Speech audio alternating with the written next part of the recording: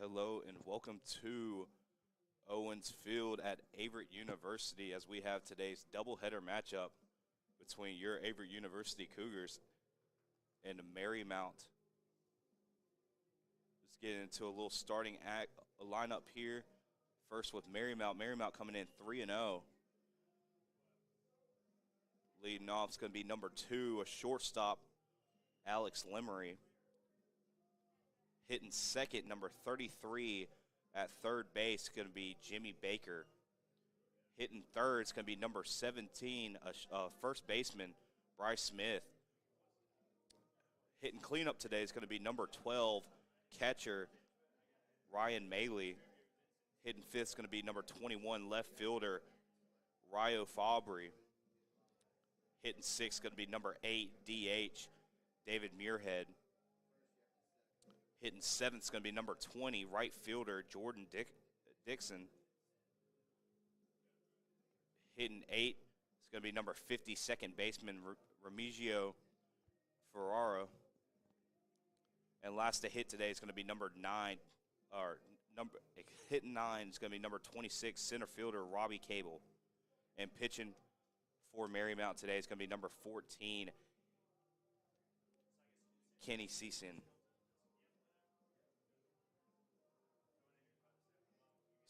Kenny Sisson. And for your Averitt Cougars, coming in 1-5 today, leading off is going to be number 9, center fielder, Nolan McCabe. Batting second is going to be number 2, first baseman, Brandon Hatcher. Batting third is going to be number 17, a right fielder, Kevin Zischik. Batting cleanup is going to be number 38, the pitcher, Avery Spicer. Batting fifth is going to be number 24, third baseman, Tyler Wilson. Batting sixth is going to be number 4, catcher, Cole McLean. Batting seventh is going to be number 18, second baseman, Caden Gritter. Batting eighth is going to be number 3, left fielder, Nate Tuck. And batting ninth today is going to be number 1, shortstop, Brant Brophy, as we get into the first pitch here at Owens Field. It's going to be right down the pipe. It's going to be fouled off right behind the booth. So we're going to start off 1-0 today as we come into Owens Field. Nice day out today, especially for a doubleheader.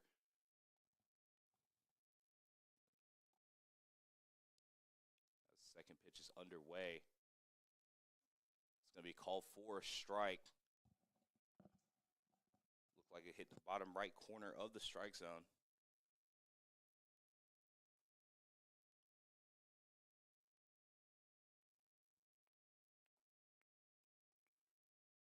This one's going to be low and away here for 1 ball. Counts 2-1 here on the first at bat.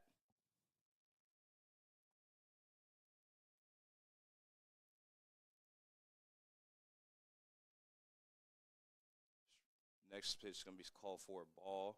It's going to be 2-2. It's going to be low inside.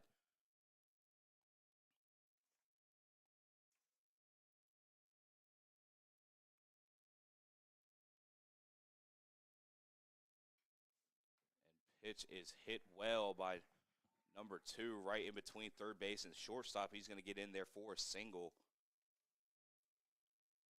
Number 2, the shortstop, Alex Lemery, starting off things for Marymount, getting on the base with a single, leading up now to number 17, the first baseman, number 33, the third baseman, Jimmy Baker.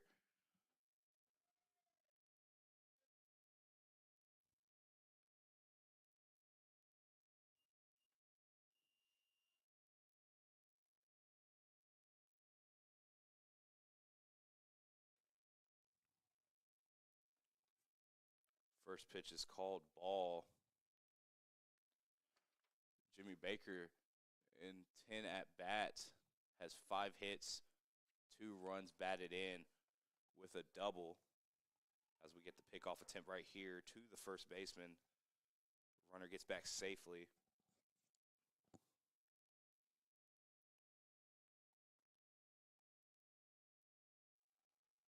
runner takes off to go to second. Throw is not there in time and not fielded So the number 2, Alex Lemery, is going to get on second. Pretty easy there.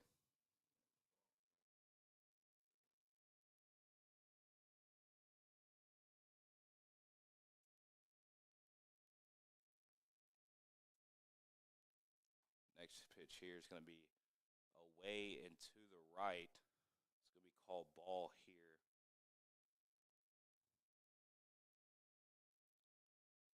And Spicer's going to step off the mound here to think about things and come back into it.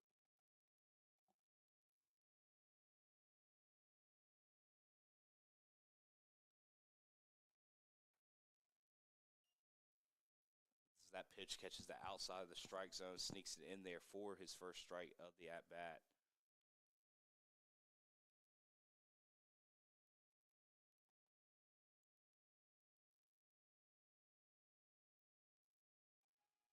That's another pickoff attempt here. Lemery getting back on base again.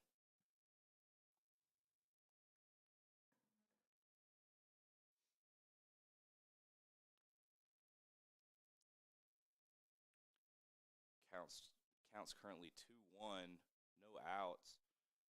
Or excuse me, it was 3-1. That was the 4th ball, so now he's going to get walked.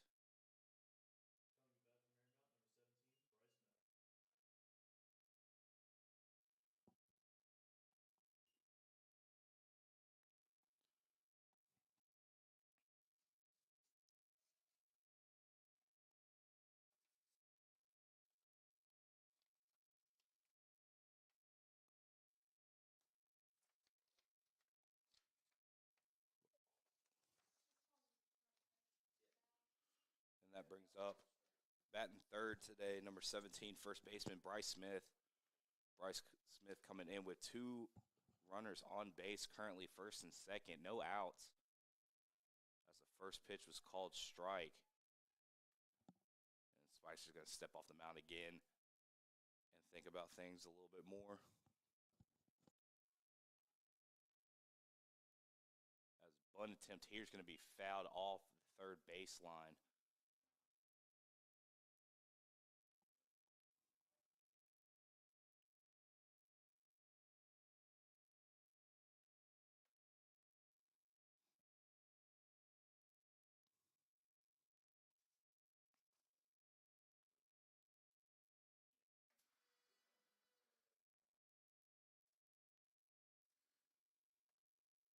As an off-speed pitch here, looked like a slider is going to sneak in there and get him looking. So that's a backwards K there for Spicer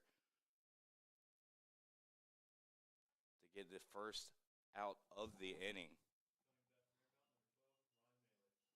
This leads up to number 12.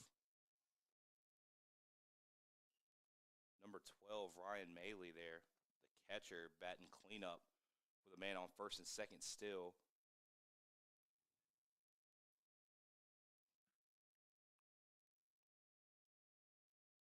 As both runners take off, a little hit and run action there, and they're both going to be safe. Throw was just a little bit off the mark down the third base line to the third baseman.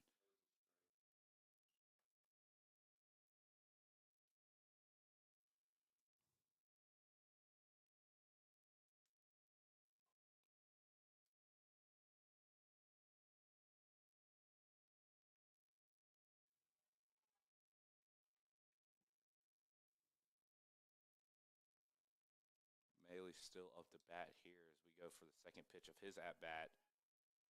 It's going to be just a little low there. It's going to be called ball. Counts 1-1.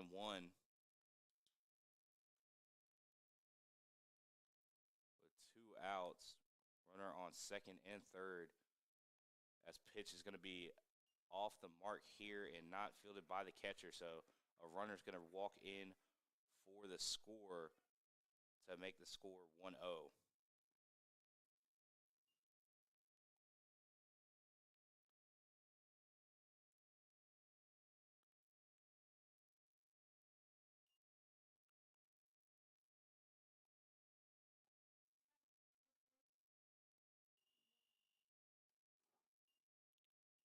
That's the next pitch here.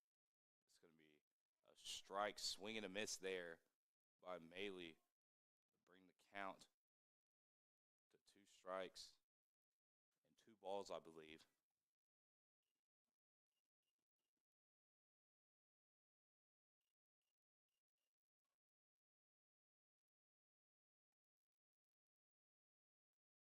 It's going to be high and to the left. It's going to make it full count here with a runner on third. Maley could probably be swinging at anything close here, especially with 2 outs.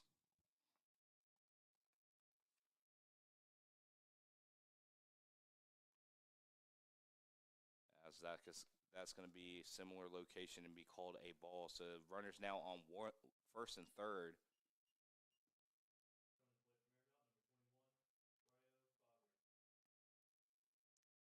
Catcher's got to be looking right here for the first base runner to take second here in this situation. As number 21,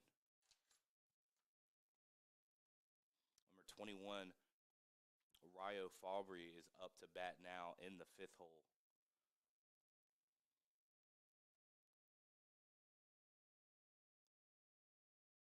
As pitch is going to be away.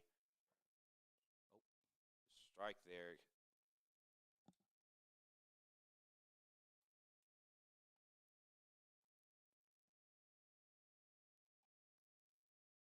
Spicer taking a 1-0 start to this at-bat as he's going to pick off here. Runner gets back to first base.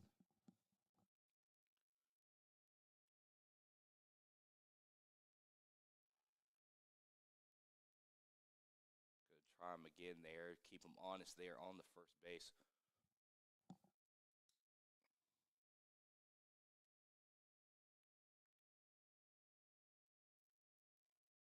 Pitch is called for, strike here, hitting the inside of the box there. They take it 2-0.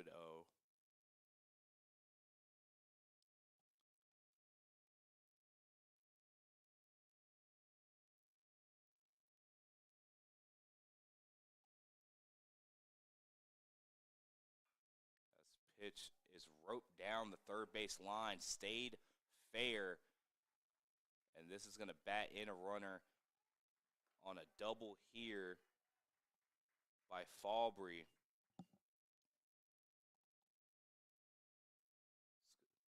So RBI double there for Fabry as he advances another runner to third to take a 2-0 lead at the top of the first inning here.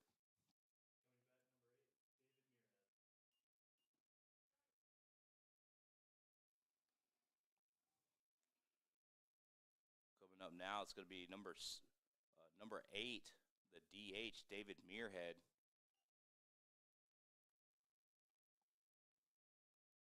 His first pitch here is called strike. Spicer trying to get out of this situation right now as he has 2 runners in scoring position. Has a swing and a miss for his second strike this at bat.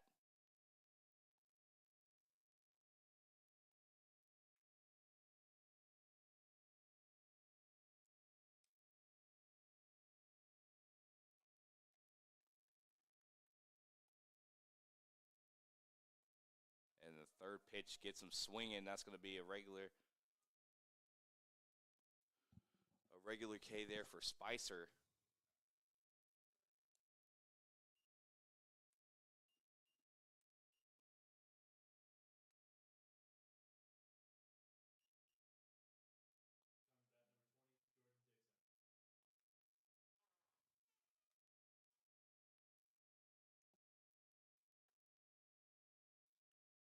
Now up to bat, the right fielder, number 20, Jordan Dixon, as he hits a pop out to right field. So no more runners scored at the bottom of the first. 2 runs, 2 hits, no errors, and 2 left on here at the bottom of the first inning. It's going to bring up Averitt to have their first at-bat of the game at the bottom of the first. We'll be right back with Averett Sports Network.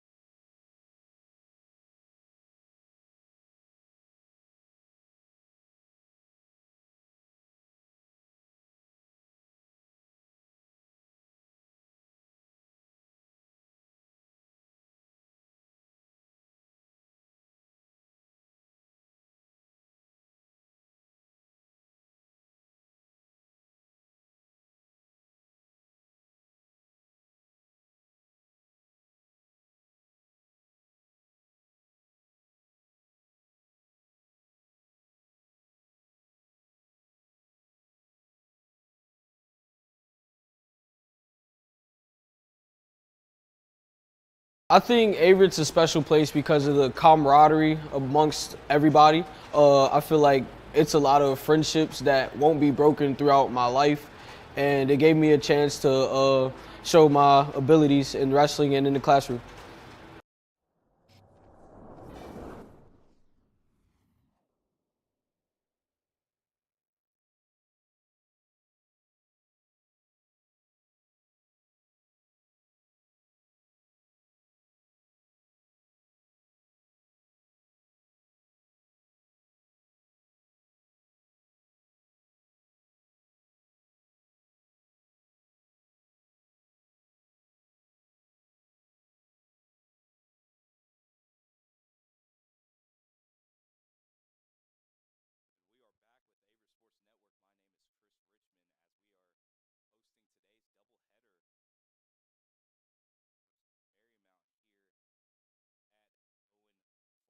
Field as we have the leadoff here.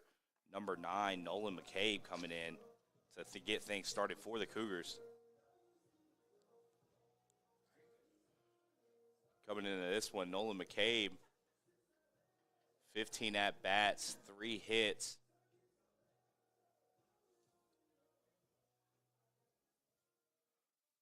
With 2 RBIs. Batting just 200 on the season.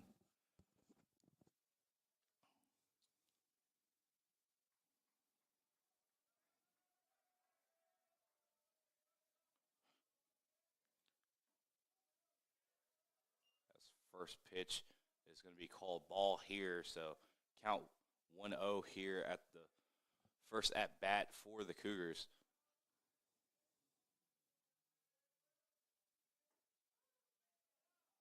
And he watches a strike down the middle there to make the count 1-1. Nolan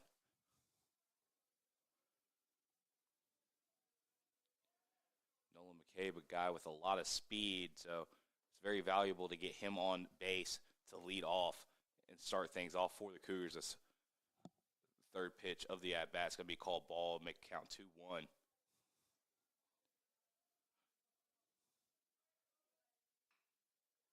pitch is going to be swung and hit here in between second and third base to get a single here for Nolan McCabe to get things going for the Cougars. This is going to bring up number 2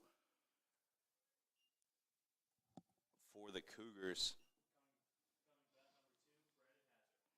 Number 2 playing first base is going to be Brandon Hatcher here. Brandon Hatcher leads the team in batting average at .333, batting just over 300.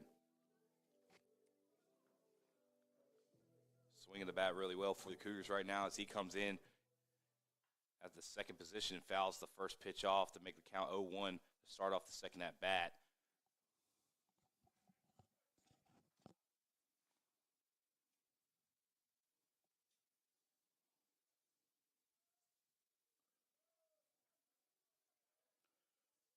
Hatcher with 5 hits through 15 at-bats with one double, 1 triple, 1 RBI.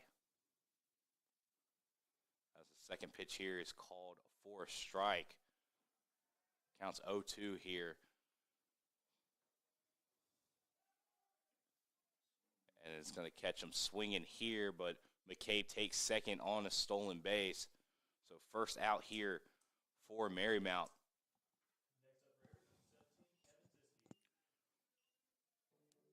And it's going to bring up for the Cougars number 17, the right fielder, Kevin Ziske, hitting out the 3-hole.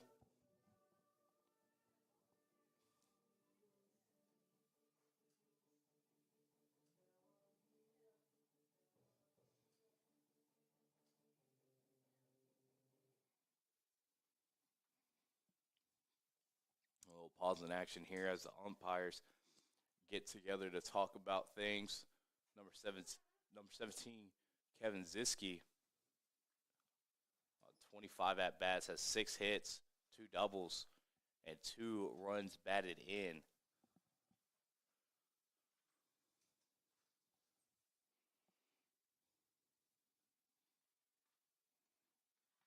Now they're talking to the coach, guessing trying to get things situated here.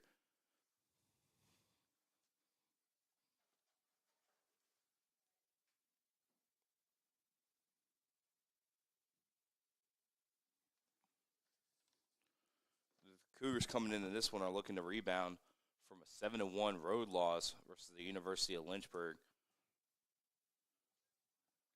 University of Lynchburg receiving national polls in the rankings overall. So tough loss there.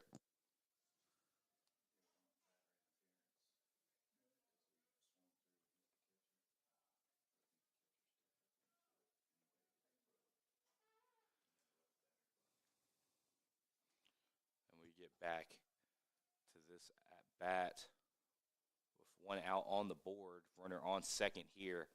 So the pitcher's going to step up to keep him honest there on second base. McCabe already with a stolen base.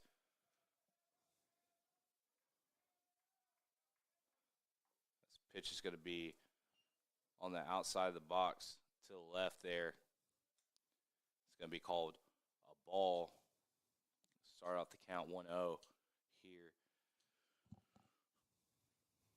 for Ziski.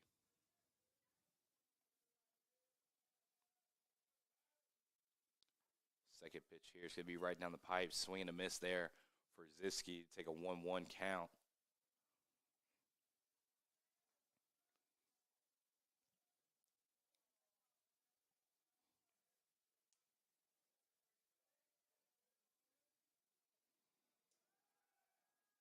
It's going to step off here again. Nobody there covering second base, so McCabe gets back to second.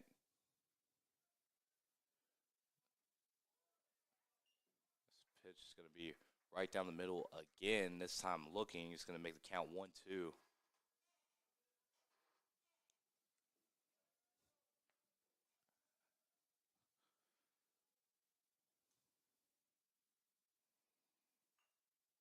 This time hit, little chopper, and PFP there for Marymount to get their second out of the inning there.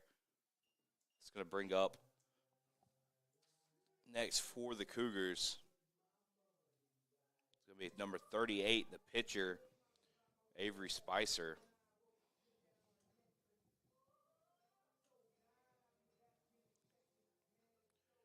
Avery Spicer coming into this one, 13 at-bats and 4 hits with 2 runs batted in. And as the pickoff attempt here caught McCabe looking, and that's going to be the third out of the bottom of the first. So 1 hit, 1 left on, and no runs scored there for the Cougars at the bottom of the first. And we'll be right back with Averett Sports Network at the top of the second. Being a student athlete here has definitely pushed me to do things that I have not been able to do in the past. Because of my team, I have opened up more socially, and they have pushed me to be a better athlete and a better student. And I wouldn't be who I am today if it weren't for them.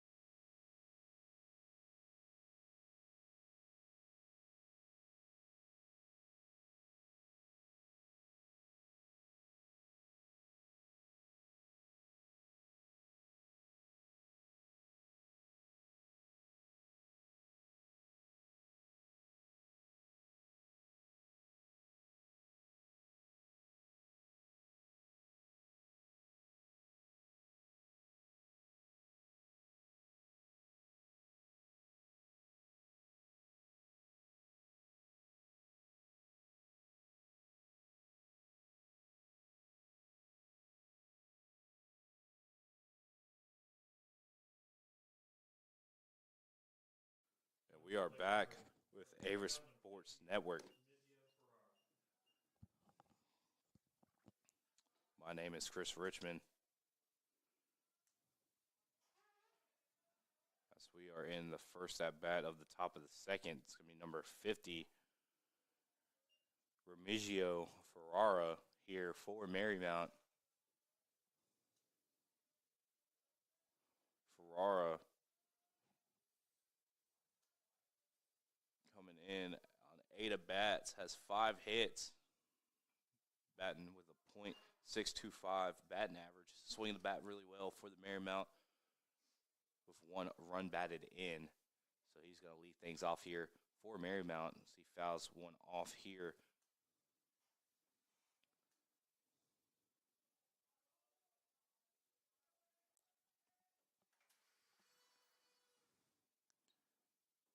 And next pitch is going to be a slider outside the box and catches him swinging there. So Spicer goes out and gets the first out. Gets the first out at the top of the second on a man swinging. It's going to bring up number 26, the center fielder, Robbie Cable.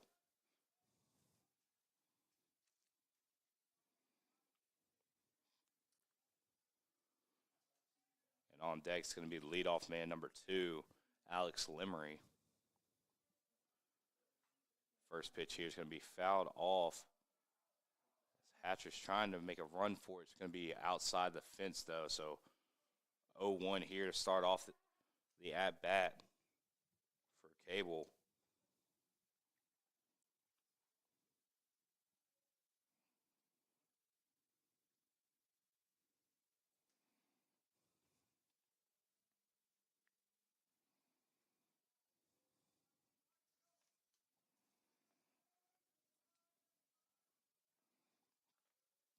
Next pitch here underway.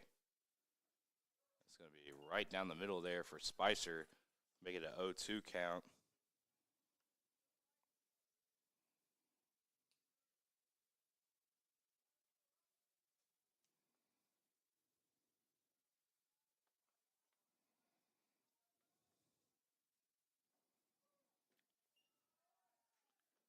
They're going to call that a strike there looking. So that's another backwards K there for Spicer as he gets the second out of the inning. Bringing up number 2, Alex Lemery back up for Marymount. The Saints, coached by an Averitt alumnus, baseball alumnus, Mike Cassidy, in 2004. They opened their season with a doubleheader sweep of Mary Baldwin and then beat Whittier University 6-5 on Sunday. So pop out here is going to be out, caught by second baseman there to retire the side here. So no hits, no runs, no errors here for Marymount in the top of the second. So it's going to bring Averitt back up at the bottom of the second. We are back with Averett Sports Network. Being a student athlete impacts my overall experience a lot, just gaining a brotherhood with my teammates and then with all the other teams, a big connection throughout all of athletics, and makes it fun to walk around campus and see everyone you know, and everyone comes out and encourages you at games, so it makes it a really fun environment.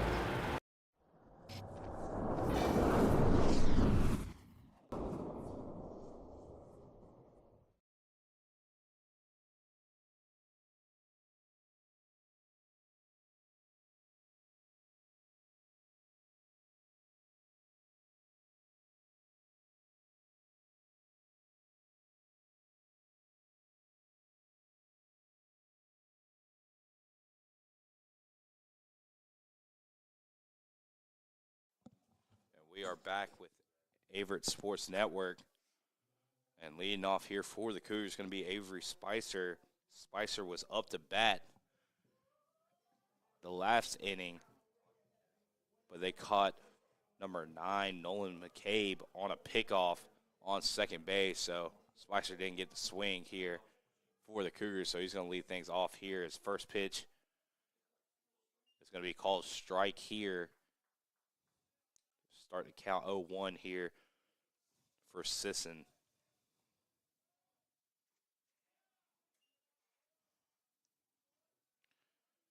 His second pitch here called strike. 2 quick strikes here for Sisson. As the first pitch is hit right back at him by Spicer. Spicer's going to get on first base here with a single, bringing up number 24, third baseman Tyler Wilson for the Cougars. Spicer getting things done quick here for the Cougars at the bottom of the second. On the third pitch, going down 0-2 in the count, is a pitch right back at the pitcher to get on base.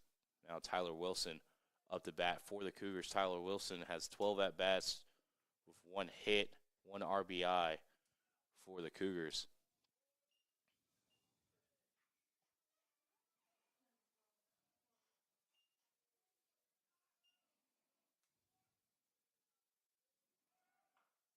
Pitch here is going to be a little chip shot. It's going to get over second base. So single here for Tyler Wilson as he advances Avery Spicer there to third base. So runners on first and third.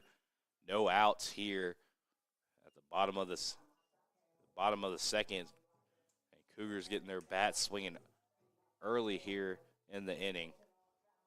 It's going to bring up number 4, the catcher Cole McLean here. A swing for the Cougars. Cole McLean.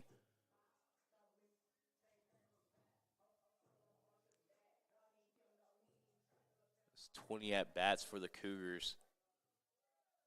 4 hits with 1 run batted in. Excuse me. That's the first pitch here is called strike. Start the count 0-1.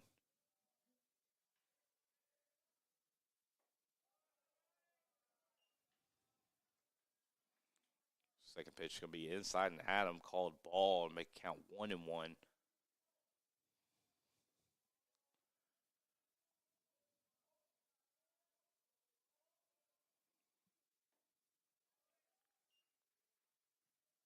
Pitch right down the middle, swing and a miss there for a strike. To make things 1-2 here for McLean. Fouling this one off to the right side. Home dugout. Went over the dugout, battling things off. Still one. Excuse me, it's 2-2 here. 2 balls, 2 strikes. This next pitch is going to be popped up. Looking possibly for an RBI here as Spicer tags up, and he's coming home. And he's going to be there and safe. Sliding in, so McLean getting the job done there for the Cougars. Batting in Spicer off a sac fly to make things 2-1 here for the Cougars with a runner on first. Bringing up number 18, the second baseman, Caden Gritter here. The bat for the Cougars. Caden Gritter has 10 at-bats with 1 hit.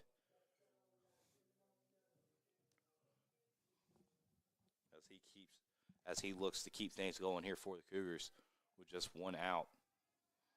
As pickoff attempt here. Didn't get him. It's close. As he swiped for the head there.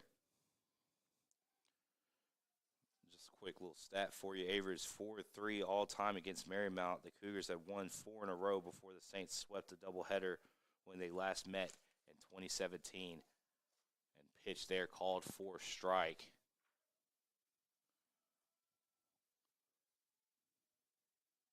Counts 0-1.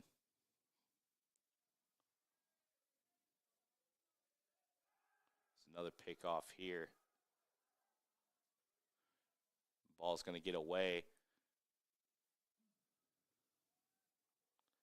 It's going to send number 24, Tyler Wilson, to second.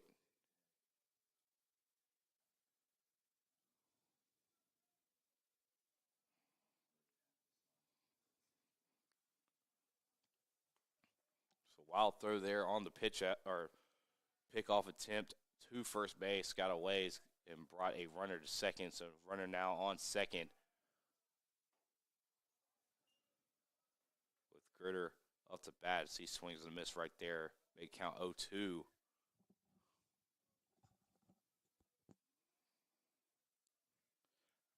Sisson looking to get a strikeout here to make 2 outs here as the pitch is low and away, or inside, excuse me.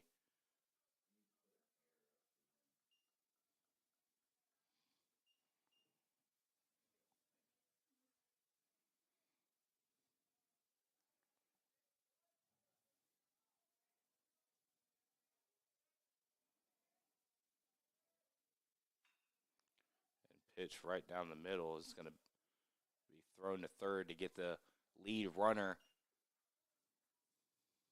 So fielder's choice right there to get the out. To make it 2 outs here. And it's going to bring up number 3, Nate Tuck, batting in the 8th hole.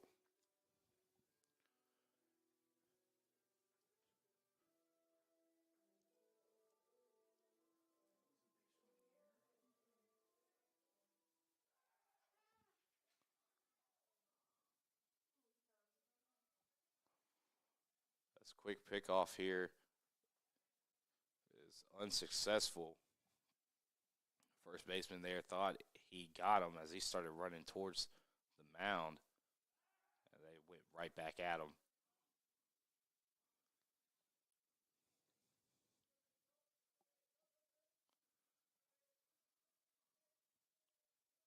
Nate Tuck off 12 at-bats has 3 hits and 2 RBIs for the Cougars.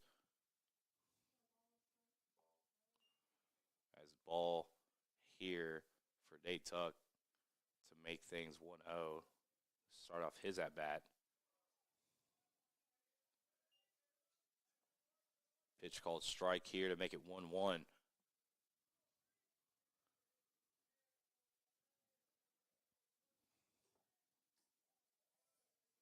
Nate Tuck, a senior out of Chester, Virginia.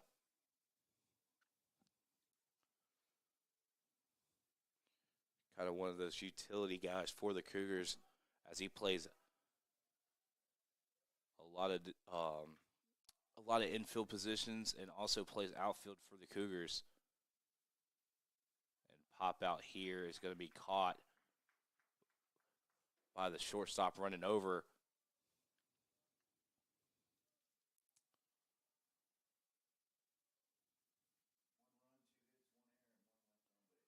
So 1 run off 2 hits and 1 error. And a runner left on at the bottom or at the top of the 3rd inning, or bottom of the 2nd. So now we're in the top of the 3rd here. Spicer's still on the mound, and we'll be right back with Averett Sports Network. What makes Averitt special to me is the family-oriented and diverse background and communities. Here at Averitt, we believe in one family, one team philosophy. As an RA, being able to guide people in the right direction and building a community helps me develop leadership. Also, being a leader on the football team and captain, it helps me guide people to be better each and every way.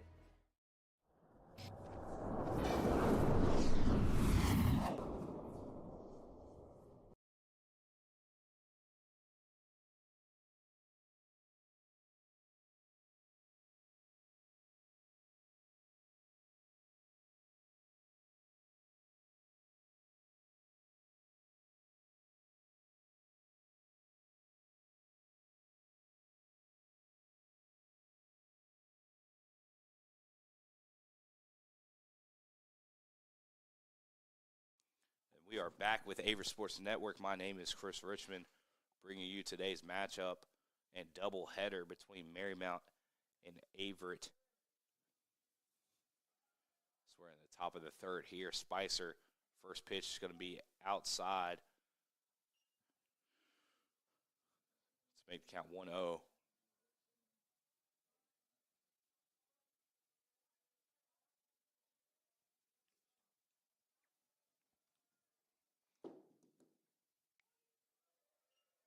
Second pitch here is going to be called strike, may count 1-1.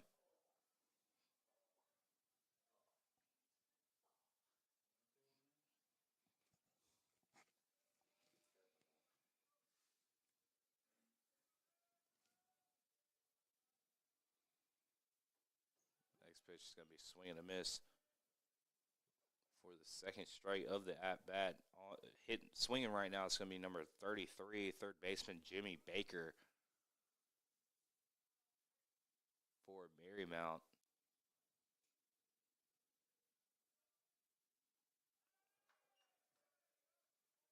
And last pitch is going to be off speed there in the dirt. It's going to get Baker swinging and missing. So back-to-back innings for Spicer, where he started off the inning with a strikeout, trying to keep that momentum here for the Cougars.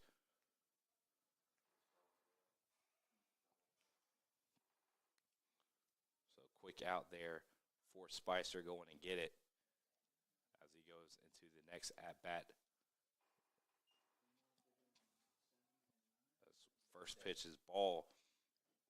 Taking 1-0 count and swinging for Marymount. It's going to be number 17, first baseman, Bryce Smith.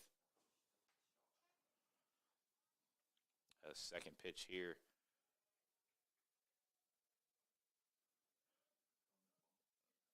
It's going to be called ball.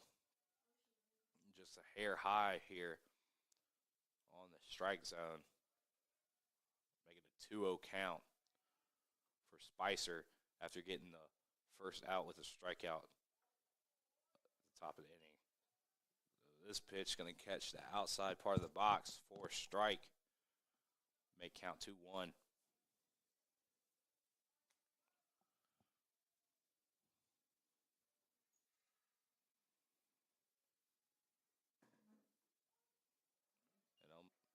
Almost identical spot there for Spicer as he goes and gets the second strike. Makes things 2-2. So he looks to try to get the second out of this inning. It's going to go at him right there. Right down the middle. It's going to be fouled off there by Smith.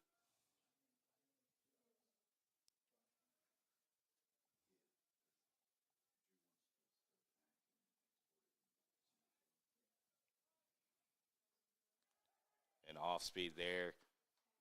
Catches Smith swinging. So second out of the inning. 2 back-to-back strikeouts there for Spicer.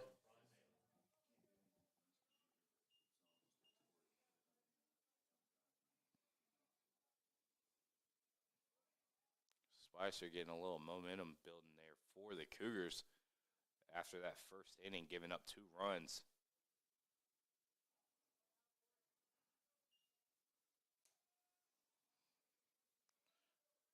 The second and the third having 4 strikeouts for Avery Spicer as he's getting things going. The first pitch is called ball here.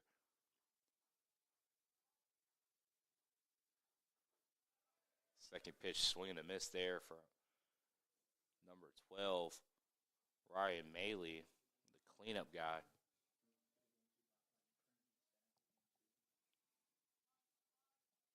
They count 1-1. Now Spicer coming in with the third pitch of the at-bat. As he catches the inside of the box there. Inside pitch called strike to make count 1-2.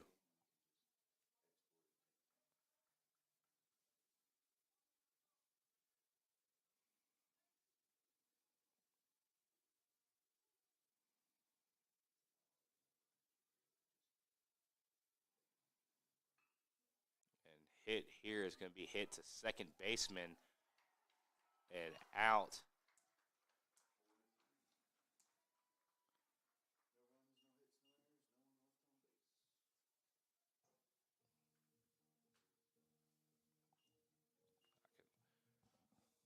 No runs, no hits, and none left on base, and no errors at the top of the first. So now Averitt coming into the dugout. Start out the bottom of the third, swinging. We'll be right back with Averett Sports Network. For me, it was important to leave home and experience new cultures and travel while I'm young before I settle down and be comfortable in my own skin.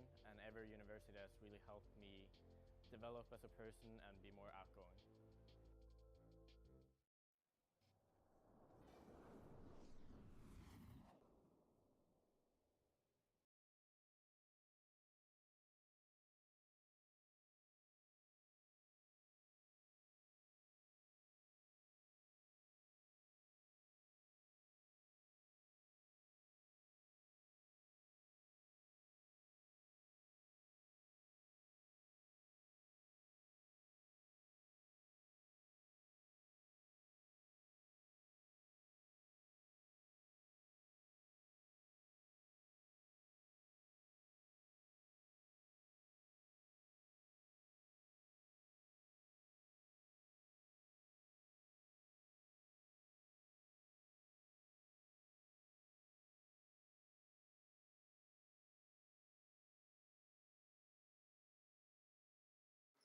We are back with Averett Sports Network here at the bottom of the third. Bringing up shortstop Brandon Brophy to swing here for the Cougars. That's first pitch. It's going to be down the middle, fouled away there by Brophy.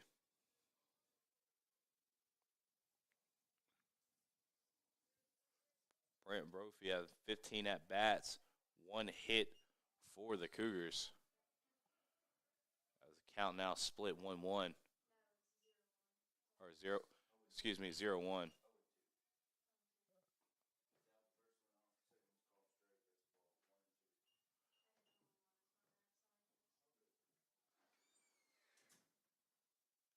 Counts 1-2 here. As that one's fouled off. Fighting is Brophy.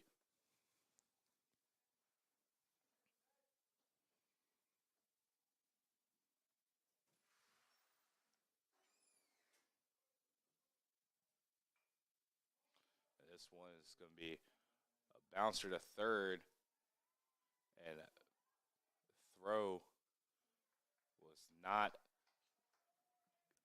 caught by the first baseman from third base. So Brophy's going to get on base there. Great hustle by him to get the first base, put pressure on the first baseman, try to make that catch. He did not make the catch. So leadoff man getting on the base for the Cougars, get things started for the Cougars in the top or bottom of the third. And now McCabe coming back up to hit for the Cougars. McCabe having an early single here in the first inning, leading off and getting on base. So he's 1-1 on the day, coming up with a man on first. As he's going to bunt here, has great speed. This stays fair, and pitcher's going to let it roll out there and go foul. So McCabe comes back to try again.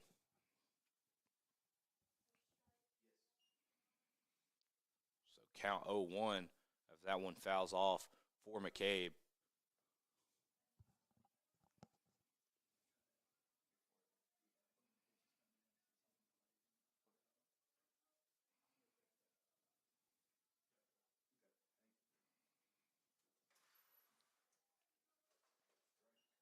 Next pitch here called strike to make the count 0-2. So 2 pitches, 2 strikes here for Sisson at the bottom of the third. Trying to go and getting out here on McCabe.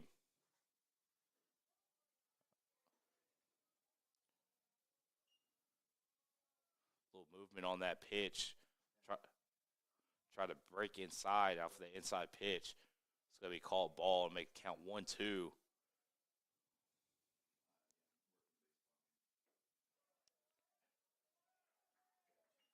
An identical pitch there, just a little bit higher for Sisson as he goes and gets McCabe for his first out of the inning.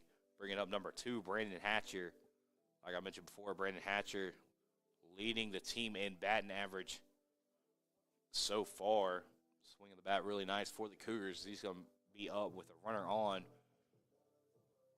first.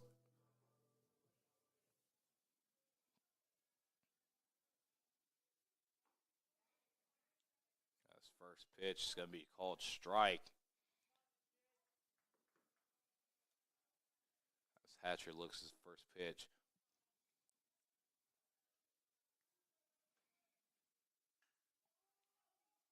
Pop up here.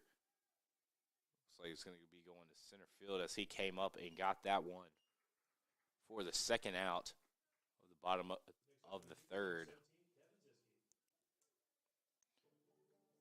This brings up Ziski here, number 17, out of right field.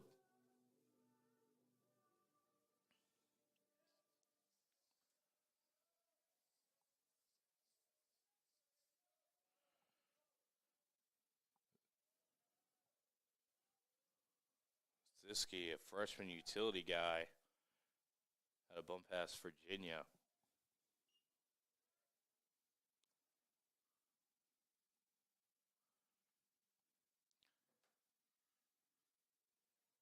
Counts 0-1 to start things off here for Ziski.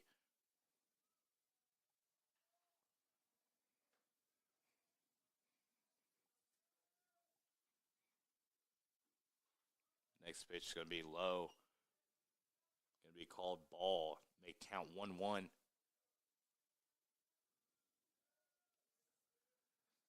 Ziski here with 2 outs has a runner on first as Brophy takes off.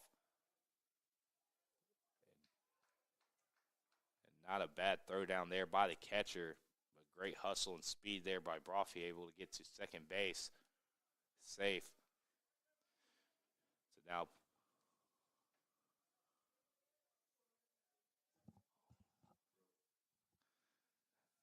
now runner in scoring position here with 2 outs for Ziski as the pitch is low again. So 3-1 count.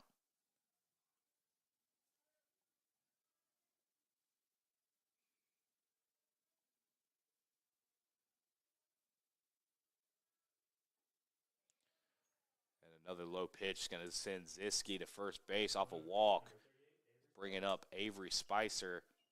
His first at bat, able to get a single hit right back at the pitcher as a leadoff hitter as he comes in with a runner in scoring position and another runner on first with 2 outs, looking to do a job right here for the Cougars as they're down 2-1.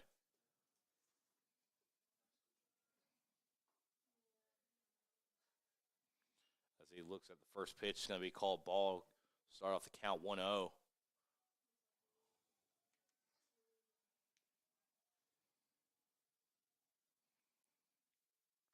Second pitch here is going to be fouled off. Made count 1-1 for Spicer.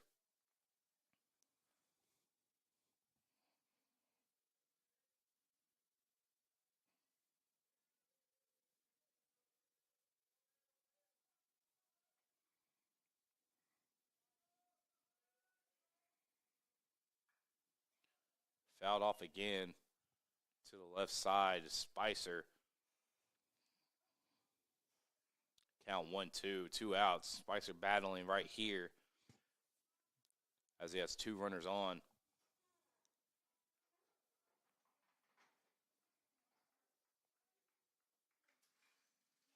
And another single there for Spicer as he bats in 1.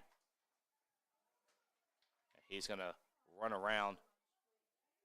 And they're going to call him safe here as it was a close call.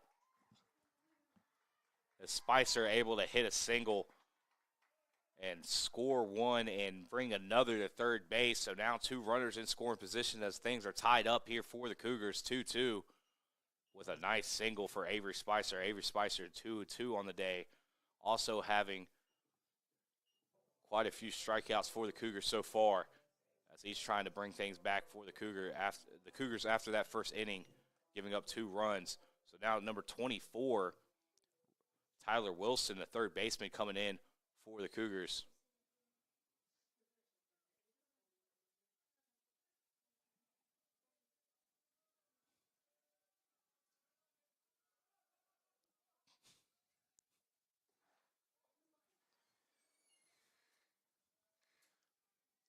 First pitch for Wilson's at bat. It's called strike. Make things 0-1 here.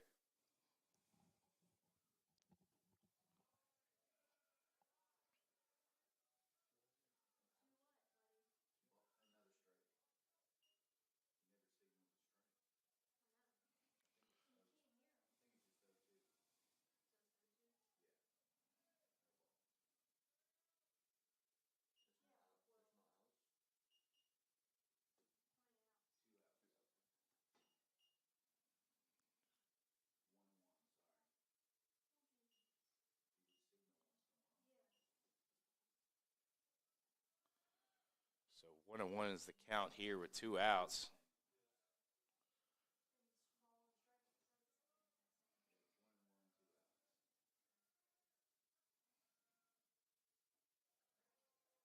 This pitch is going to be way in the dirt. Make things 2-1 for Wilson. Wilson having 2 runners in scoring position with 2 outs. something hit on the ground here.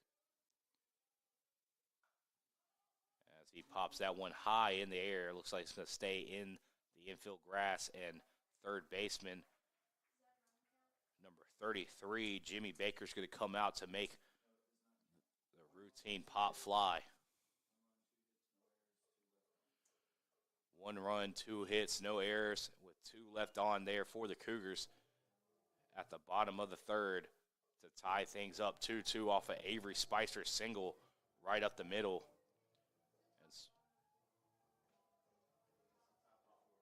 So it's the top of the fourth. We'll be right back with Averett Sports Network.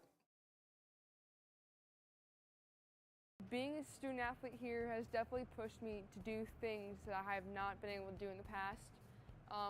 Because of my team, I have opened up more socially, and they have pushed me to be a better athlete and a better student, and I wouldn't be who I am today if it weren't for them.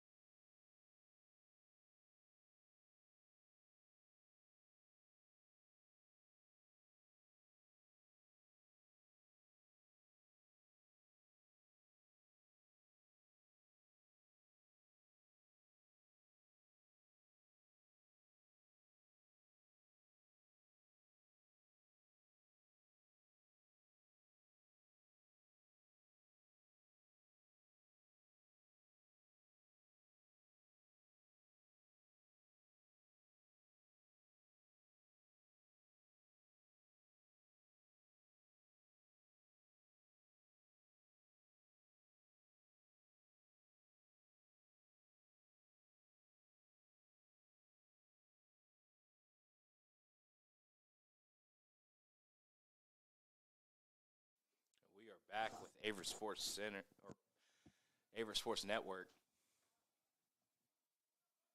For the top of the fourth here on Owen Fulton Field.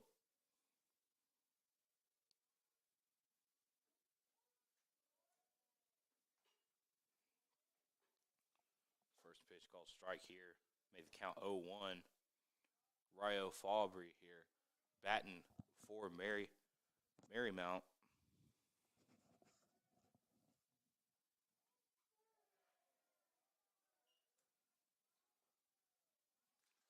Another pitch called strike here. Spicer takes a quick 0-2 run here at the top of the fourth. And swing and a miss there. 3 pitches, 3 strikes in the strikeout for Spicer. In the last 3 innings, Spicer opened up each inning with a strikeout.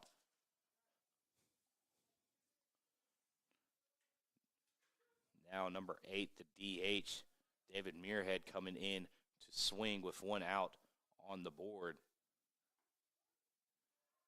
That's first pitch for Spicer is going to be called strike to take a 0-1 count.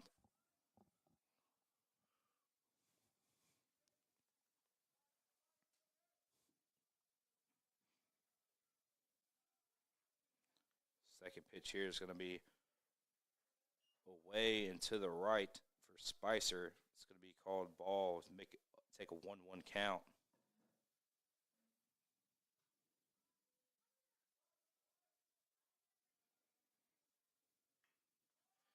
This one's going to be hit up in the air, straight to center field.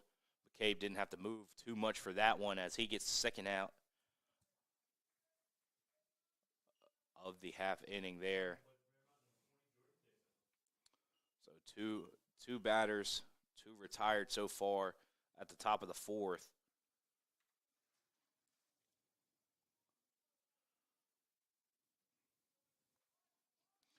And a nice outing so far for Spicer as he's got things turned around after that first inning, giving up 2 runs.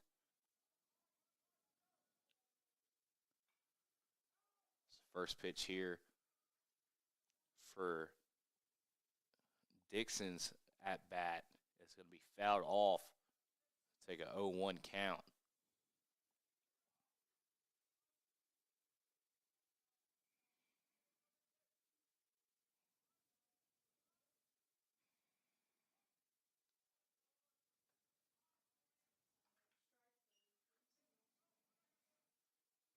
Second pitch here, I believe, is going to be called ball. To take a 1-1 count. This one's going to be away and to the left.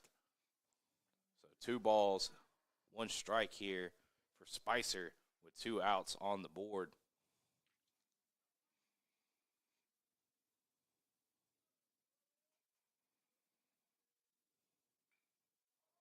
As this one's going to be fouled up down the third base line.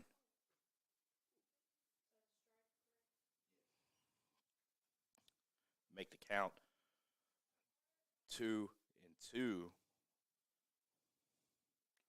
Last inning for the Cougars, they opened up three batters, 3 outs.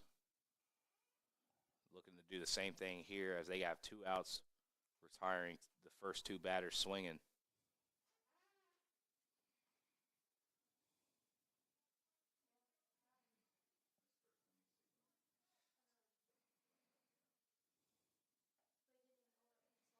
Pitch a little high there at the top of the box. It's going to be called ball to make a full count here for Dixon.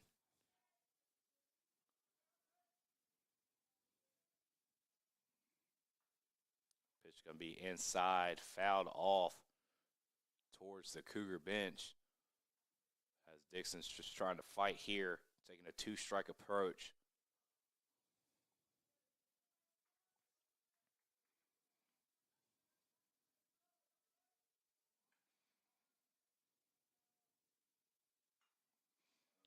As pitch is going to be swung and hit, poked over the third baseman head for a little blooper there to get a single for Dixon to get on base.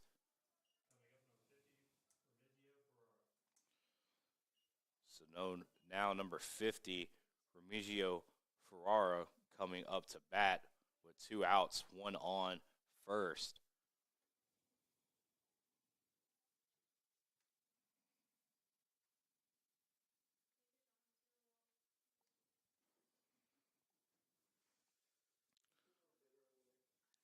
As the umpire took some time to go over and grab some more baseballs.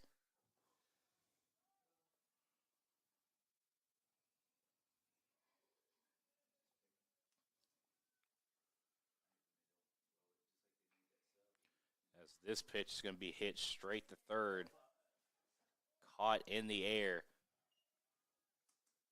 So nice play there by third baseman Tyler Wilson. No runs, 1 hit, no errors, and 1 left on base there for Marymount to bring up the bottom of the 4th inning for the Cougars swinging. We'll be right back with Averett Sports Network.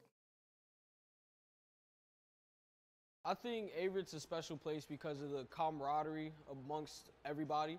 I feel like it's a lot of friendships that won't be broken throughout my life. And it gave me a chance to show my abilities in wrestling and in the classroom.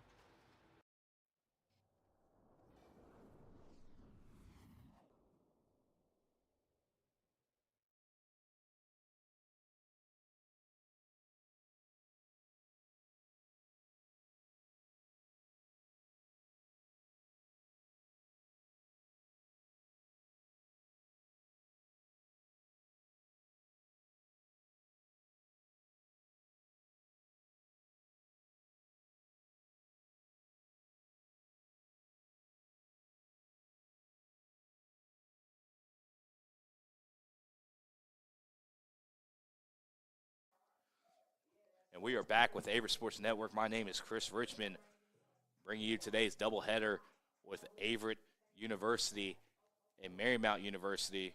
We are in the bottom of the fourth. Score is 2-2, all tied up, with Marymount scoring 2 runs in the first inning and the Averitt scoring 1 in the second and 1 in the third. Now we're in the bottom of the fourth. Bringing up number 4, Cole McLean, the catcher, batting in the 6 hole.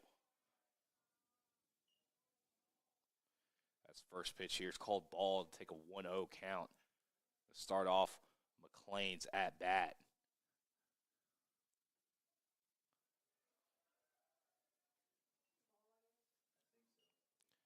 I believe the second call is a ball here to take a 2-0 count. Cougars been really good at getting their leadoff man on base so far, as a 3-0 count, I believe.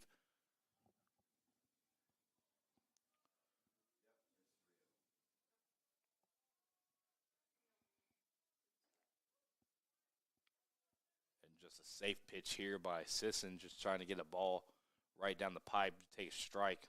McLean takes it, make the count 3-1.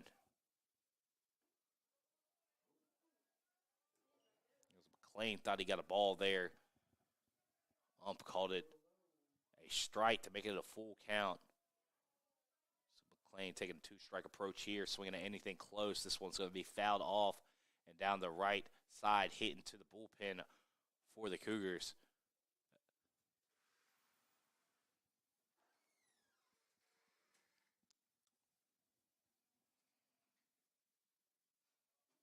Cougars been able to get their leadoff man on base in all past 3 innings. So pop up here is going to be an out. Routine pop out. Caught by right fielder Jordan Dixon. And now batting for the Cougars, it's going to be number 11, Jason Maggs, an outfielder. As his first swing is going to be fouled off. He has no runners on, 1 out. So he's just trying to get on base here for the Cougars, get things going. Falls 0-1.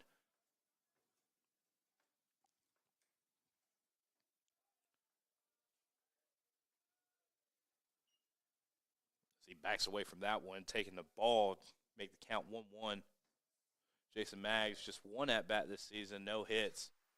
So he's looking to get his first hit this season, as this pitch is going to be away and called for a ball, 2-1.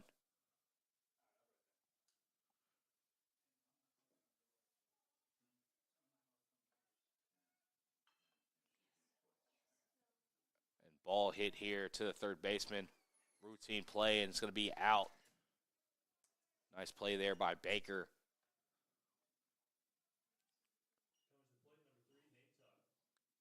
To make the old throw and catch there to first base for the out. Now bringing up number 3, Nate Tuck.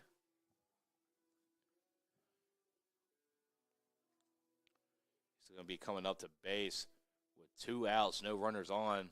Just trying to get something going for the Cougars at the bottom of the fourth.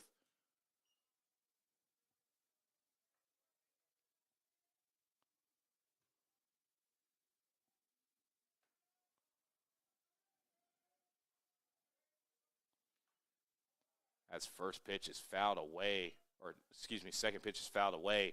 Took a 1-1 count just over the press box here.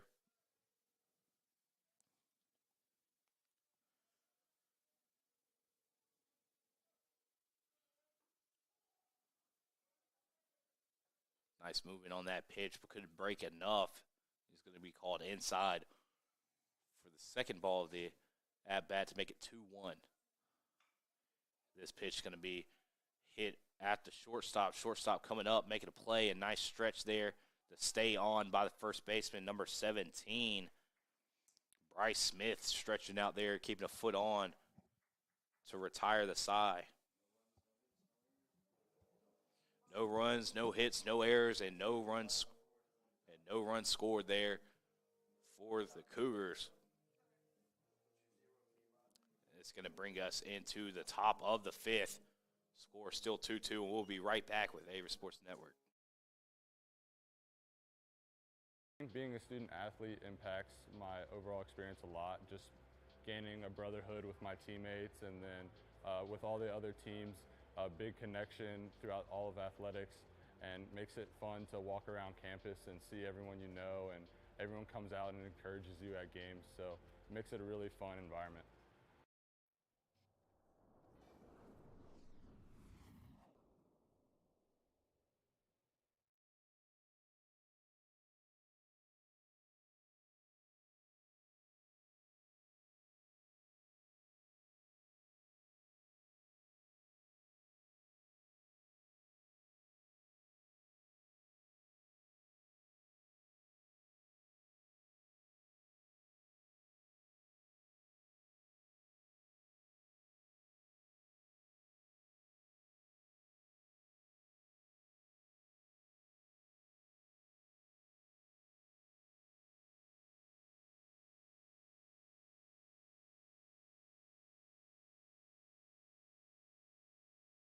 And we are back with Averett Sports Network. My name is Chris Richmond, bringing you the top of the fifth inning in the first game of this doubleheader series versus Marymount University.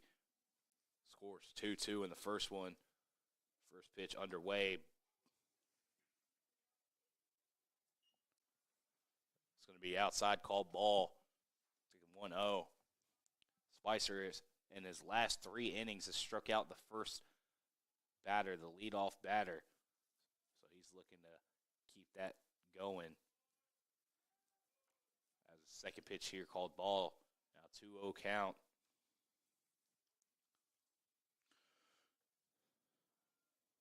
Batting right now for Marymount, it's going to be number 26, Joseph Allen.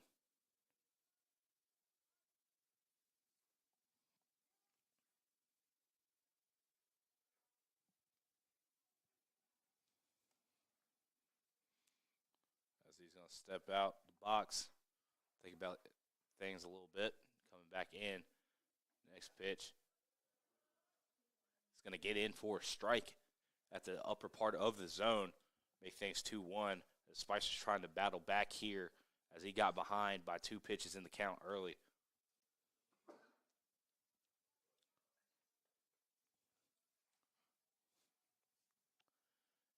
Next pitch here. It's going to be chipped right down the line to Spicer, and PFP routine play there by Spicer, able to get the out there to start off the inning on the first batter with 1 out. Now number 2, Alex Limery coming in to bat.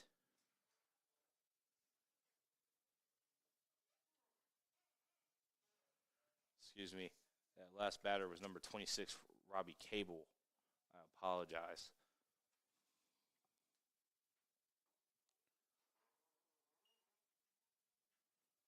First pitch there, called ball.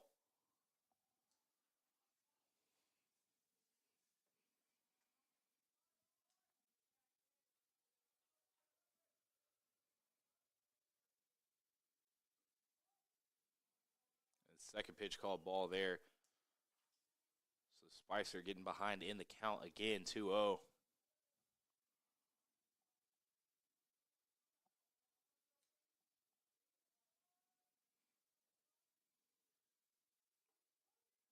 Gets this one in for a strike. Make it 2-1. Alex Limery has none on base and 1 out to work with as he's trying to get on base to get things going for Marymount at the top of the 5th.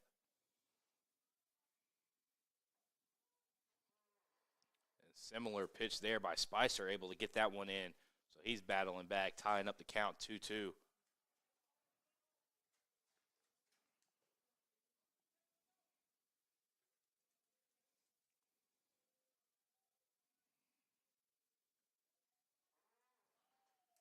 That one's going to be outside and to the right.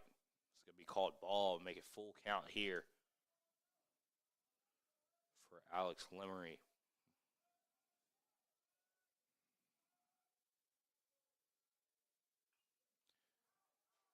As he's battling off, taking a 2-strike approach here, fouling that one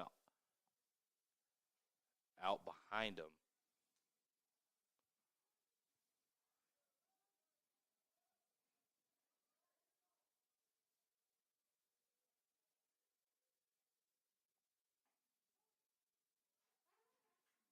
As this one is called ball here, so number 2, Alex Lemery, is going to be going on, reaching first base off a walk to put one runner on for Marymount.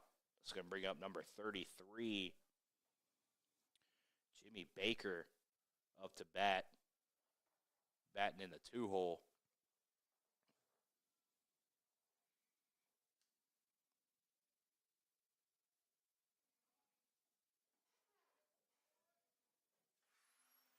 First pitch is called strike here. Spicer go ahead and getting out front, taking a 0-1 count lead here in this at-bat.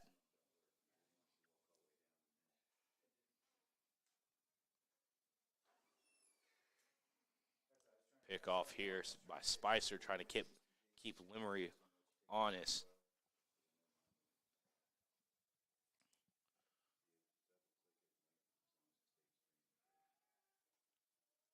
Spicer going to go back at the bag again.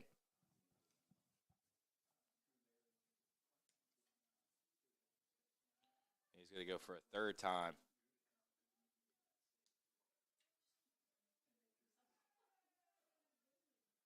And for a fourth time.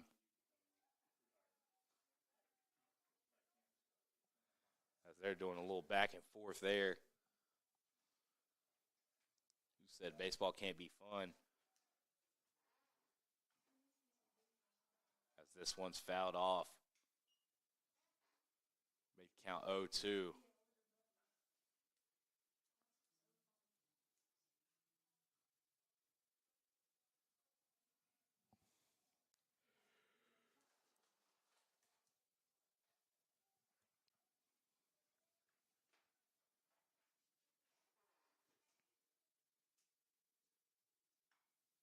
This one's going to be popped up.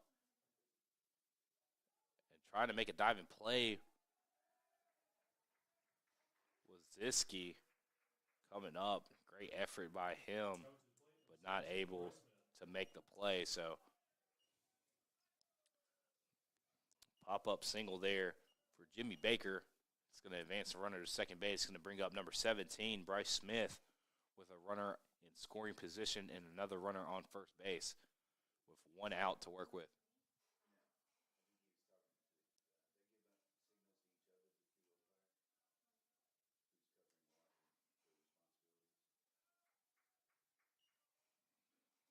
First pitch called ball here for Smith and his at-bat. Let's take a lead in the count 1-0.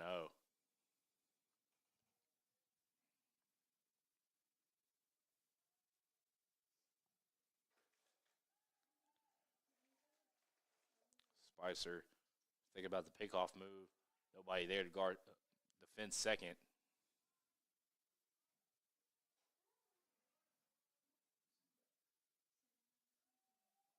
This time somebody there. But Lemery able to get back.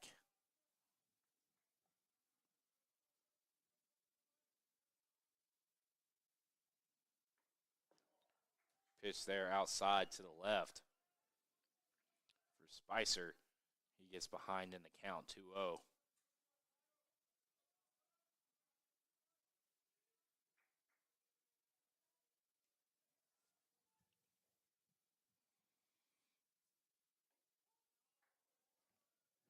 As he's starting to battle back here with his first strike call of the at-bat, making it 2-1.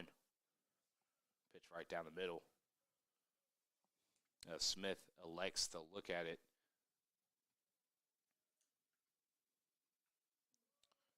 This pitch fouled straight back at the net. Go 2-2. So Spicer battling back here, tying up the count 2-2. 2 balls, 2 strikes.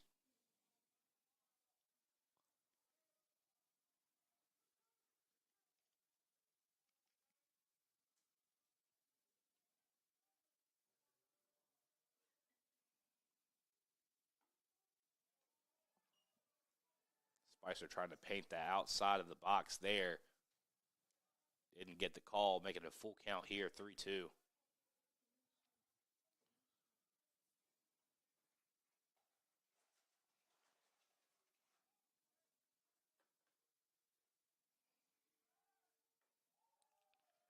Pitch here is going to be away and called ball. So he walks number 17, Bryce Smith, to load the bases with only one out. And it's going to call for a mound visit. So we'll be right back with Averett Sports Network.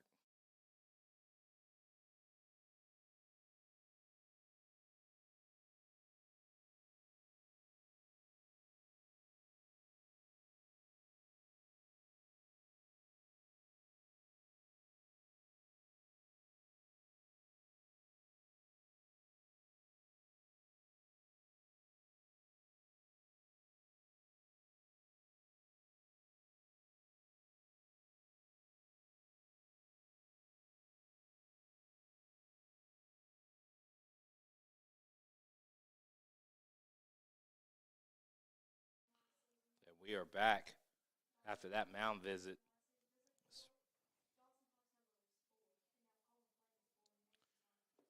As Spicer's still going to be in the game for the Cougars, just talking to him, trying to slow things down there. As he has bases loaded with only one out.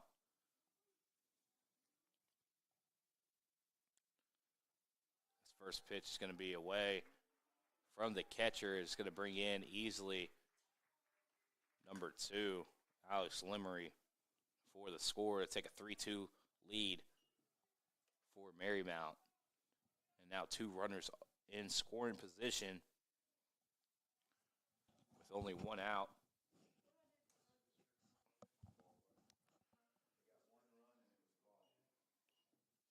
Number 12, Ryan Maley, up the bat here.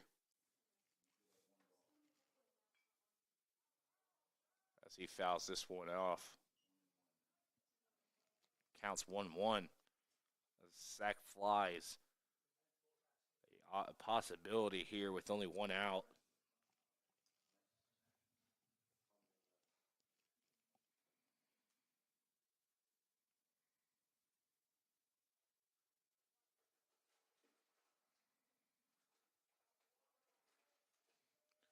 As this pitch is going to be low and called ball. 2-1 is the count.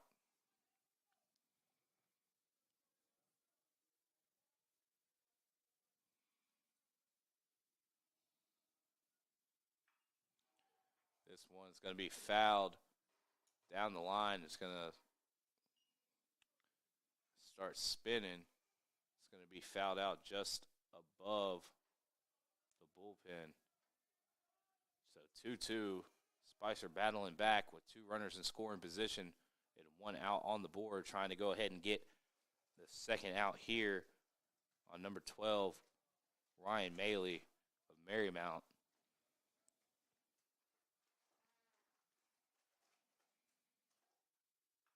This pitch is hit up in the air.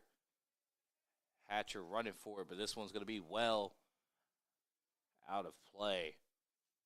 So battling off is Maley with 2 balls and 2 strikes. Spicer with a pitch to give here.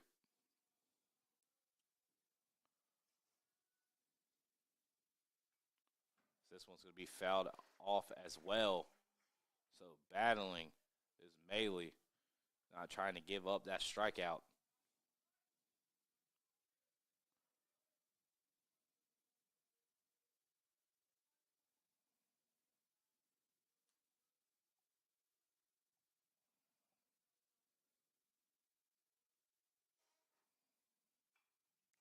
This pitch is going to be outside, and another blooper there for Marymount as they score another runner off an RBI single there by number 12, Ryan Maley.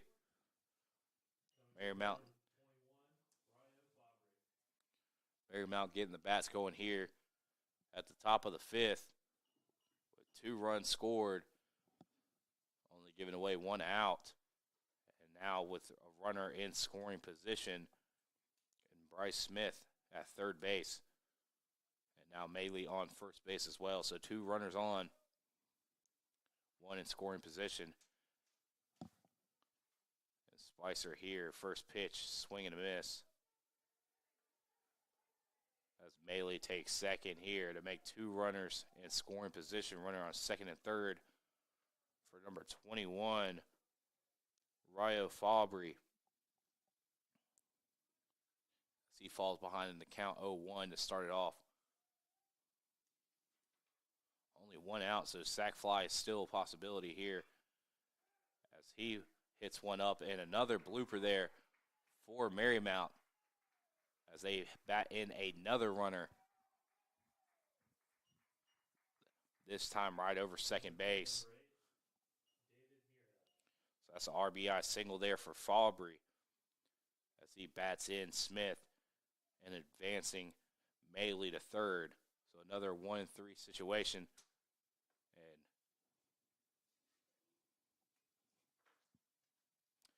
Coach Kenny Fleming here is going to take another Mount visit, and he's going to point to the bullpen. So I think we're going to have a pitching change here.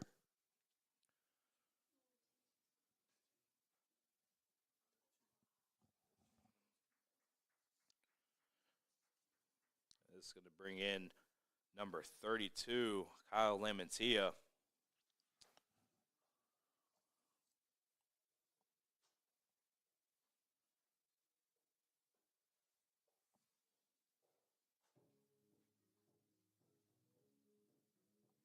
Kyle Lamantia, a graduate student pitcher, 6'2", 190 from Chester, Virginia, So he's going to come in, usually reliever here for the Cougars.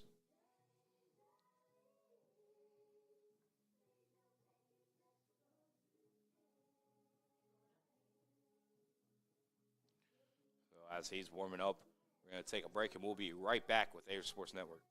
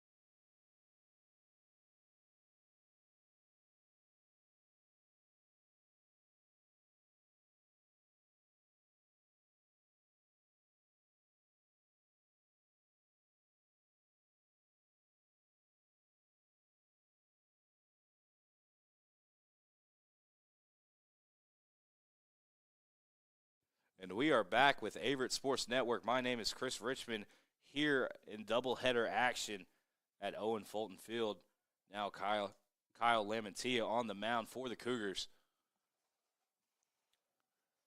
As Marymount has been swinging the bats very well in this inning, scoring 3 runs. As first pitch here is called ball. It's going to be low. Lamantia looking to get out of this as he has a runner on first and third, dangerous position here. Runner on first will probably take second here. to make 2 runners in scoring position. Lamatia here now. Pitch going to be inside. And call ball here. So 2-0 counts. Lamatia falls behind in the count.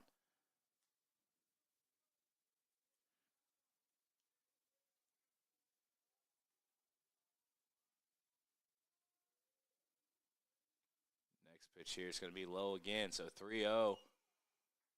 And not the way Lamatia was wishing to come in and start his first at-bat pitching.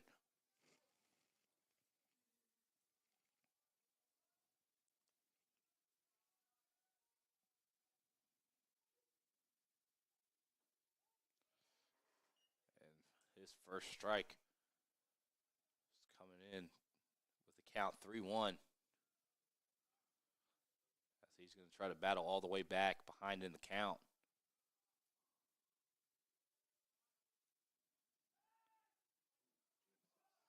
Pickoff here is in the dirt, so he's going to score a run and send another to second. So now 4 runs scored in this inning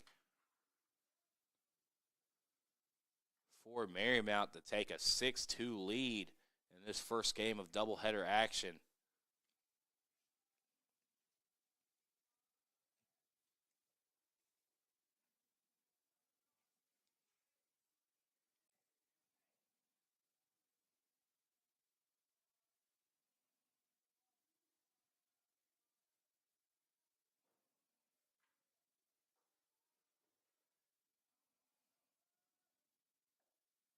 Pitch here is going to be right down the pipe, swinging a miss there, and strike to start off this at-bat.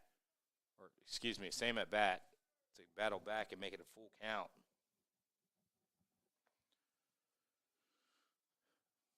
This is number 8, David Muirhead, the DH for Marymount. As he's going to hit one here to right field. So 2 outs. Runner will stay at second.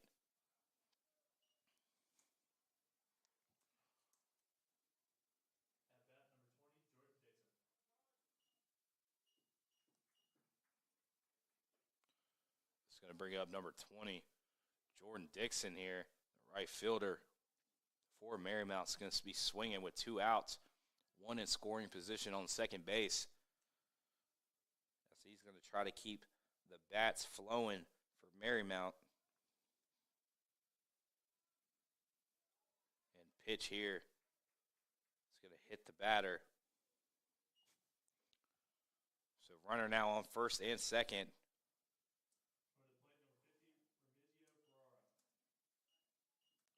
Now Remigio Ferrara up to bat, batting in the 8 hole for Marymount. So he has a runner in scoring position and a runner on first, 2 on with 2 outs.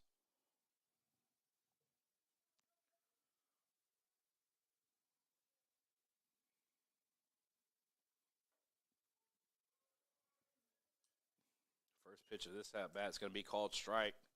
Lamatia getting out in front early.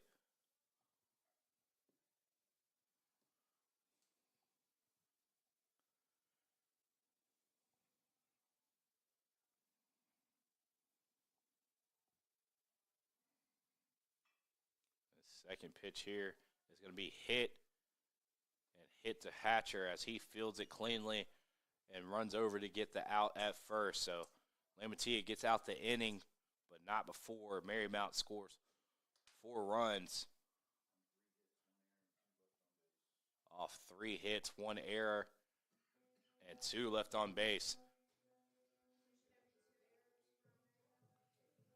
So we're going to be in between innings, and we'll be back with Averett Sports Network at the bottom of the 5th.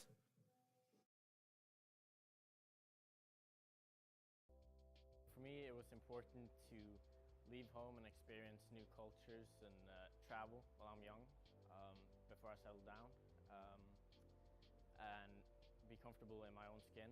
And Averitt University has really helped me develop as a person and be more outgoing.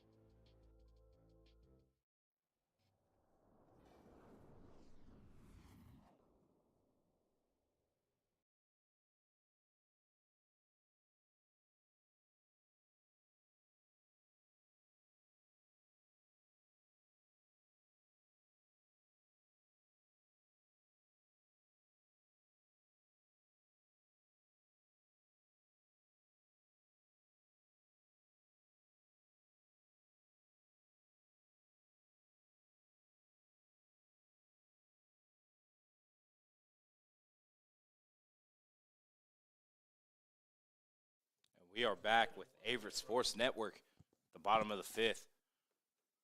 Their score is 6-2. Marymount putting together 4 runs in that last inning, in the top of the inning, to make it a 6-2 lead. The game was tied coming into the top of the fifth. So now Brant Brophy coming up for the Cougars. The shortstop, number 1.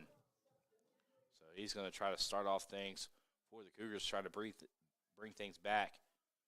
His first pitch is going to be low, called ball.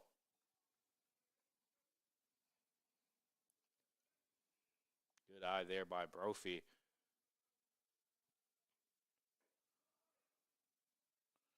That one's going to catch the outside of the box to make it 1-1. And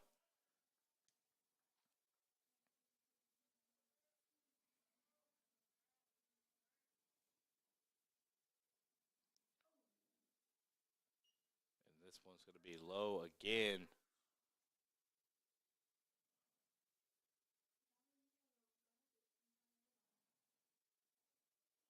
The catcher's a little shooken up there.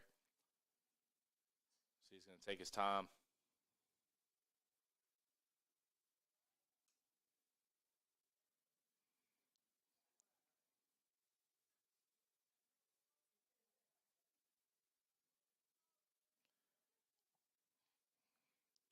He appears to be fine. Old fist bump to the ump. And we're going right back into play. 0 outs. 2-1 is the count.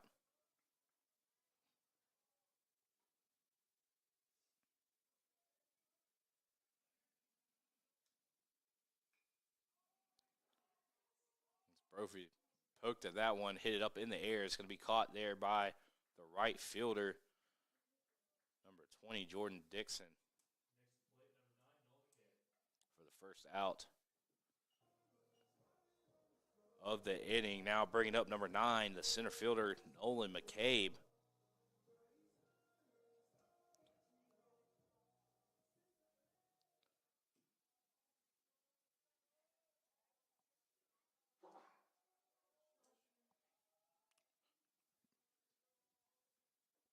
First pitch is going to be low and outside in the dirt. Make it a 1-0 count and start things off.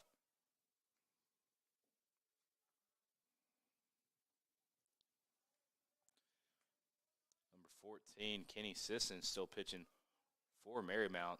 As that one's going to catch the outside part of the box, make it count 1-1.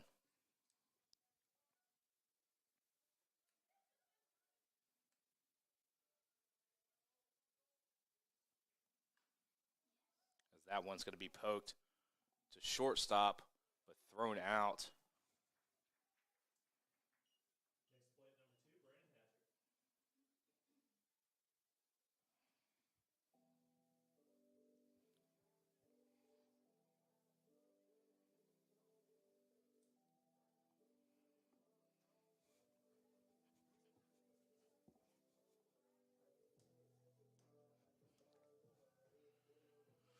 Number 2, Brandon Hatcher now up to the plate for the Cougars as he tries to get things going, as he fouls that one off. Fall behind quick in the count, 0-1.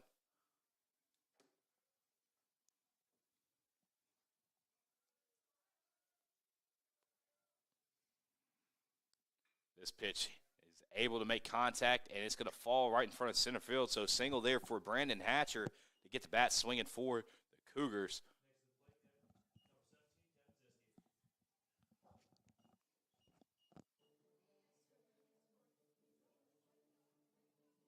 So now 2 outs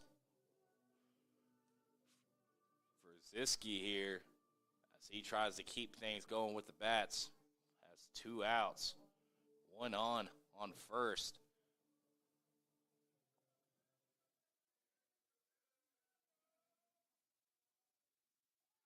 And wild pitch there is going to send Hatcher to second, standing up. Look like that one just got away from Sisson there. That one was off and hit behind Ziski on the ground.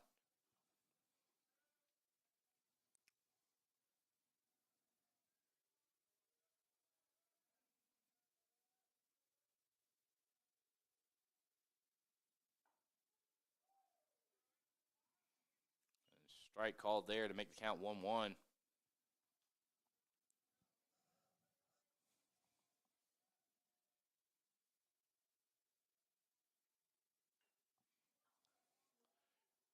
ball's hit straight to the pitcher. PFP here, and routine play is going to be for the out to get all 3 outs to retire Averitt at the bottom of the 5th. No runs, 1 hit, no errors, and 1 left on base for the Cougars to end the 5th. So we start the top of the 6th here with Lamantia back on the mound for the Cougars. We'll be right back with Averett Sports Network. What makes Averett special to me is the family-oriented and diverse background and communities. Here at Averett, we believe in one family, one team philosophy. As an RA, being able to guide people in the right direction and building a community helps me develop leadership. Also, being a leader on the football team and captain, it helps me guide people to be better each and every way.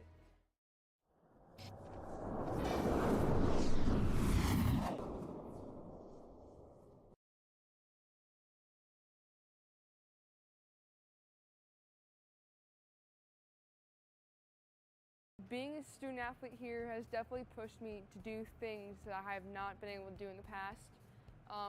Because of my team, I have opened up more socially, and they have pushed me to be a better athlete and a better student, and I wouldn't be who I am today if it weren't for them.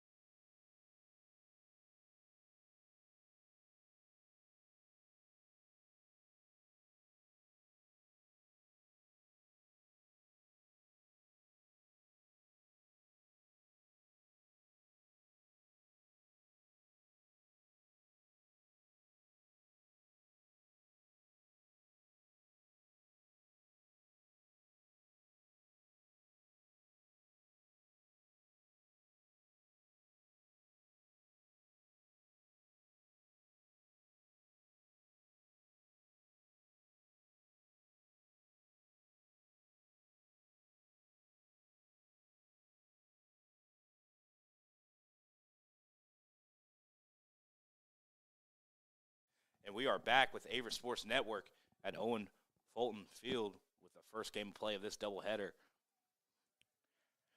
Marymount have a great inning, last inning, putting together 4 runs to take a 6-2 lead as they try to keep things going here. A new pitcher for the Cougars as he opens up with a swing and a miss. It's going to be number 43, Gavin Colwell.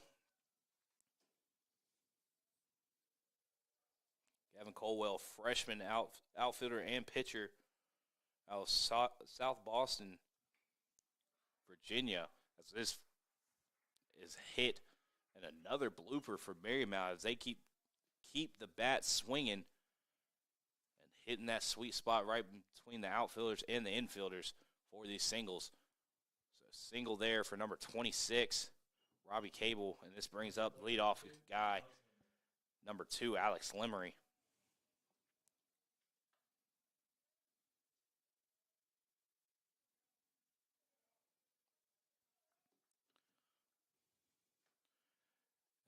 Pitch here. It's going to be high. So, ball is the call. 1-0.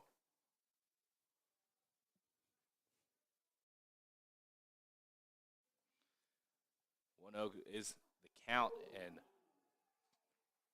pick off right here is high and away from the first baseman. So, number 26, Robbie Cable, will take second off an error. This time by Colwell.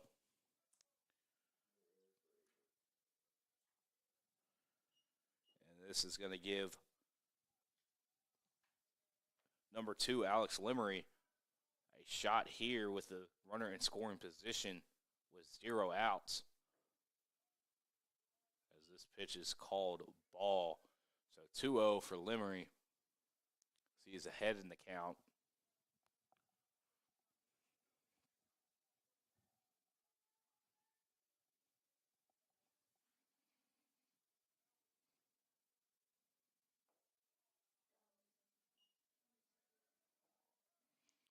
Another low pitch here for Colwell.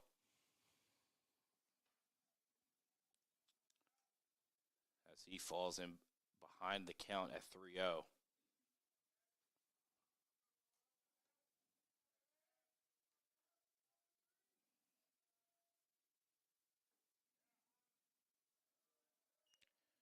And outside of the strike zone there, sneaks it in for a strike one. So he's going to try to battle back here, 3-1. And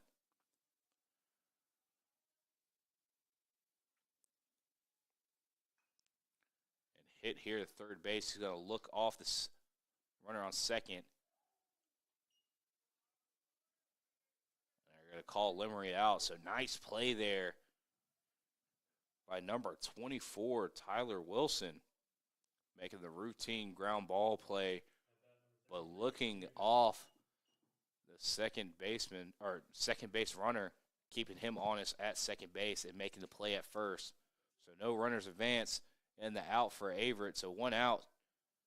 And this brings up number 33, Jimmy Baker, for Marymount.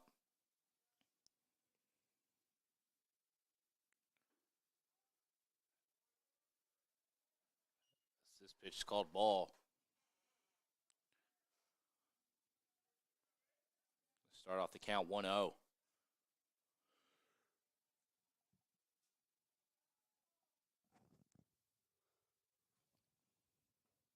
This pitch is going to be high, and he falls behind the count 2-0.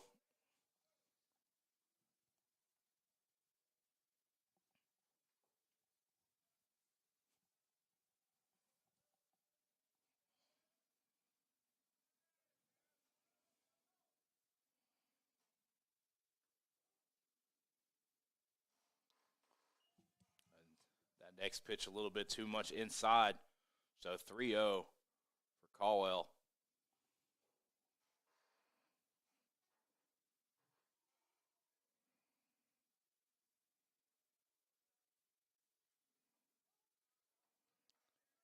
And able to try to fight back here and get a strike call. So 3-1 is the count as he looks to battle all the way back.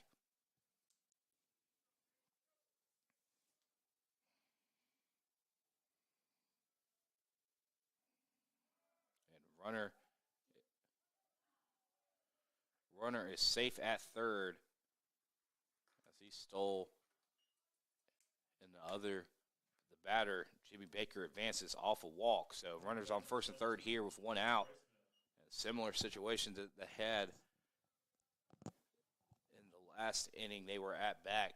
They had runners on first and third pretty much the whole inning as they put together 4 runs. Now Bryce Smith up the bat here for Marymount. So he has 1 out with 2 runners on, 1 in scoring position. Sac fly is definitely an option here with only 1 out.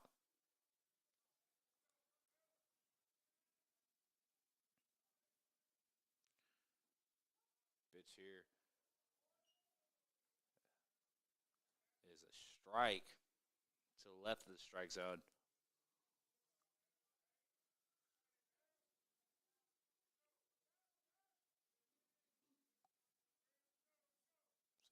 One here as this pitch is going to be low and to the right.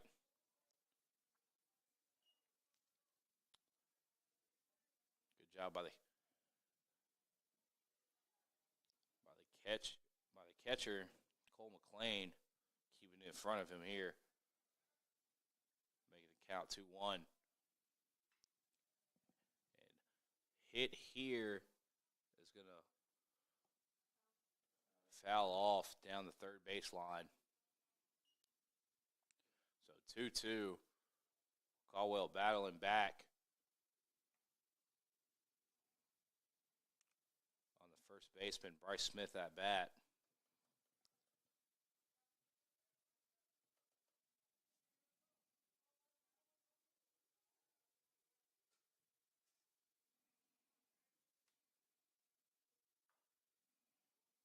This one fouled off towards the Cougars' dugout.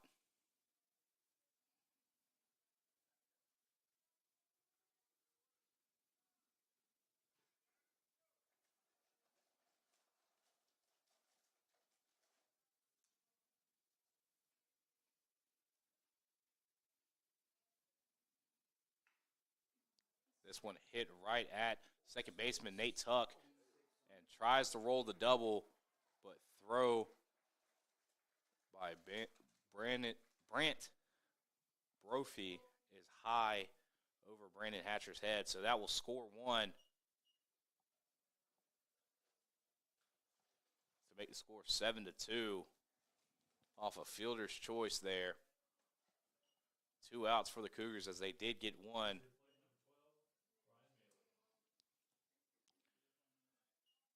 The throw over the first and the double play attempt was thrown high, so error there for Brophy.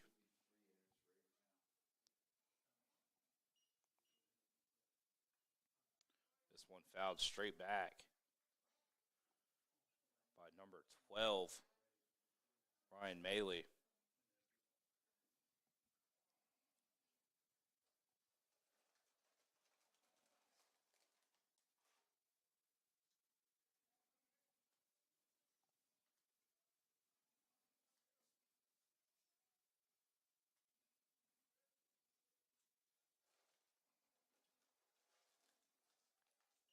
Next pitch here is going to be low in the dirt, so 1-1 is the count.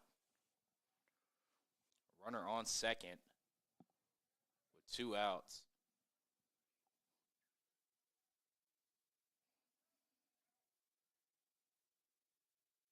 As this pitch is going to be to the left of the zone and called a ball. Make it 2-1.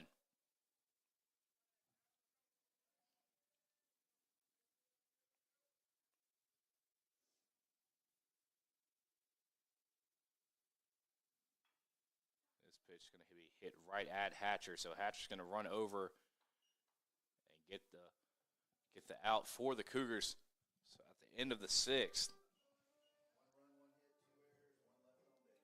1 run, 1 hit, 2 errors, and 1 left on base for Marymount as we go into the bottom of the 6th. The Cougars going to have a chance to swing their bats and get some things going.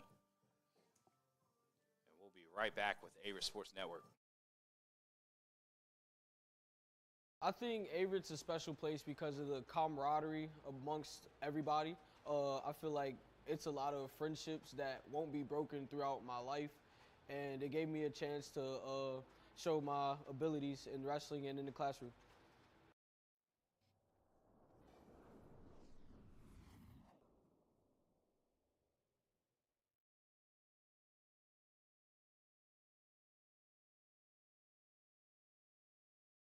What makes Averett special to me is the family-oriented and diverse background and communities. Here at Averett, we believe in one family, one team philosophy. As an RA, being able to guide people in the right direction and building a community helps me develop leadership. Also, being a leader on the football team and captain, it helps me guide people to be better each and every way.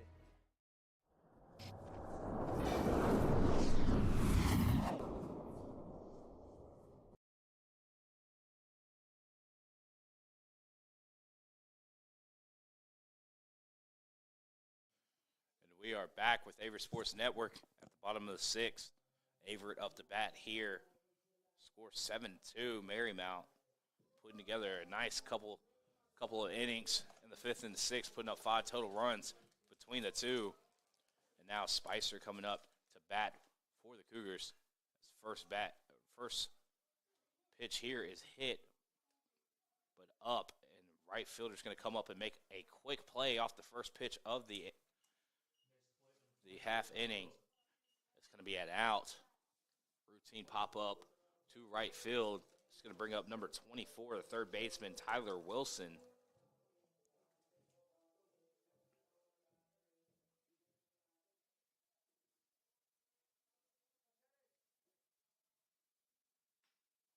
Tyler Wilson. First pitch, and he's going to pop out as well to center field. So 2 quick outs there for Marymount. 2 pitches, 2 outs. Bringing up number 4, Cole McLean for Averitt.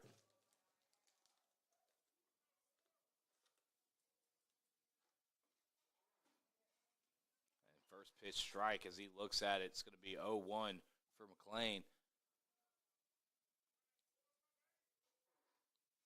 Second pitch here is going to be fouled. And up and behind the press box here to go 0-2. So McLean falls behind in the count with already 2 outs, none on base. So McLean's looking to get on base here as the Cougars are down 5 with just an inning and a half to go in this one. 7 innings only being played in the doubleheader.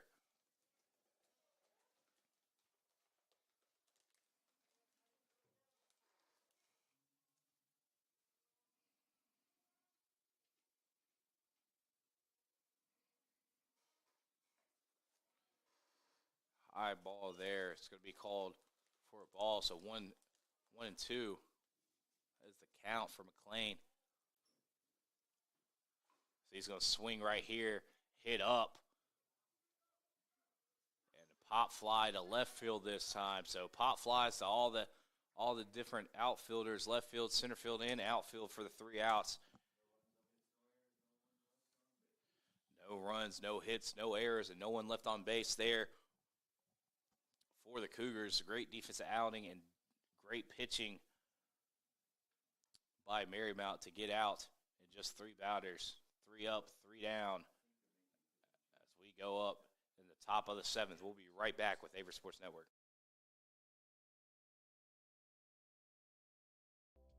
For me, it was important to leave home and experience new cultures and travel while I'm young before I settle down. And be comfortable in my own skin. And Averitt University has really helped me develop as a person and be more outgoing.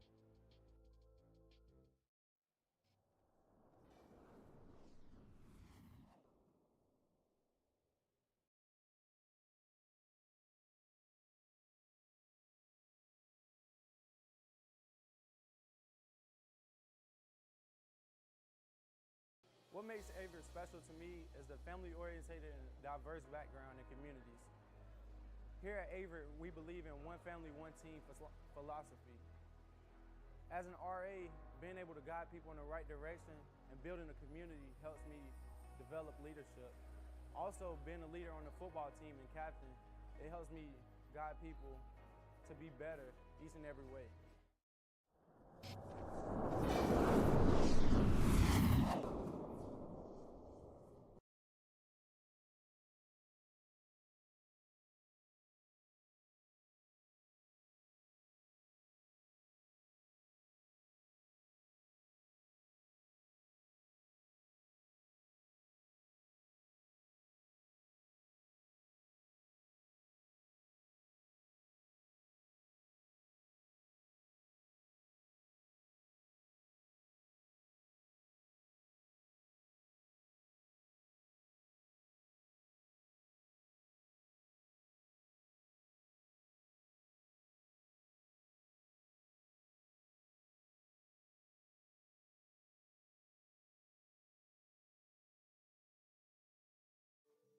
And we are back with Averett Sports Network at the top of the 7th. It's going to be the last inning in the first game, as today is a doubleheader.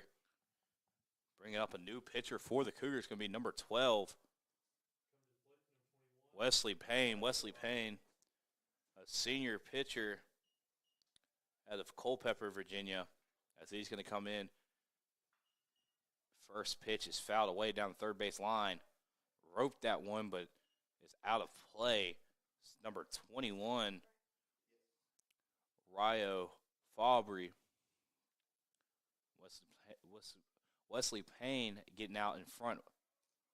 0-1 here.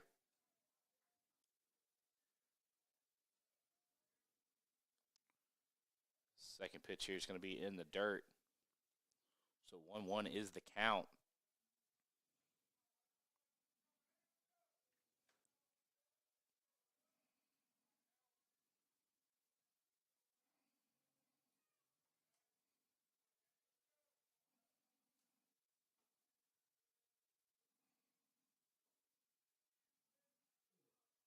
Pitch now again in the dirt.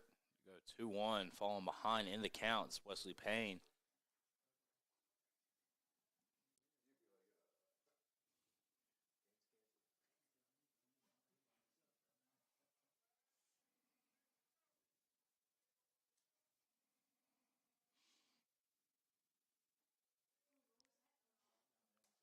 low pitch there. So 3-1. Falling behind in the count. Payne looking to battle back here. Get another strike to make it a full count. And not wanting to walk the leadoff man. As this pitch is going to be outside the zone. So walk here to start off his first appearance here tonight. Wesley Payne. And Fabry's going to reach first base off a walk. So now that brings up number 44.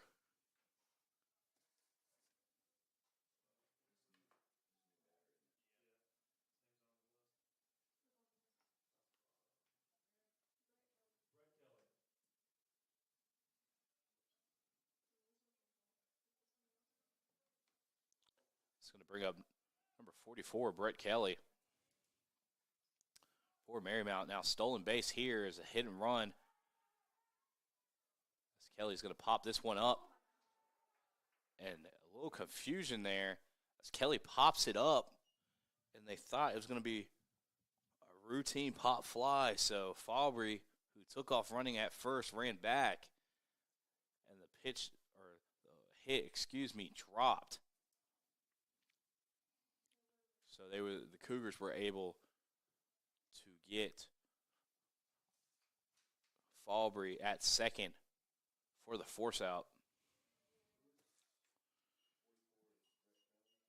And now Brett Kelly getting pitch ran for or by number 6. Number 6, John Barry. And now up to the plate, it's going to be number 20, Jordan Dixon. And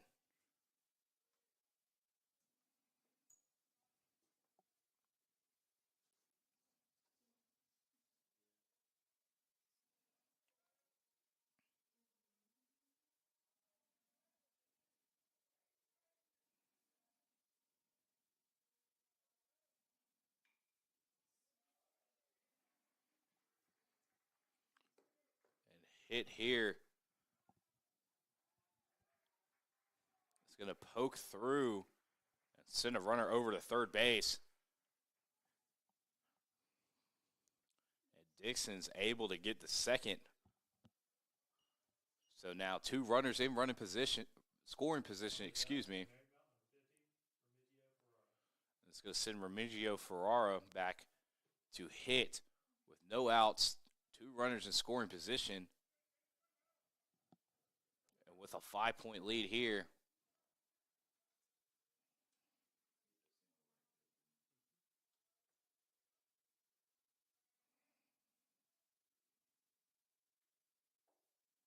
First pitch here is going to be low. Called ball, so 1-0 is the count. Let's start off things for Ferrara.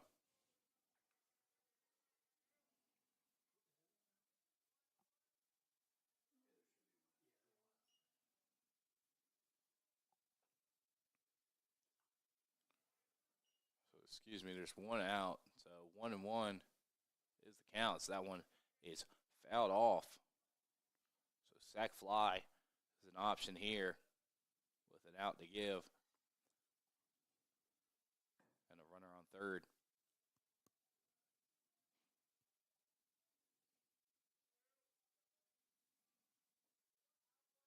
This pitch is going to be low. A breaking pitch. It's going to send Wesley Payne to 2 balls and 1 strike.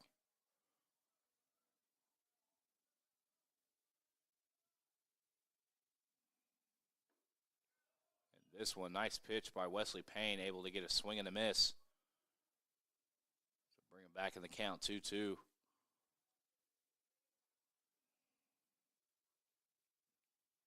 Looking for a punch out here to make it 2 outs for the Cougars.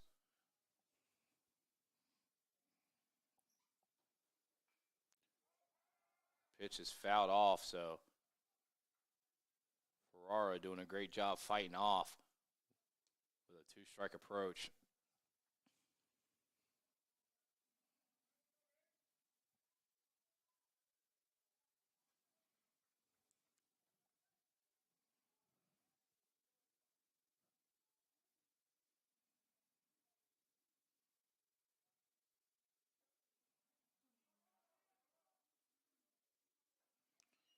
Pitch is going to be low inside, make it a full count.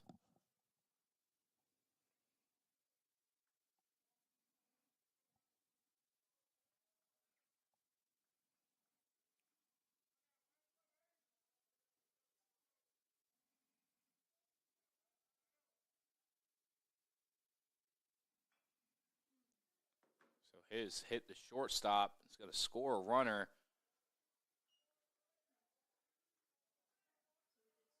So an RBI there for Ferrara on an infield throw out to first.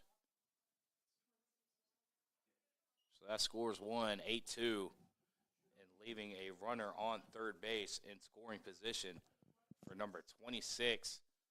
Robbie Cable coming in to bat with 2 outs.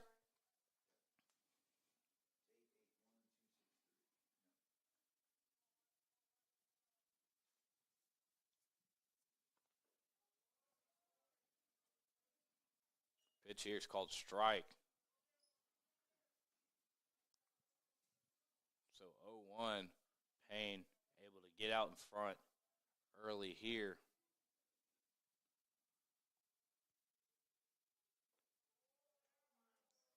Second pitch is called strike as well, so 0-2. And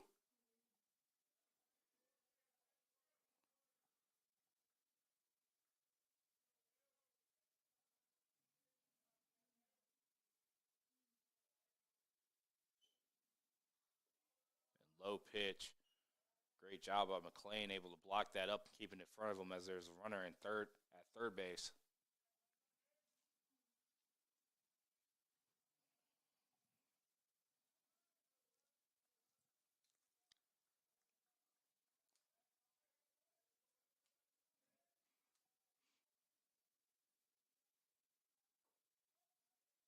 High pitch there is called ball. Counts 2-2 now. Payne still out in front with the ball to give.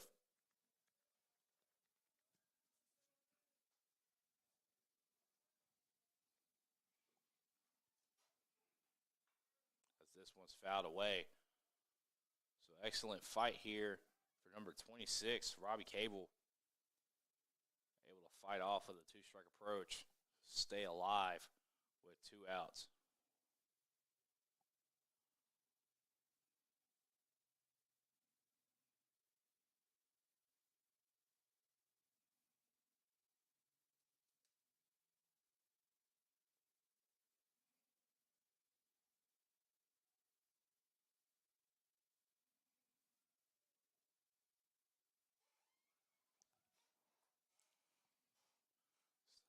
Umpire had to come over and get more baseballs.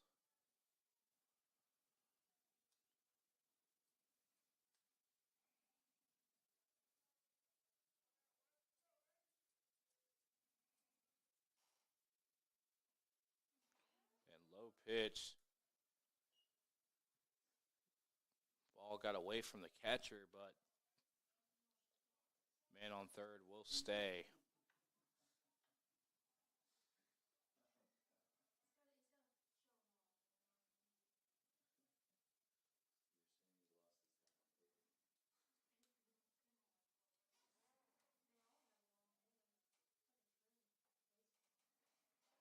And this one's going to be high and outside to walk number 26, Robbie Cable. So now runners on first and third with 2 outs.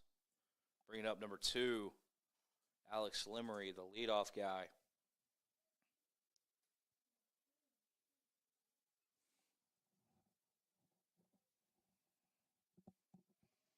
As he looks to keep the bats rolling here for Marymount. Pick off here.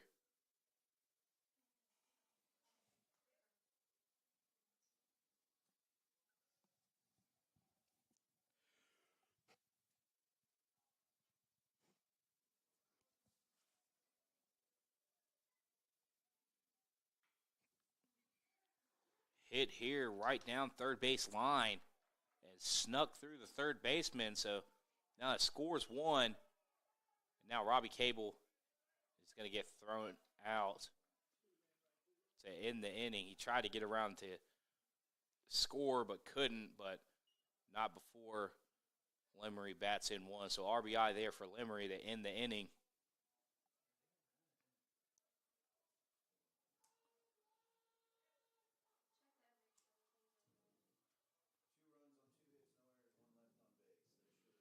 Two runs, 2 hits, no errors, and 1 left on base for Marymount. It's going to bring up the bottom of the 7th. Cougars got to put up at least 8 runs here to keep things going in the first game. We'll be right back with Averett Sports Network.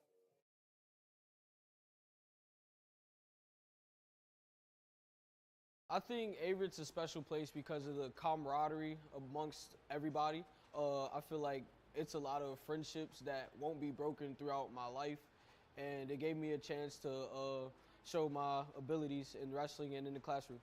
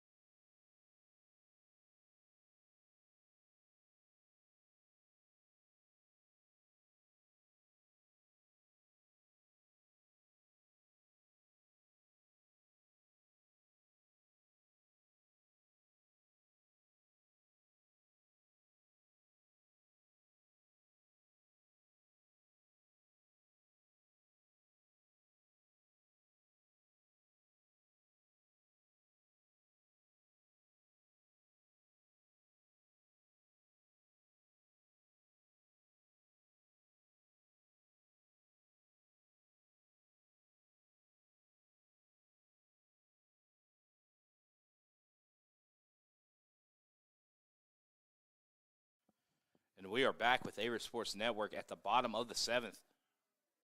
Cougars down 9-2. And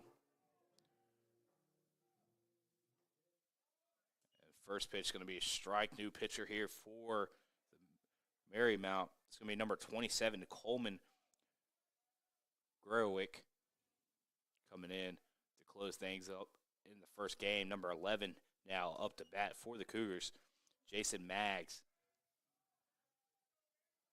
So he's going to try to get things going for the Cougars. So 2 pitches, 2 strikes so far for Coleman, as this pitch is going to be fouled off. So fighting off is Maggs.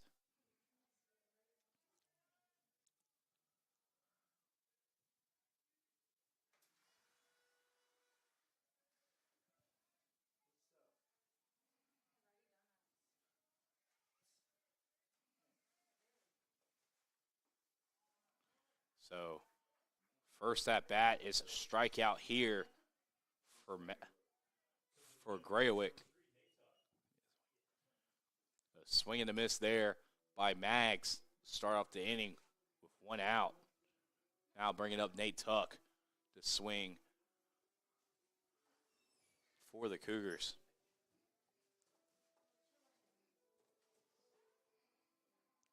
And this pitch is going to be away. So starting up 1-0, wild pitch, but nobody on, no runners on, so no worries there.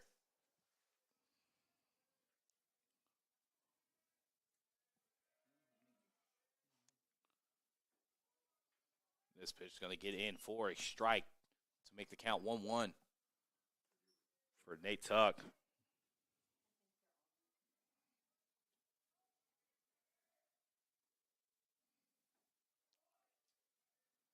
This pitch is a strike as well, so 2 back-to-back strikes there for Grayowick battling back. Now ahead in the count 1-2 as he looks for the second out by strikeout here in the 7th, as this one's battled off. Nice 2-strike approach there by Tuck. Cougars down by 7, need at least 7 runs to keep this thing going and to go into extra innings here in the first one. we're in a doubleheader, only playing 7 innings in both games. So this pitch will be wild and in the dirt. So 2-2 is the count. Graywick pitching here. It looked like a nice pitch, but will not get the call, so it's going to make it a full count here. 3-2. Tuck doing a great job battling back in the count. This one's going to be hit up in the air and foul. And diving play there by the catcher. Nice play. Number 12, Ryan Maley there, diving and making the catch. Tough play there by the catcher, trying to get up, get the mask off, and try to get at a good angle to get the ball while the ball is slicing away from you. And nice play there by Maley to get the out. So 2 outs here for Graywick in his defense here. 2 batters, 2 retired as he looks to go 3 up, 3 out. As the first pitch is strike here, swing and a miss by Brophy.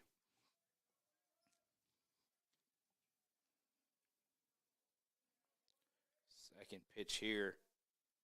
It's going to be popped up out into the outfield. Left field coming over to make a play, so that's going to be the end of the first game. It's going to be 9-2. Marymount winning the first one of 2 in the doubleheader. So we'll be right back here in 30 minutes for the beginning of the second game of the doubleheader. So don't go nowhere. We'll be right back with Averett Sports Network.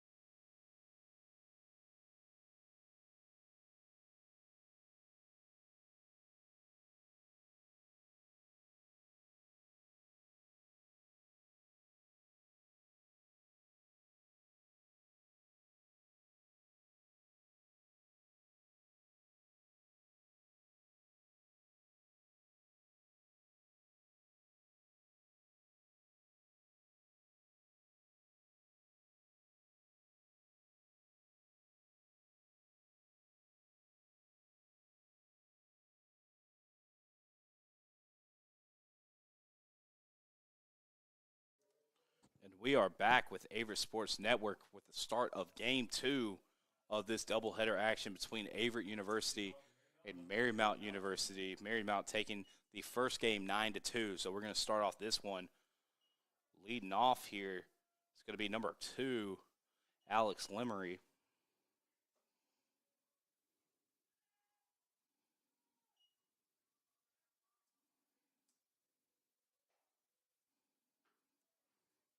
That's first pitch here is called ball.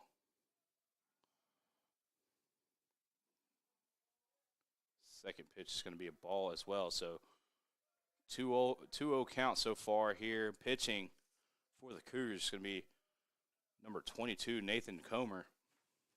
He falls behind in the count here as this is hit up. It's going to be a pop out to right field. Play made by Savitsky. So 1 out so far off the first at bat.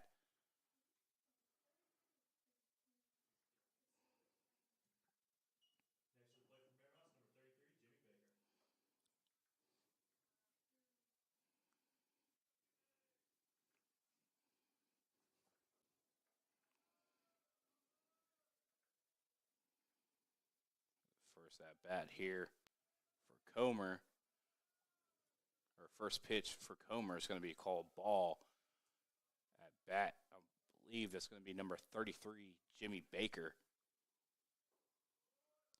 Second pitch called strike, so 1-1 is the count for Comer.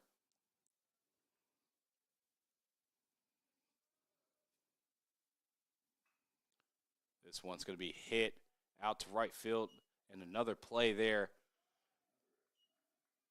by Savitsky.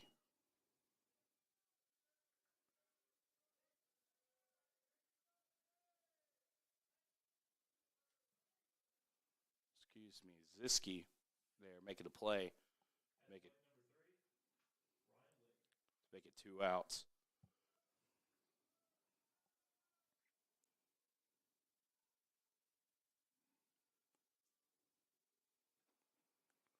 Had a little problem with headgear here, so we're going to switch out headgear for the catcher. So 2 quick outs here so far for the Cougars. Nice pitching outing starting off here for Comer.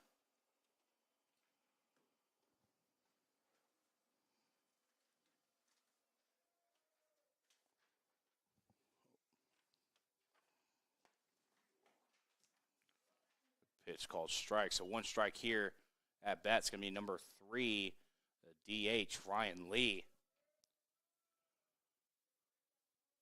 Comer, a freshman first baseman pitcher.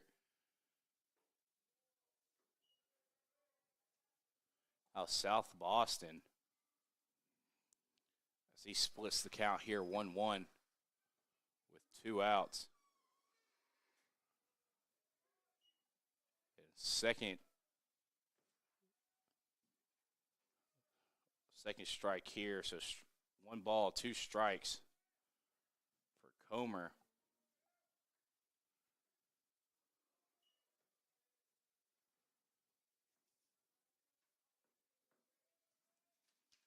So 2-2.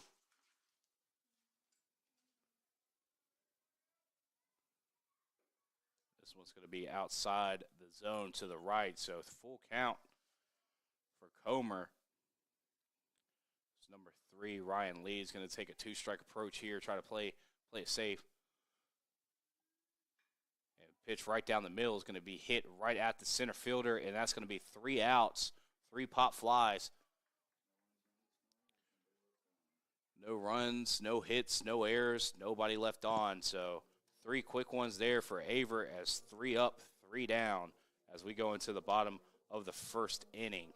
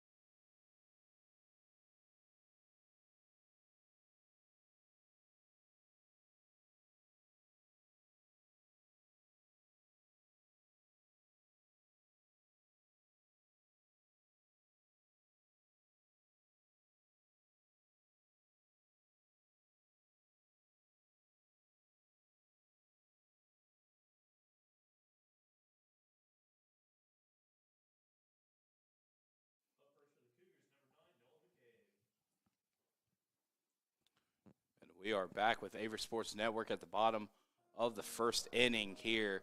Cougars having their first at-bat of the second matchup here in the header. No hits and no runs for Marymount in the top of the first. Now pitching for Marymount, it's going to be number 31, Kyle Lewis. Kyle Lewis got a 5.06 ERA on the season with 4 total strikeouts, 2 walks, 3 earned runs, and 3 runs total. So he's going to come in and pitch in this doubleheader against the Cougars. And now up to bat, it's going to be Nolan McCabe. Nolan McCabe's going to be started center field in the first game and starting center field in this second game as well. So he's going to lead things off in his usual spot. Speedy guy trying to get on base for a leadoff. As he was thinking about a bunt there, pulled it back. And the first pitch going to be a ball.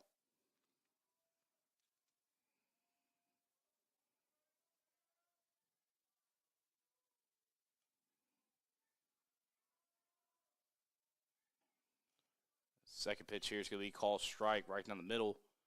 Swung and a miss there by McCabe.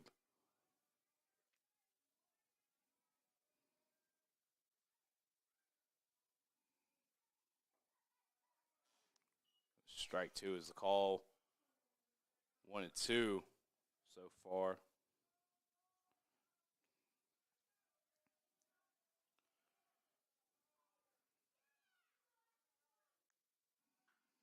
And hit here by McCabe, and ball is muffed there by the right fielder, but fielded in a single there right by the second baseman for Nolan McCabe to start things off and getting their lead batter on base.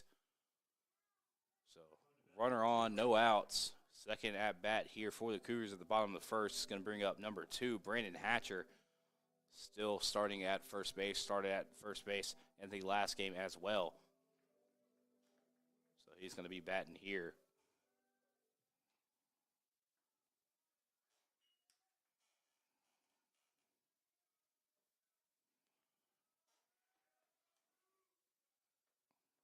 First pitch here was a strike. Second pitch is a strike as well, so 0-2 so far. Lewis getting out early.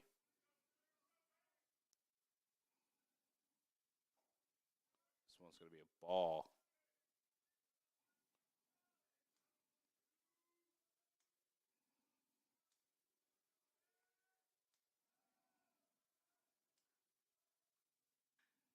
This one's hit to left field, so there's going to be a pop out here for Brandon Hatcher. Runner stays on first. So 1 out here for the Cougars. That's going to bring up Zischke here, the bat, the right fielder, sitting in the number 3 spot.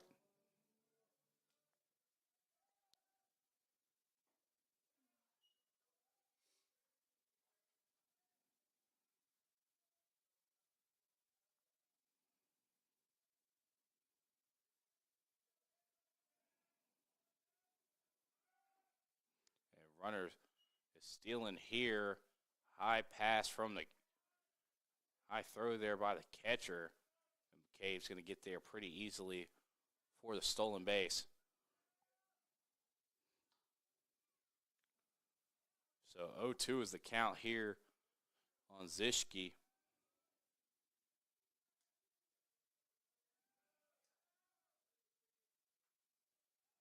That one's fouled off, so he's battling up there with the 0-2 count.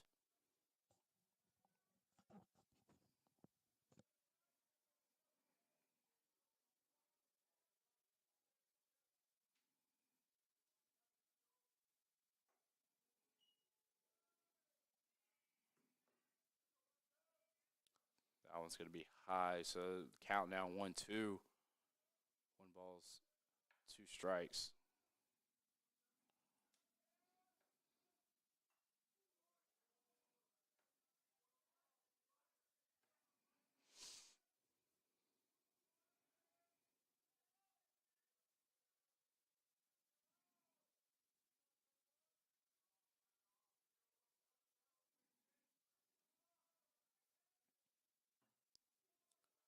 Fouled off again. So nice fight here by the right fielder, Kevin Zischke, with a 2-strike approach here, fouling off anything close.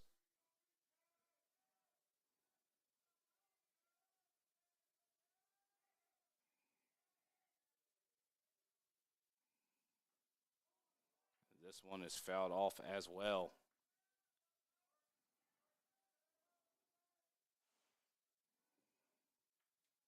I believe that's 4 straight pitches there fouled off by Zischke.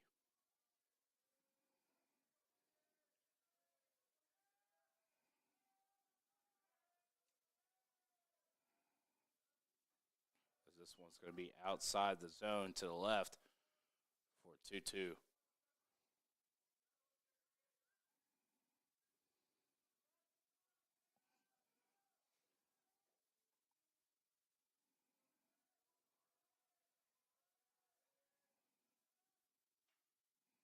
Pitch now is going to be hit right down the first base line. That's going to advance McCabe over to third. So nice hit there by Zischke to advance a runner. But now 2 outs here for Marymount. It's going to bring up number 38, Avery Spicer, now DHing in this game. Last game he started out as the pitcher.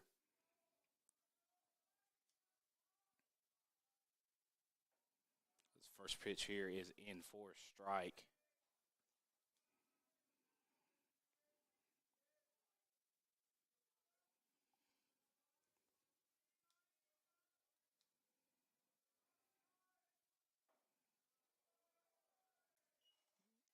Second pitch here is high, going to be called for a ball.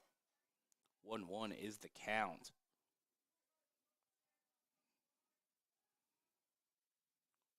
This pitch is going to be moving into the right side of the zone for a strike. 1-2. And 2 strikes here on Spicer. He takes a 2-strike approach here.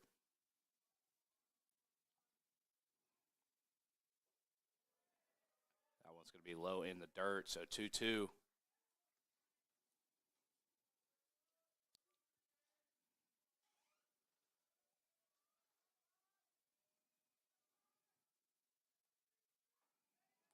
Swing and a miss by Spicer, so 3 outs here. No runs, 1 hit, no errors, and 1 left on base for the Cougars at the end of the first. So we'll be back at the top of the second, 0-0, and we'll be right back with Averett Sports Network.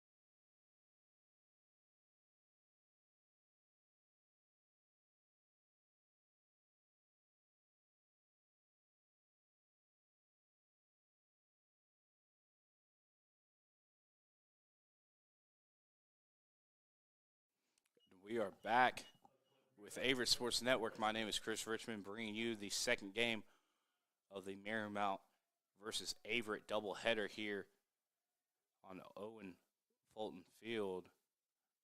As we have number 17, Bryce Smith, leading things off for Marymount. His first pitch here is going to be high and called ball.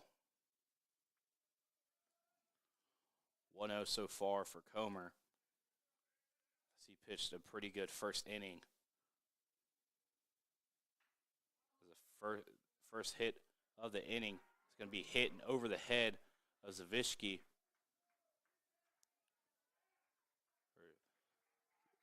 Sorry. As he looked like he misread the ball and got beat over top. So double there for Bryce Smith.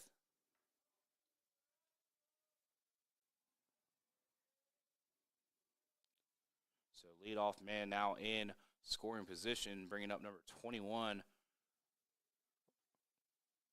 Ryo Fabry.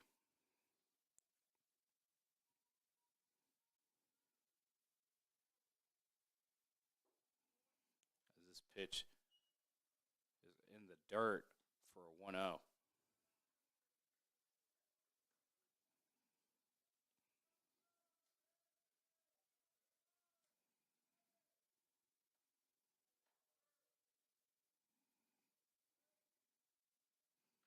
Second pitch here is going to be hit straight to second base and routine play at second for 1 out. And nice play by Brandon Hatcher as he caught Bryce Smith circling around third and thought about going. And Hatcher able to throw across the diamond to third base and catch Bryce Smith before he can get back on the bag. So nice play for the double play to get 2 outs there for the Cougars.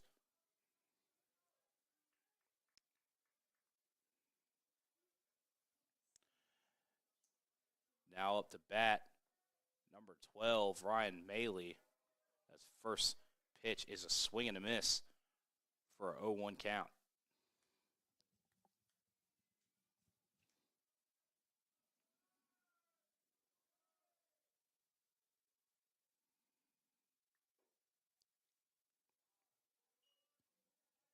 Second pitch here is low.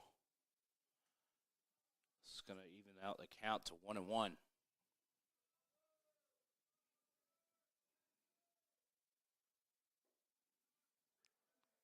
This one right down the pipe is going to be a strike looking. It's going to be 2-1 with 2 outs. Comer looking to retire the side right here.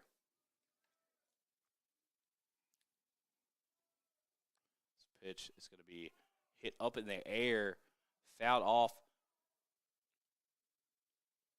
down third base line.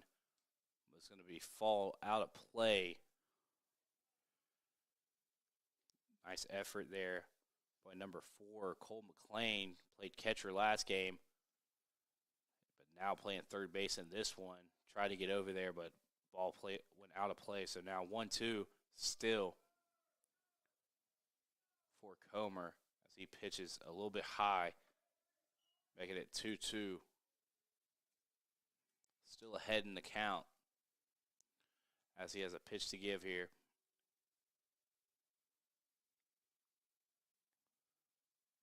So this one's going to be outside and to the left. Make it full count. So full count here. 2 outs. Nobody on base. And a hit here is going to be fouled off. So nice fight by number 12. Ryan Maley being able to fight off these pitches in the full count situation.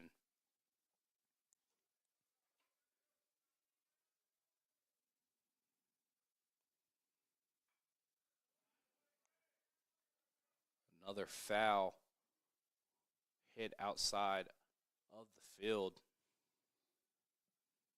So 3-2 remains the count.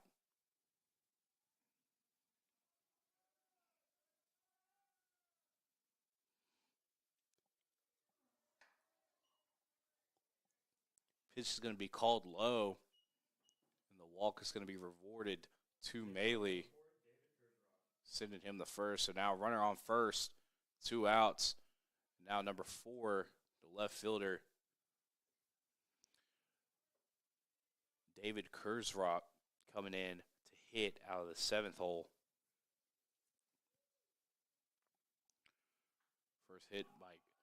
First pitch right here by Comer is hit straight up into the air and caught right beside the third base in foul territory by McClain.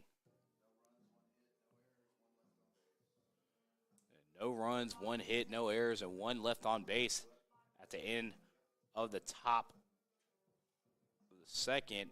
It's going to go into the bottom here with Averitt swinging, and we'll be right back with Averett Sports Network.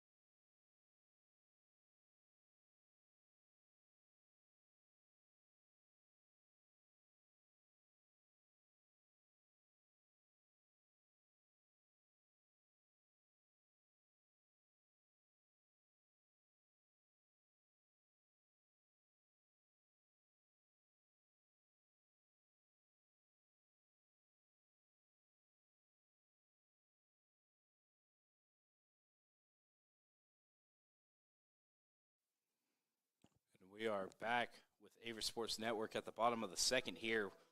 The Cougars are swinging their bats. In the second game of this doubleheader now up to bat. It's going to be number 37, the catcher, Zach Proctor.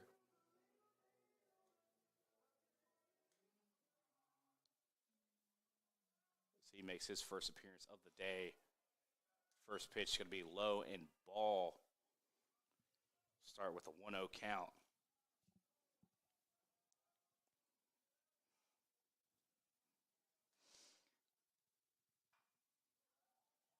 This pitch hit straight to second base. And routine play there for the out.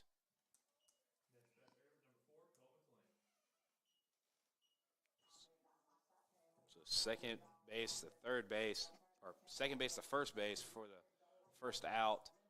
It's going to send number 4, Cole McClain, to the box. This pitch is going to be high and inside. Call for ball, so 1-0 is the count.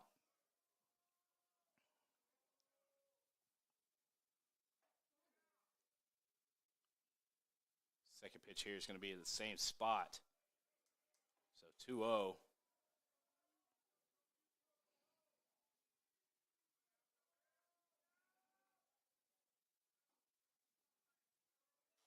This pitch is going to be outside the zone to the right.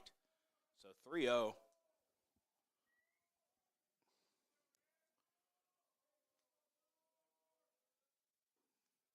As this one's going to catch the zone. So 3-1.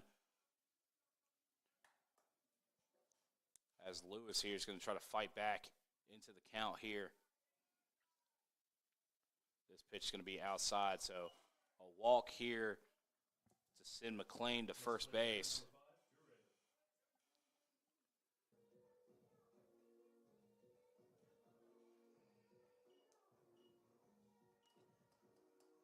And now up to the plate, batting now for the Cougars. It's number 5, left fielder, Drew Rabin. He's making his first appearance as well in both games.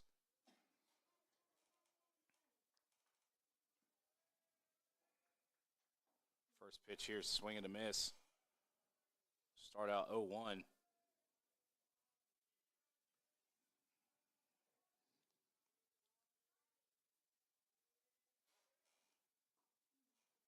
Second pitch here is going to be inside. Almost hit him. Broke just enough to clear the batter. So 1-1's the count. Runner on first. He's going to go for a pickoff move. And McLean's able to get back to first base.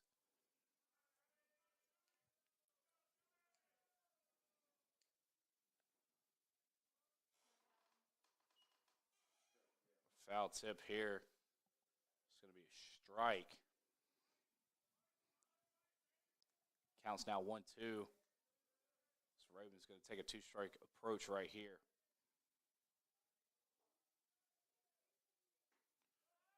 Pitch is going to be outside, so 2-2.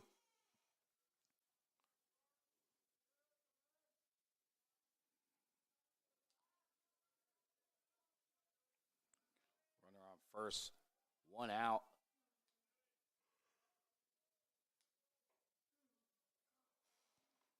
As that pitch was high and over the head of the batter.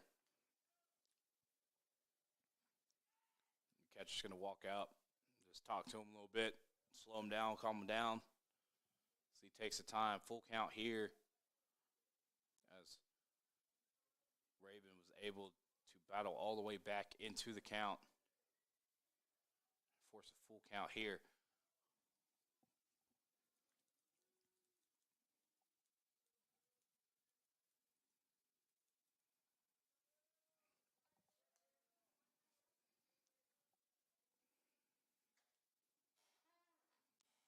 Pitch here is going to be a swing and a miss.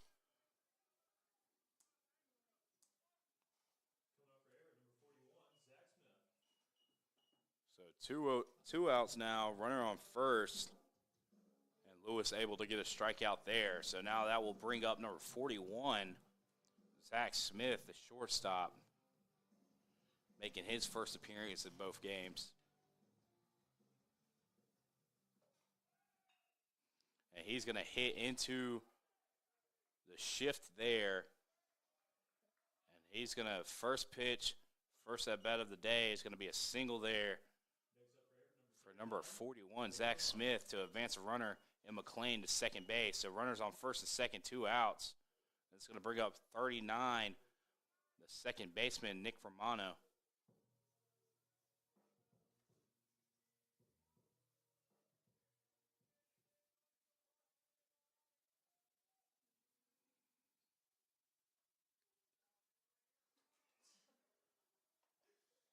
First pitch is fouled off here. It's going to be a 0-1 to start off his first at-bat of the day.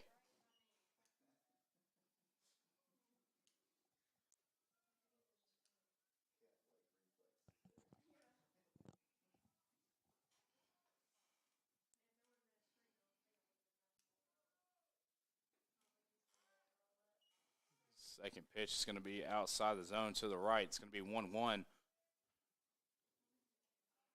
for Romano. Romano's got a runner on second and first with an opportunity to score 1, 2 outs. A nice breaking pitch there by Lewis, able to squeeze into the zone to make it a 1-2 count. So Romano has to battle back here into the count, 2-strike approach with 2 outs. This pitch is going to be high, so 2-2. Lewis still ahead here as he has a pitch to give.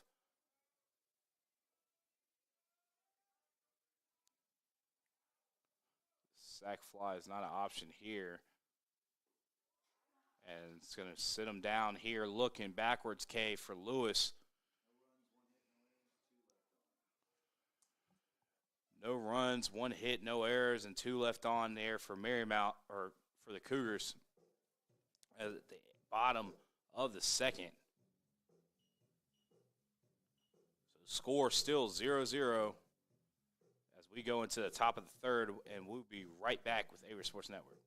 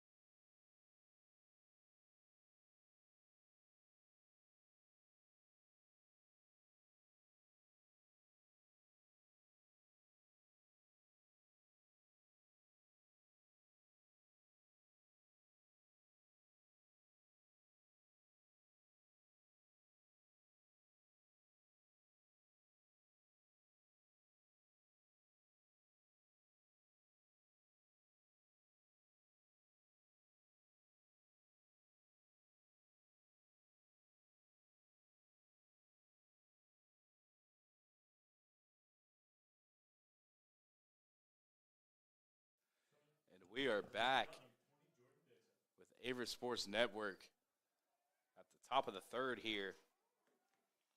Comer still on the mound pitching for the Cougars. So he's going to face off against number 20. Number 20, Jordan Dixon, leading off here as he was looking for a bunt there, pulled back, and the ball was the call. So 1-0 here to start off the at-bat. As the hit here is going to drop down just over the second baseman's head. So single there for Jordan Dixon to start things off and get a lead man on base. It's going to bring up number 26, Robbie Cable, up for Marymount.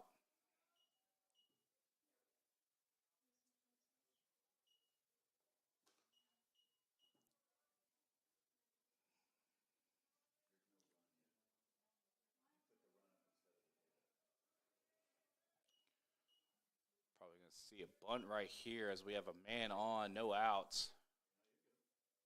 Try to advance the runner. Bunt there. It's going to be called for a strike. So 0-1 here. Start off this at bat with a man on, 0 outs.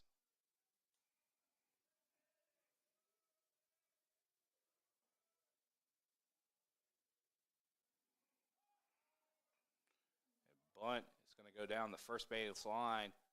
PFP from the pitcher to get the one, but not before it advances. Running from first to second, so good job there by Cable doing his job, laying down a bunt and advancing Jordan Dixon over to second.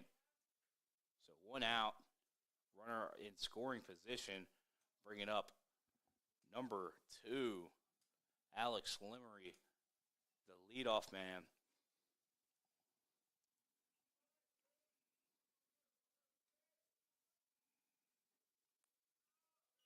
This pitch is going to be off to the right in the dirt.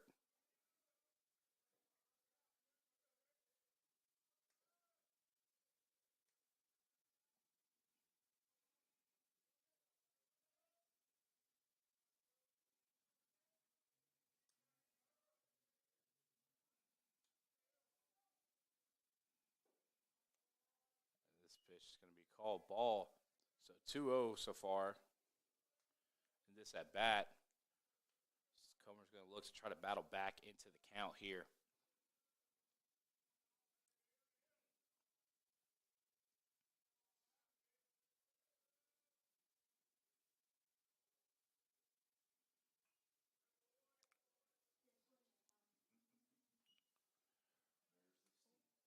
Lemery there is going to foul it off into the net behind him. So now 2-1. Comer's trying to battle back here, starting with 1 strike. Runner still on second base. As he's going to step off here and keep the man honest.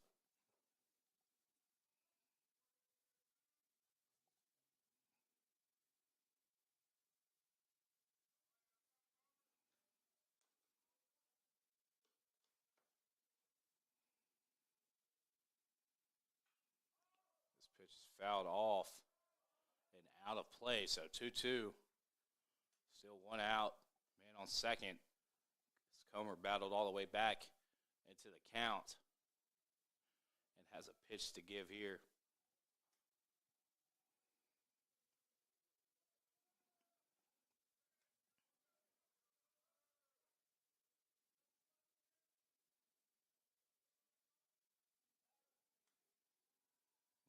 Going to step off again to keep the runner honest.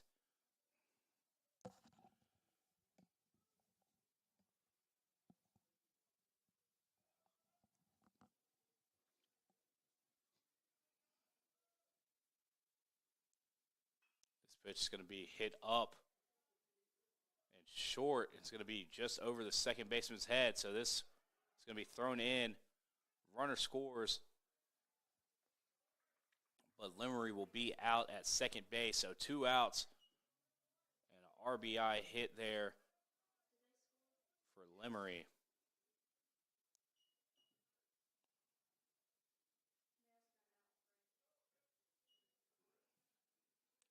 2 outs.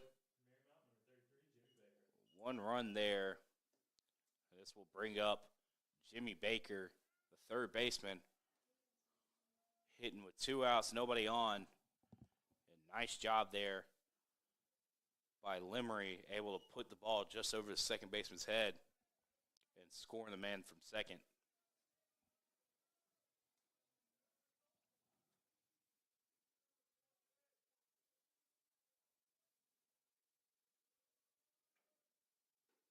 Pitch is going to be outside the zone, so 2-0. Comer dropping to a 2-0 count early in this at bat.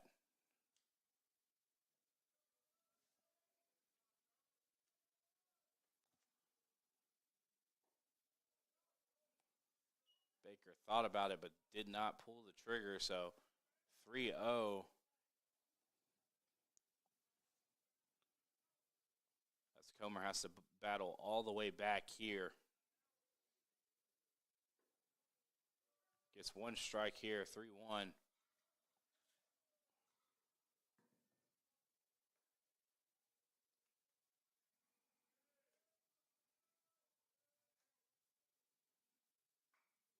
This is hit just shy of being fair down the third base line. Went out before it reached the bag, so that's all that's going to be is a long strike. So 3-2, full count here for Comer as he battled all the way back. An inside pitch caught him looking for the strikeout. As a 1 run, 2 hits, no errors, and none left on, for Marymount as they take a 1-run lead in the top of the third. And we'll be back with Averett Sports Network at the bottom of the third.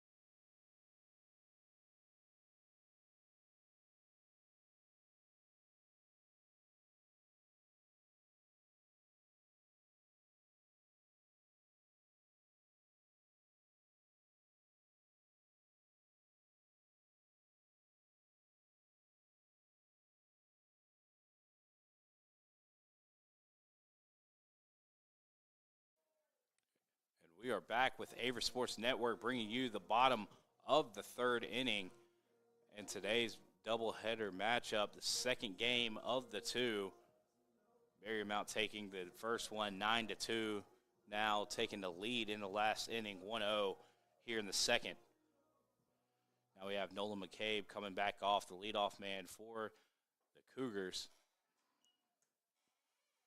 As first pitch called strike here, so 0-1 to start off for Lewis.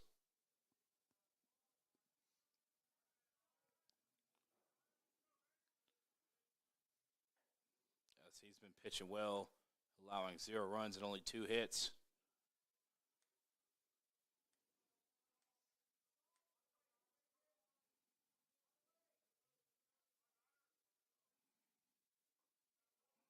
This one's in the dirt.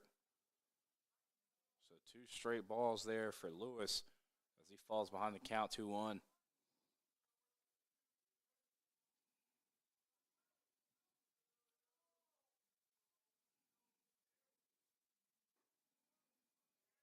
This one's going to be out to the right. So 3-1.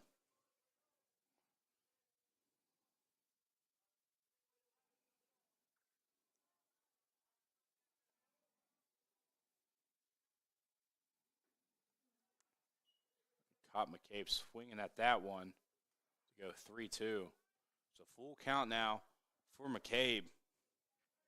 He's going to take a two-strike approach here. Try to battle off anything close.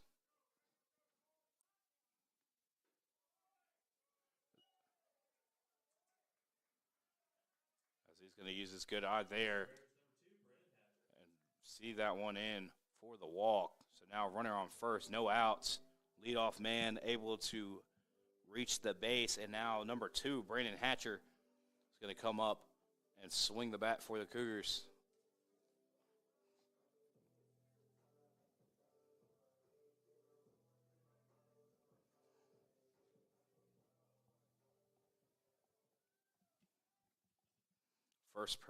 First pitch here is fouled off and out of play. So it will be 0-1 to start off Brandon Hatcher's at-bat. Runner on first, 0 outs.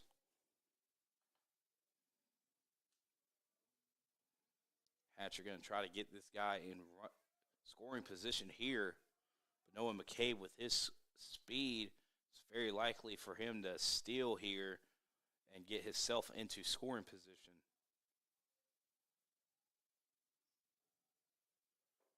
As that pitch is going to be high. Go 1-1.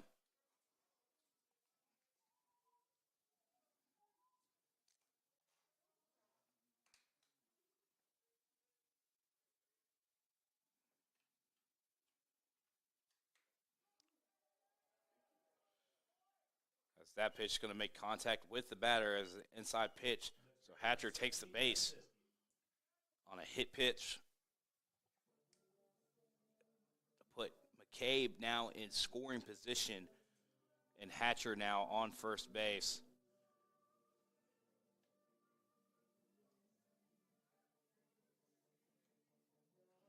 It's going to send Zischke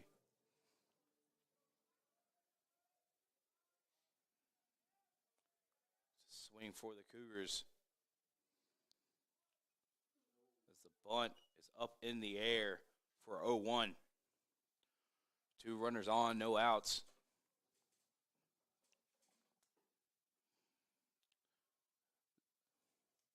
Zischke with a chance to bat one in here for the Cougars.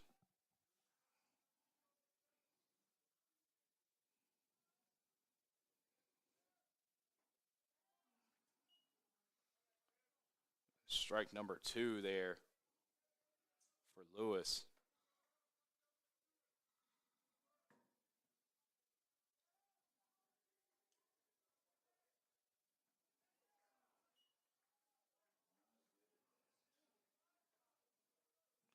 And strikeout there for Zischke. It's going to send up number 38, the DH, Avery Spicer. Now with 1 out, 2 on.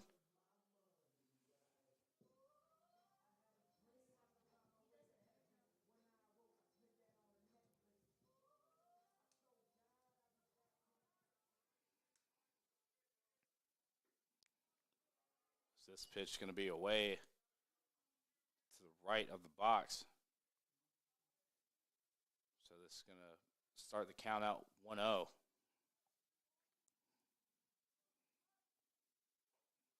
This one is going to be in the dirt, so 2-0. 2 quick pitches and 2 balls for Spicer to get himself ahead in the count here.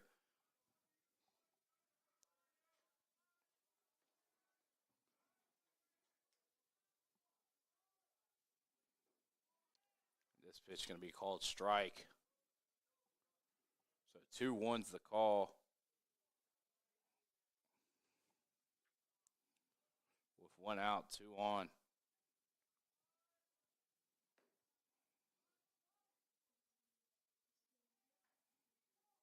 He's going to foul that one off and catch himself in the ankle. He appears to be all right. So 2-2 here.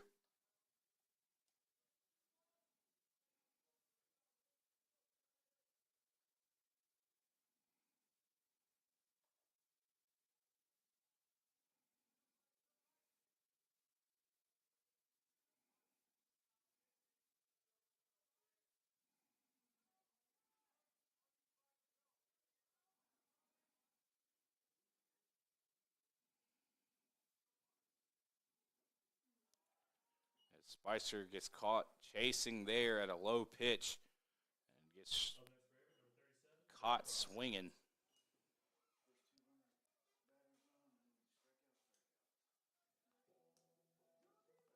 So 2 back-to-back strikeouts there by Lewis, able to get 2 as he was in a situation where he had 2 runners on and no outs.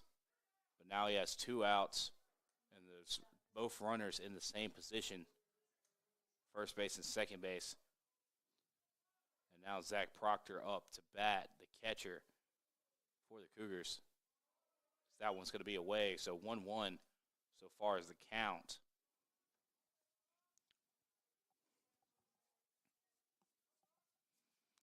As Lewis is going to look to try to strike out the side here.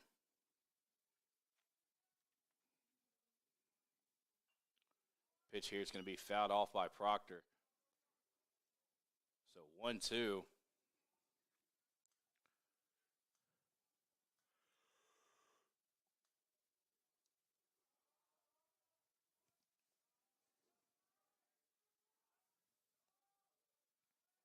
That one's going to be high. And ball is thrown. Not caught by the third baseman, so McCabe will get there along with Hatcher. So runners now on third and second with the count being 2-2 with 2 outs.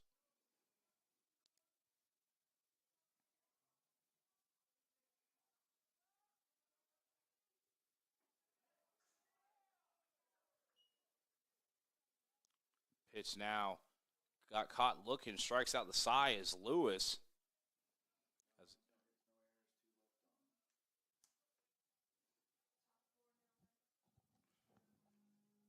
No runs, no hits, no errors, and 2 left on for the Cougars at the bottom of the third. And we'll be right back with Averett Sports Network at the top of the 4th.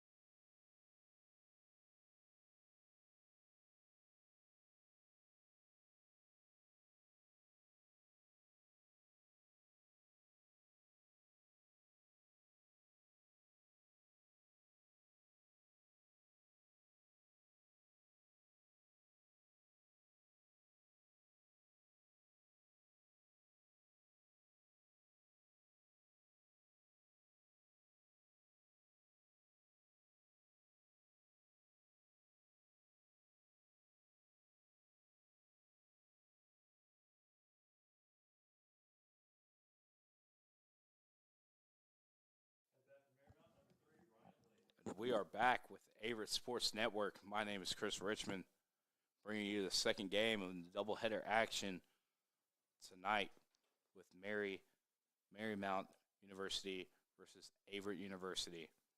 First pitch here, it's going to be low and in the dirt by Comer. Going to fall to 1-0 off the first pitch.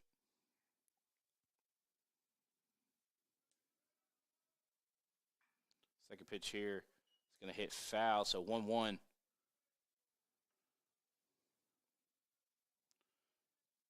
The bat right now is number 3, the DH, Ryan Lee.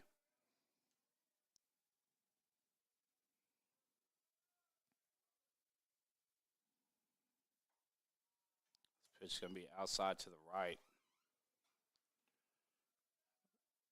So 2-1 is the count.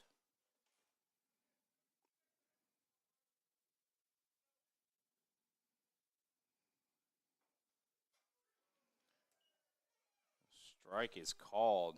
2-2. And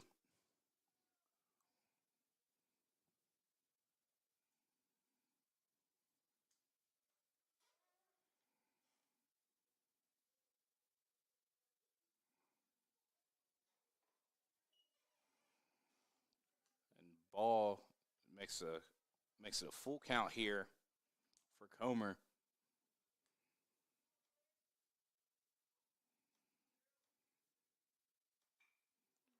And that one's hit over the shortstop for a single by Ryan Lee. Put a runner on at the top of the fourth.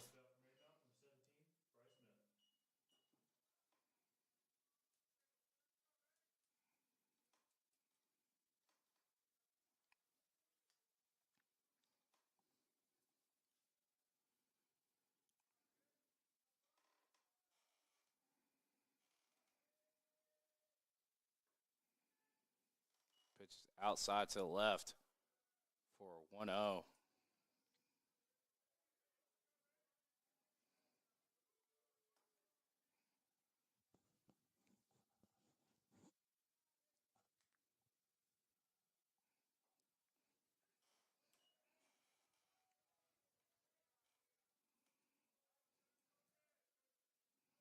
Pitch is 1-1. After that strike, runner still on first, no outs. Another outside pitch. So 2-1. Number 17, Bryce Smith, up at the plate.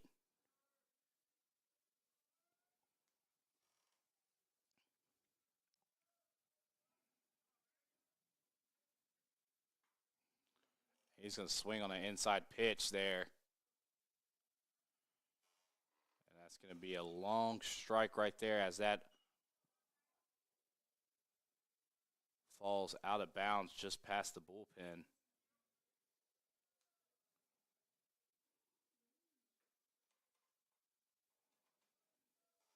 So 2-2 now. Comer battling back into the count with a pitch to give. That one is going to be blocked, but not in front of him. And now number 3, Ryan Lee, takes second on a wild pitch.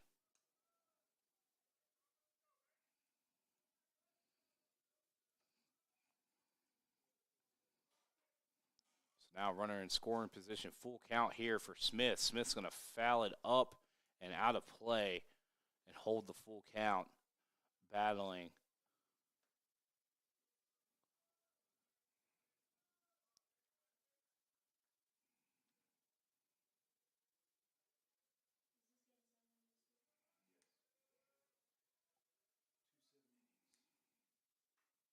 And that's going to be hit in play up.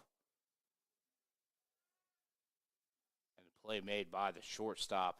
Runner will stay on second. So 1 out there for the Cougars on a pop-out to the shortstop. That's going to send up Ryo Fabry to hit for Marymount with a runner in scoring position and 1 out on the board.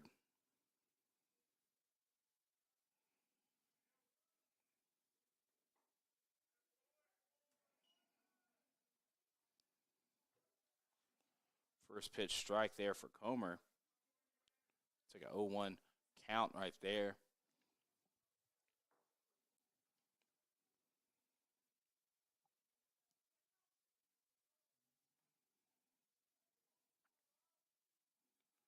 Second pitch here is going to be wild and off to the right. And Ryan Lee is going to reach third off another wild pitch easily.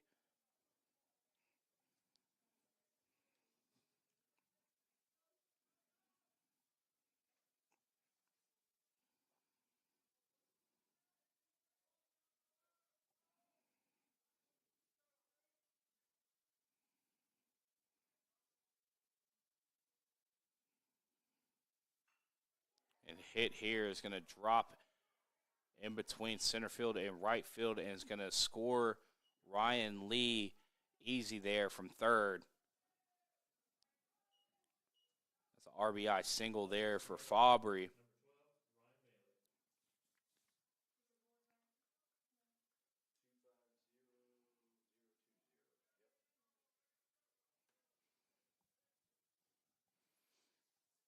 Now at the bat, it's going to be the catcher, number 12, Ryan Maley. He's going to foul off the first pitch, fall 0-1, one out, and a runner on first base.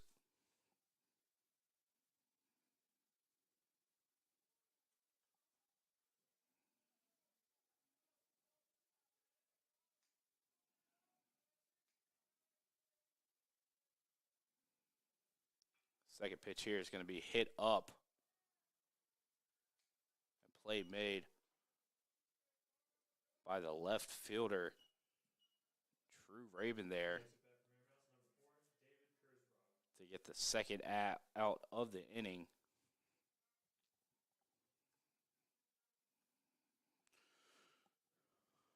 Score is 2-0 in favor of Marymount with 2 outs, 1 runner on first, and now number 4,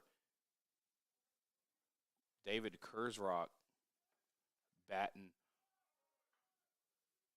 as a little hit and run situation there, but hit foul, so 0-1. The runner will go back to first.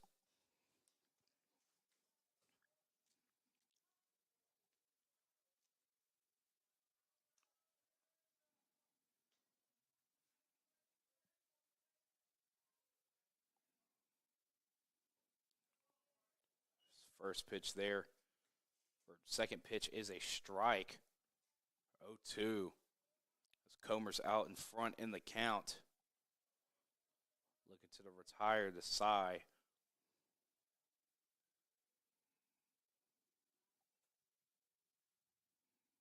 This pitch is going to be high. The count's going to be 1-2 now.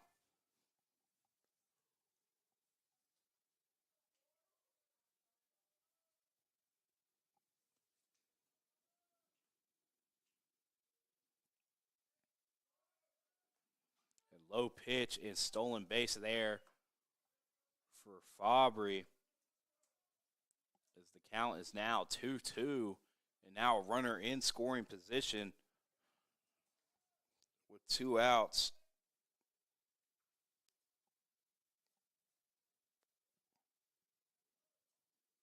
Kurzrock looking for a base hit here. As the next pitch is in the dirt, so full count now for Comer, as he's going to try to keep it inside the zone here on the pitches. Kurzrock able to battle all the way back in the count.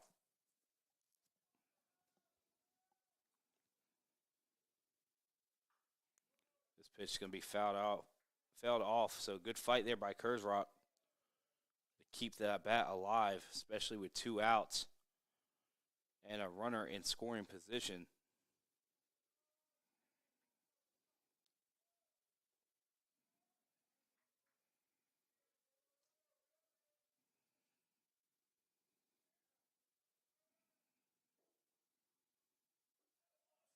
And low pitch, so it's going to get rewarded the walk to put a runner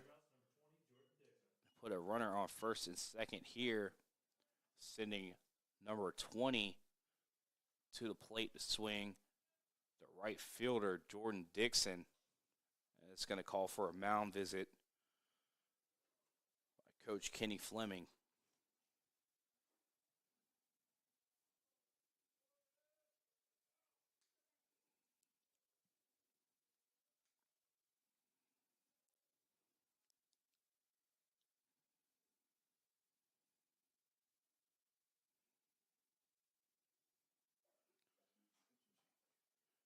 He's going to pitch a point to the dugout, so we're going to have a pitching change here.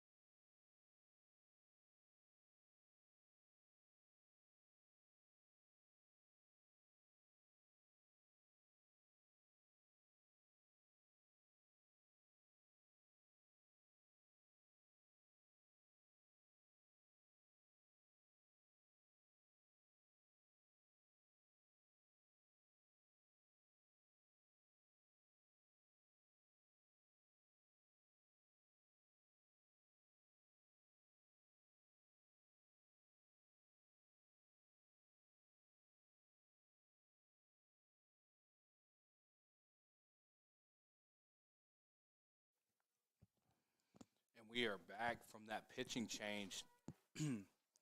Now up to pitch for the Cougars is number 21, Shane Mickle.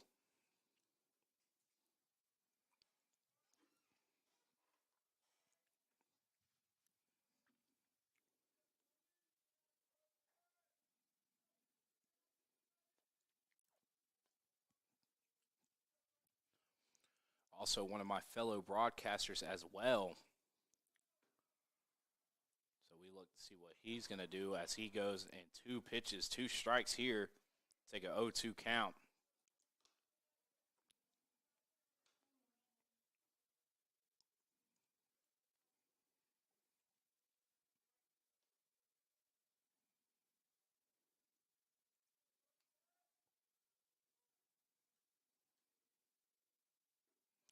A nice pitch right there on the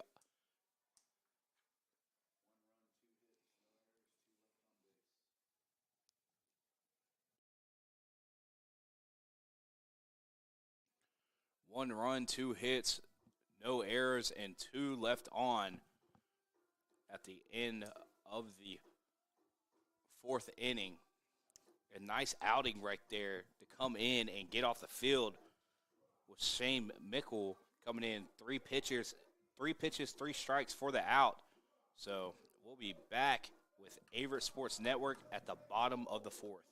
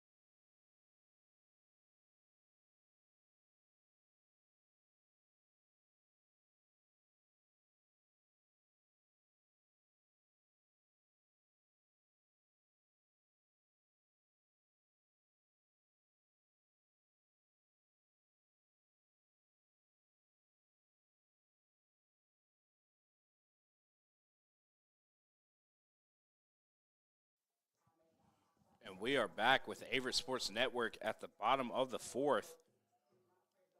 Marymount on top of the Cougars 2-0 here.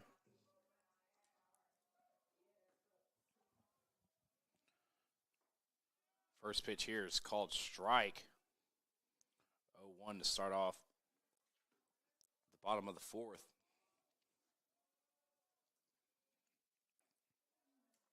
A swing and a miss here to advance to 0-2 for Lewis. Fouled off here is McLean.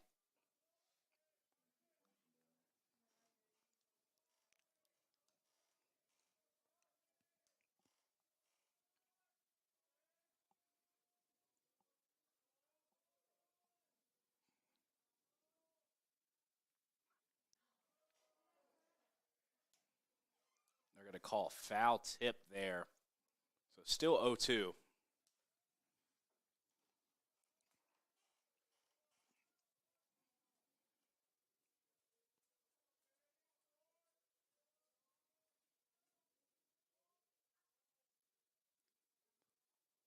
That one's going to be in the dirt and off the mark right there. So 1-2.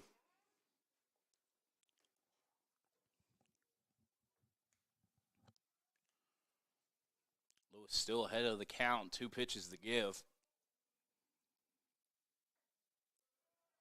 As he tried to break that one into the strike zone, but still a little too high. It's going to be 2-2.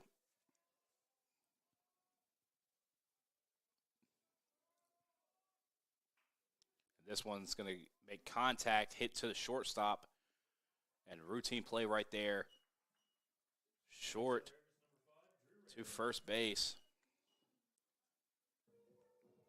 So 1 out. No runners on. This is going to send number 5, the left fielder, Drew Rabin, up to hit.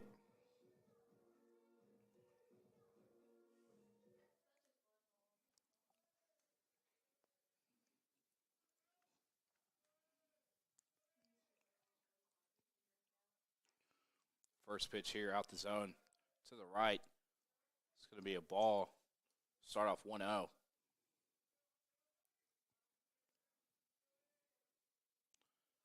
This pitch is going to be in the dirt to the right. It's going to be another ball, 2-0. So far is the call.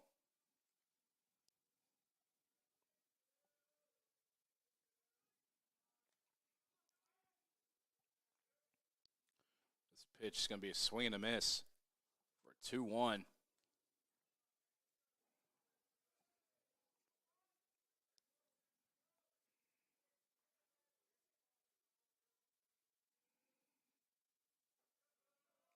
That pitch in the dirt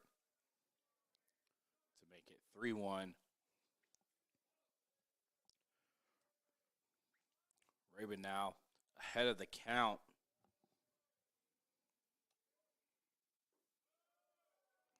And that one's going to be low, so he's going to get rewarded the walk there. Send the leadoff man, excuse me, not the leadoff man, second batter to first base with 1 out. And now number 41, Zach Smith, batting now for the Cougars with 1 on.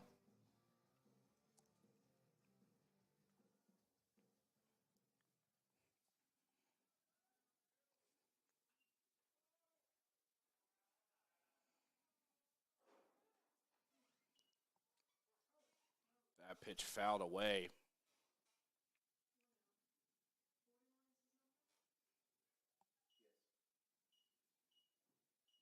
As we're going to have a mound visit here by Marymount.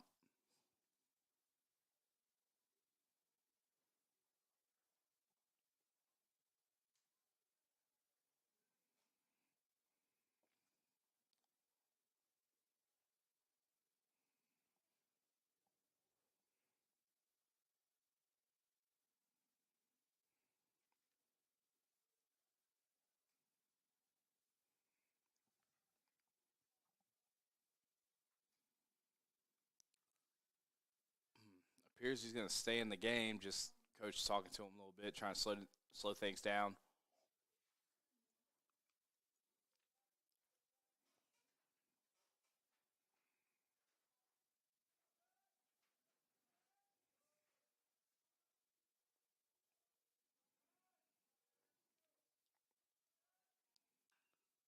This pitch is hit up straight in the air and called off. Was a shortstop, and play made by the left fielder. So 2 outs now. Still 1 on first. It's going to send number 39, Nick Romano.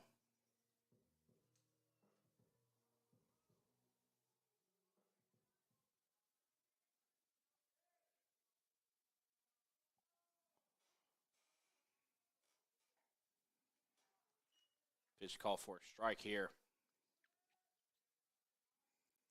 0-1. And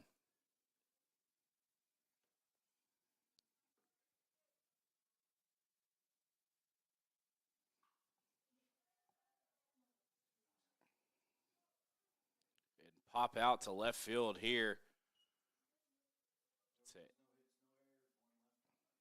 No runs, no hits, no errors, and 1 left on at the end of the 4th. Start the 5th inning.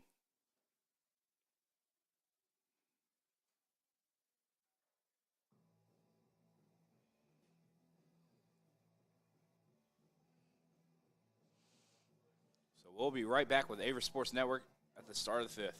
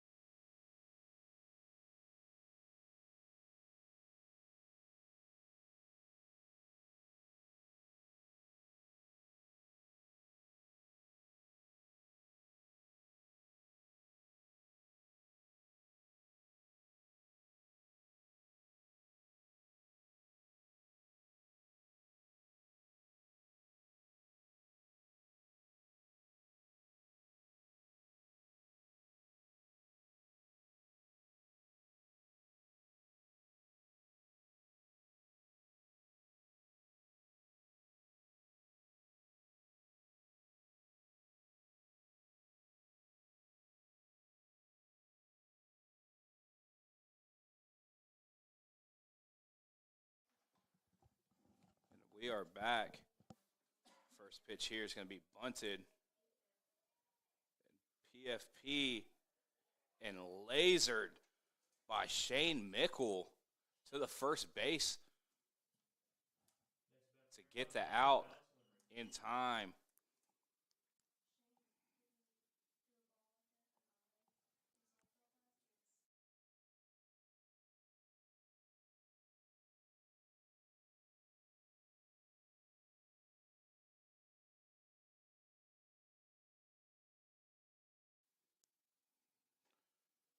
First pitch here is going to be 0-1.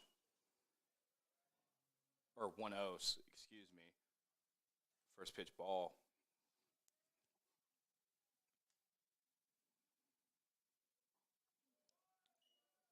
That's a strike right down the pipe, swing and a miss. It's going to make it 1-1.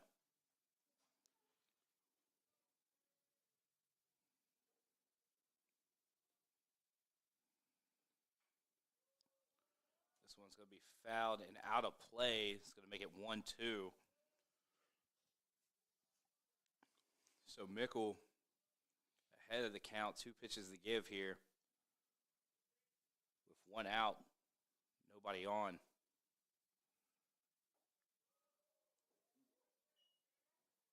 breaking pitch right there. Broke a lot, but not quite enough. And still hit in the top part of the zone. So 2-2. That one's hit. And play tried to be made by McCabe, but he wasn't able to make the play. So runner will get a double play right here on second.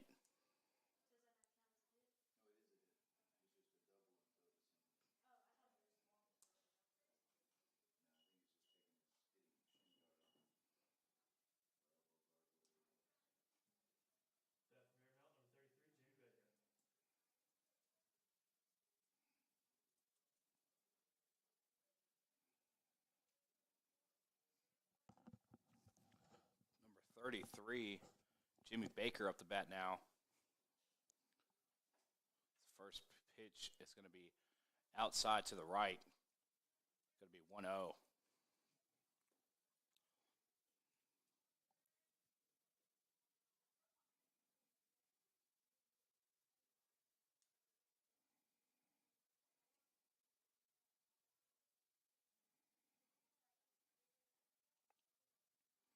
Pitch in the dirt right here. It's blocked up.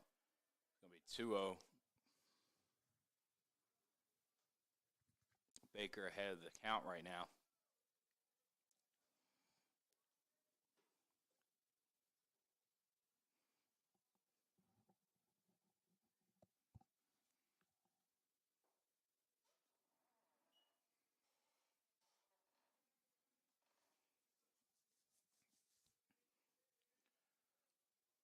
That pitch was a ball as well. So 3-0 is the count.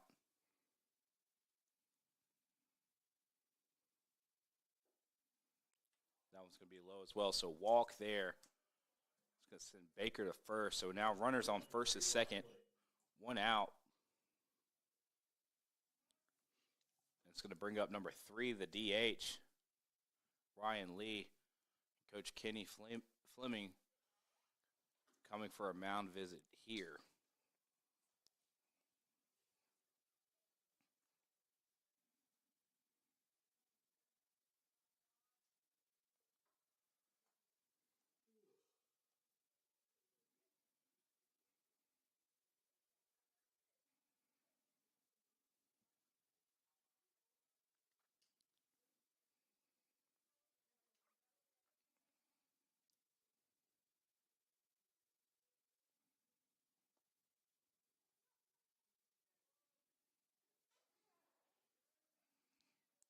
So Mickle will stay on the mound, at least for now.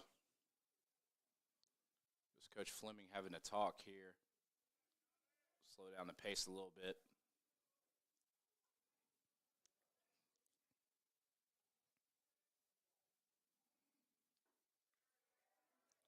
Strike there by Mickle.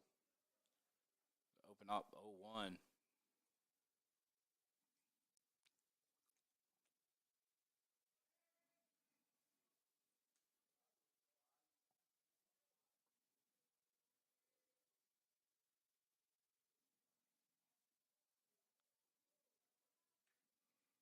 So he's going to step off and keep the man honest over on second base.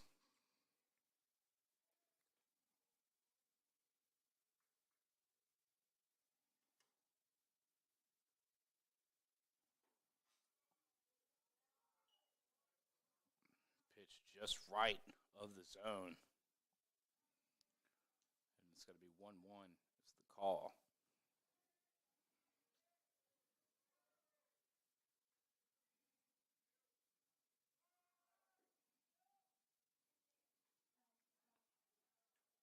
Both runners advance there as they both stole.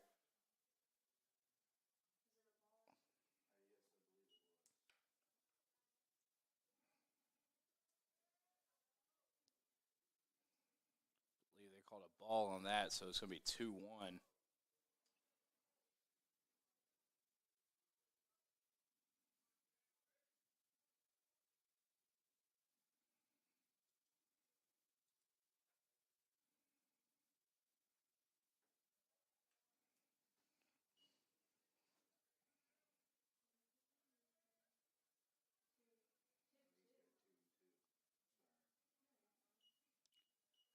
The count's going to be 2-2 here.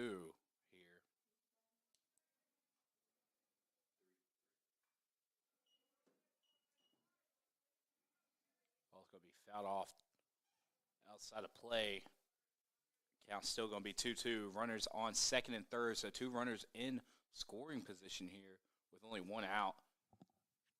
Sack fly is an option here to score at least one.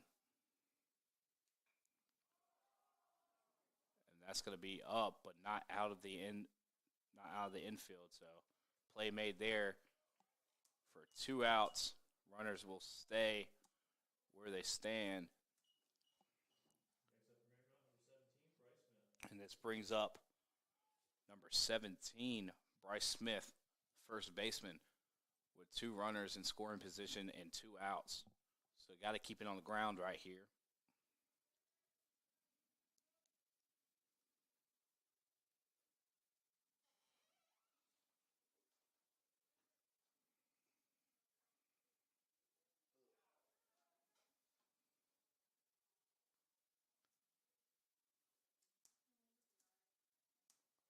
As first pitch hits the batter.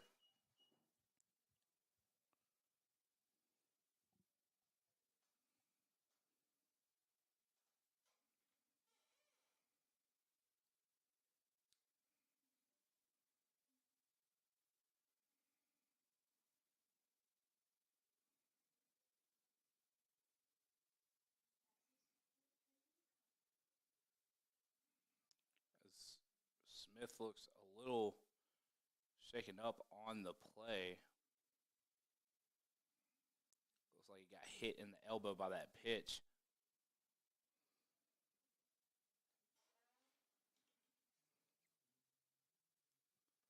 Next place, number 21, Ryo Fabry.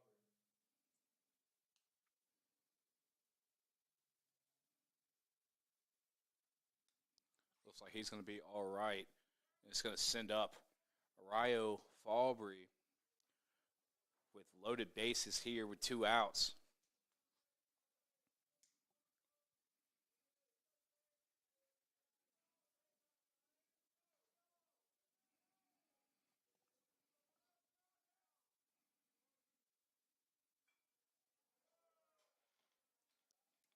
So this ball is going to be fouled and out of play. So 0-1 to start off for Mickle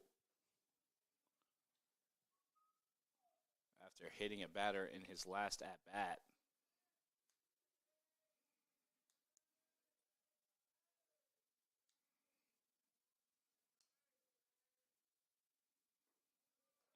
A nice off-speed pitch right there. Breaking ball by Mickle, able to get that down into the zone.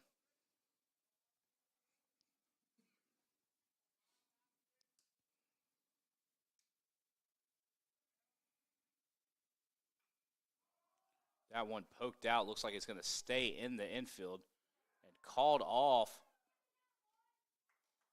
And miscommunication there between the infield is going to score a run. So error there. will score one. Base is still loaded. It's not?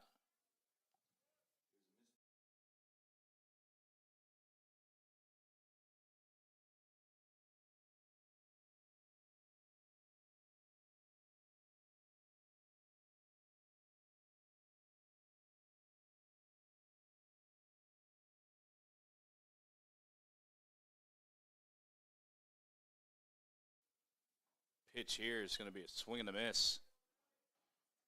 Start out 0-1. That last hit dropped in between the pitcher and the third baseman. Scored one. Base is still loaded. Scores now 3-0.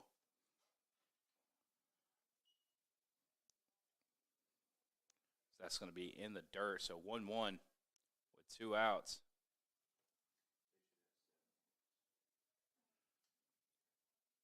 Number 12, Ryan Maley in the box right now, swinging for Marymount.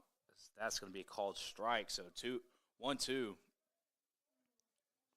1 ball, 2 strikes. As Mickle is going to try to get off the field here in this situation with bases loaded.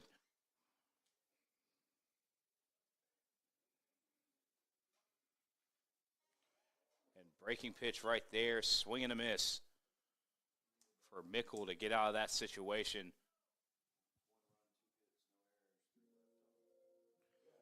1 run, 2 hits, no errors, and 3 left on there at the top of the 5th, and we'll be right back with Averett Sports Network in the bottom of the 5th.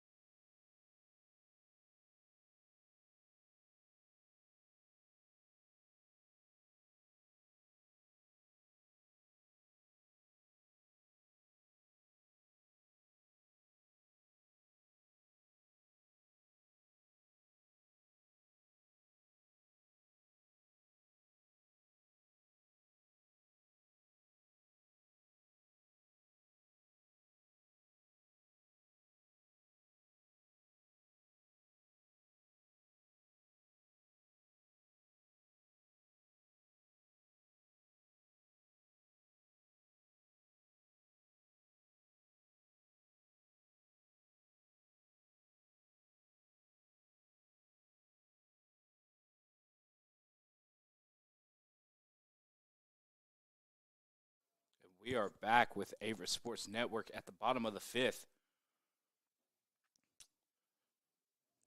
Marymount putting up 1 run apiece in the last 3 innings. Cougars still unable to get a run so far as McCabe's trying to change that opening pitch and hit, but it's going to be out to the left fielder.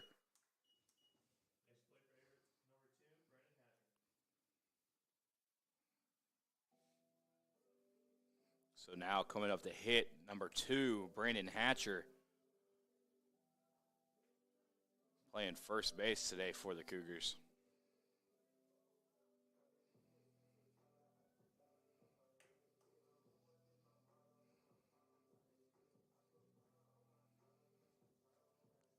Been swinging the bat really well for the Cougars recently, so if you're going to want one guy to start things off for you, it's going to be this guy as the first pitch. It's going to be a ball, so 1-0 is the initial count with 1 out and none on.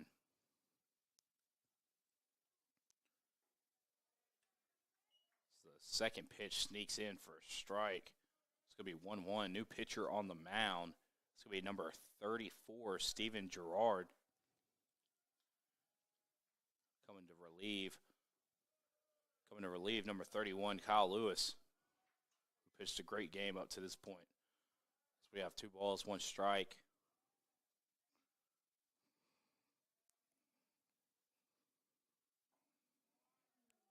Another strike here, so it counts 2-2.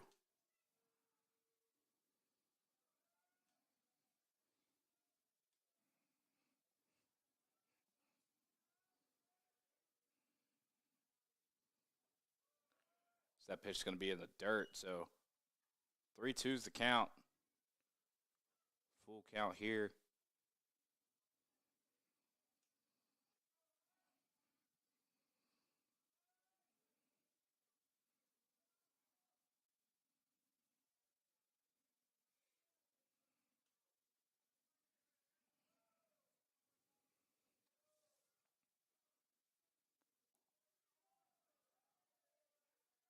That's going to be a strikeout looking. That's a backwards K there for Gerard coming in. So 2 batters, 2 outs.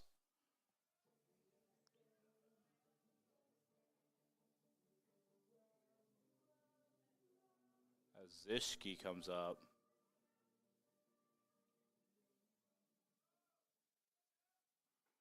First pitch is in there for a strike.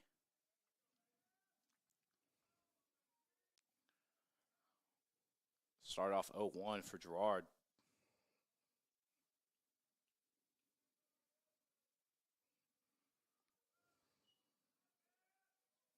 Second pitch is low. It's going to be 1-1. 2 outs, none on for Zishki. Looking to try to get things started for the Cougars as he hits that one, but out of play. The fall behind the count at 1-2.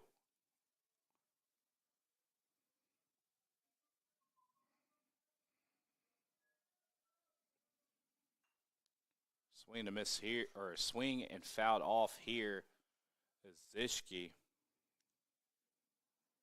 So still 1-2. Number 17, Kevin Zishki, still fighting on, trying to get something going for the Cougars. As that one's going to be low, so 2-2. Good eye there by Zishki.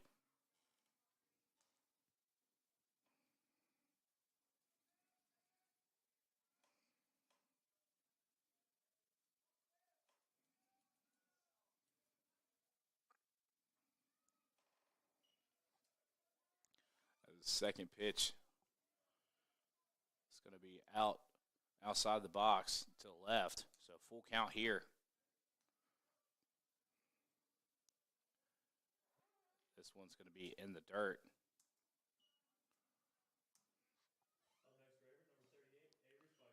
So Zishki gets walked. So 1 runner on first base, 2 outs. That's going to put Avery Spicer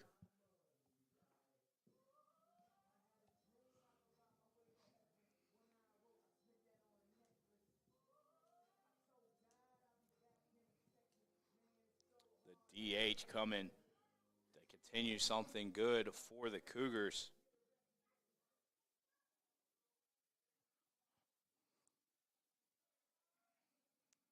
First pitch here is roped down the third base line. It's going to roll towards the fence there to left field. Left fielder gets it as Zishki was rotating in. And they call him safe there. Nice hustle by Zishki, running all the way from first to third off that absolute rope by Avery Spicer down the third base line. That's a RBI triple for Spicer to get things going for the Cougars. Now runner on third. And number 37, Zach Proctor coming up to hit for the Cougars.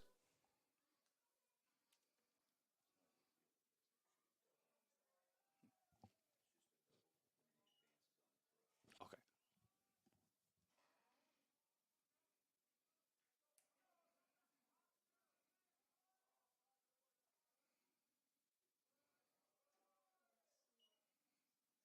We're going to check here. He did not go, so 2-0 here in the count. Cougars building a little bit of momentum here.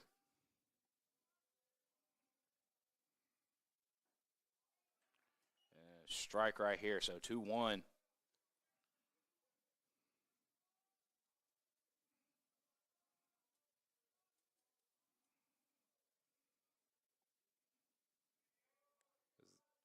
They're going to check again. He did not go, so 3-1. Proctor's ahead of the count here. Really only going to swing at anything close here. With 2 outs, got to be on the ground.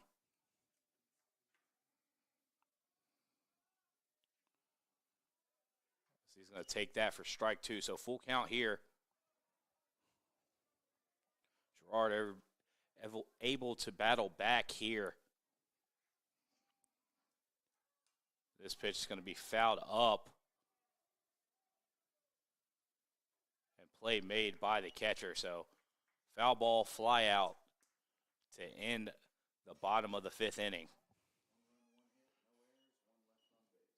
1 run, 1 hit, no errors, and 1 left on base for the Cougars at the bottom of the 5th. So we'll be right back at the beginning of the 6th inning.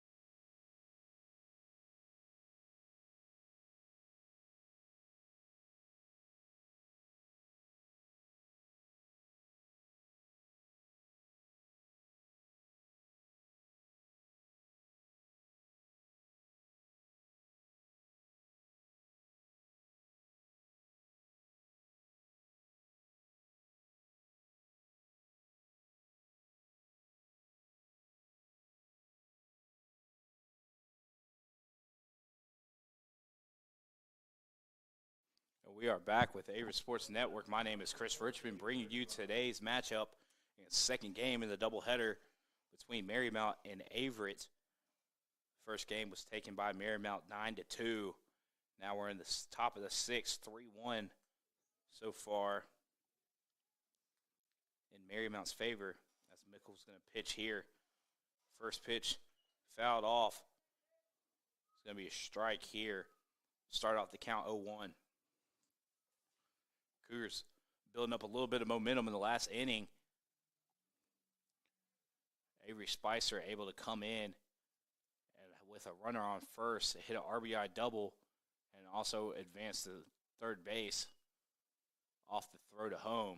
So he batted in a run to bring this game a little bit closer and get some momentum going for the Cougars, as that was a ball. So the count's going to be 1-1. Fastball here is swung and missed to make it 1-2. Mickle ahead of the count here. As we've seen him throw a lot of his off-speed pitches. That was high and close to the batter. Didn't hit him. So the count's going to be 2-2. Like I mentioned before, Mickle throwing his breaking ball quite a bit so far today. Wouldn't be surprised if he threw it right here, as he just went at him and threw the fastball to sit him down for the first out of the inning.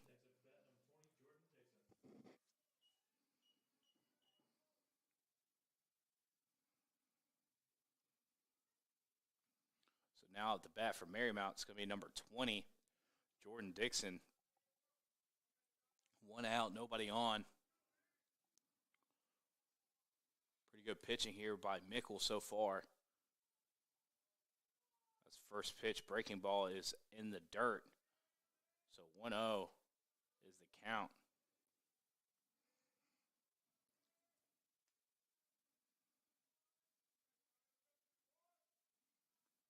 Second pitch here is going to be a low fastball. It's going to be called a ball, too. So 2-0 as Mickle finds himself behind in the count.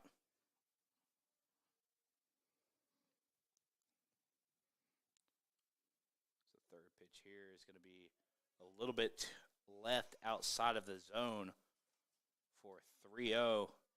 And Shane Mickle is going to have to battle all the way back.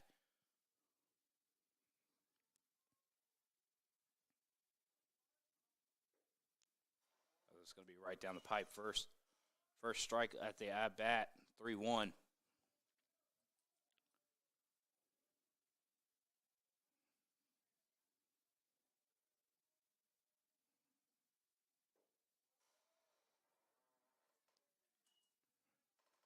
No strike call here, and that's going to be a walk for Jordan Dixon. It's going to send him to first base. Still 1 out. Runner on first. And now number 26, Robbie Cable up to bat.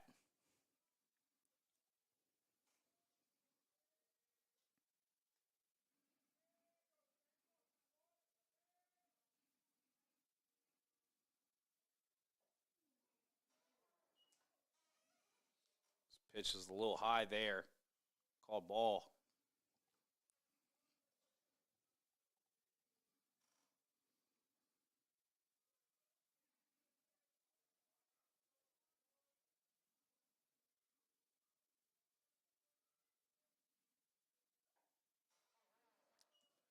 This pitch right down the pipe, fastball, called strike, 1-1. Runner still on first, 1 out.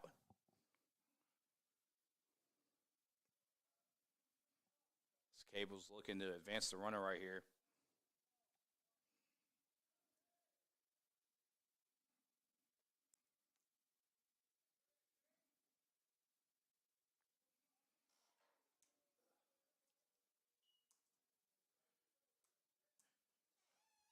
Hit by pitch was Cable, so that'll send him to first base.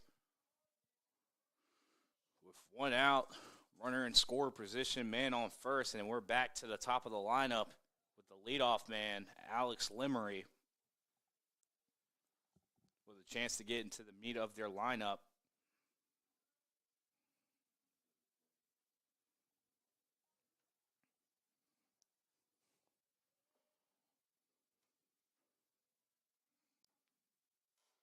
First pitch was a little too high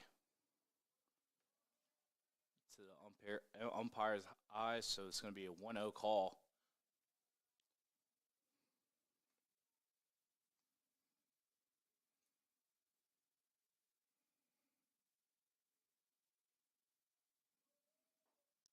Second pitch here is going to be a strike, so 1-1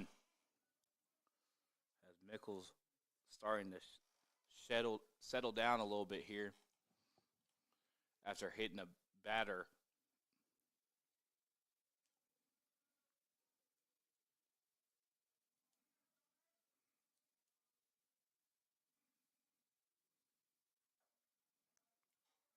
High fastball here is going to be called ball. Count's going to be 2-1.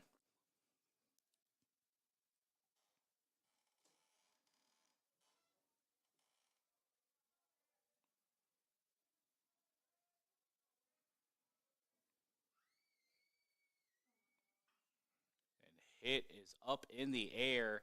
It looks like the play will be made by the center fielder, Nolan McCabe, coming over and making the play on the fly ball. So now 2 outs. Runner still on first and second, but now a little bit better situation for the Cougars. As now they don't have to force a double play and out at either third, second, or first. Now Jimmy Jimmy Baker, number 33, the third baseman, coming up to hit for Marymount. His first pitch here is off the mark. So now both runners in scoring position on third and second on a wild pitch.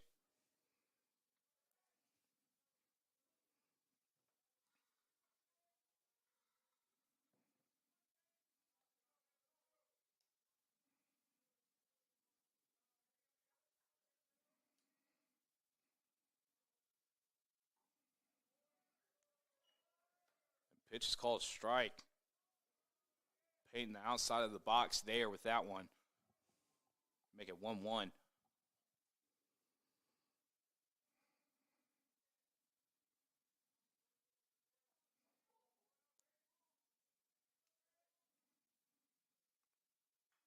Pitch is fouled up and hit out of play. So a long strike there for Mickle to make it a 1-2. 2 strikes, 1 strike away of getting out of this situation with 2 runners in scoring position. Having 2 outs. No runs scored yet in the inning.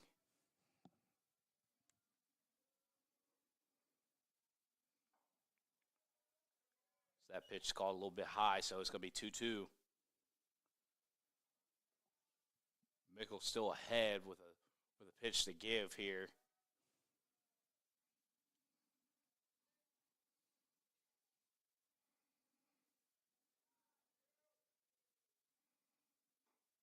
And nice pitch there by Mickle to get out of that situation. No runs, no hits, no errors, and 2 left on there for Marymount at the top of the 6th. This is going to send Averitt to come swing the bats at the bottom of the 6th. So we'll be right back with Averett Sports Network at the bottom of the 6th.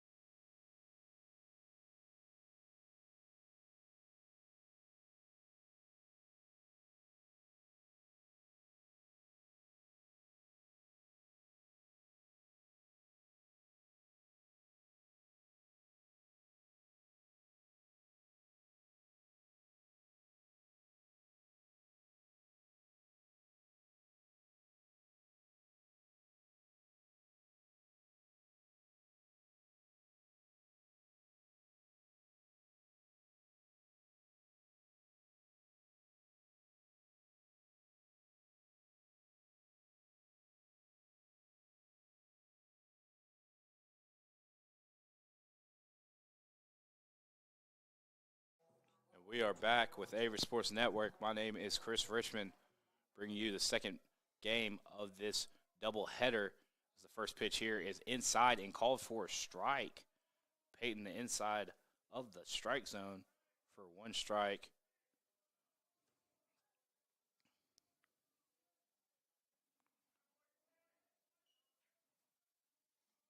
So we are in the bottom of the 6th inning. Now 1-1 is the call.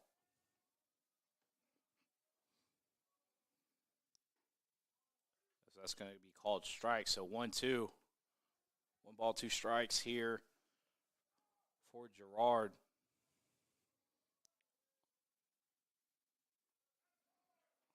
And blocked up. Keeping it in front of him, but no runners on. So count be 2-2.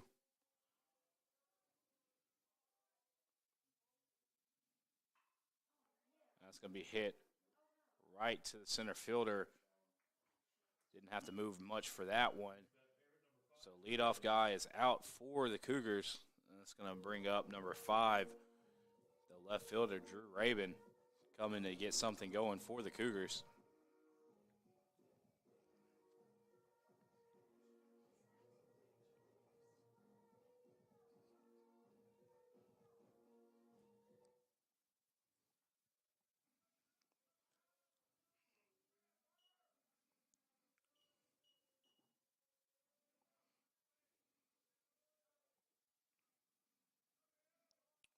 Raven now working on Gerard.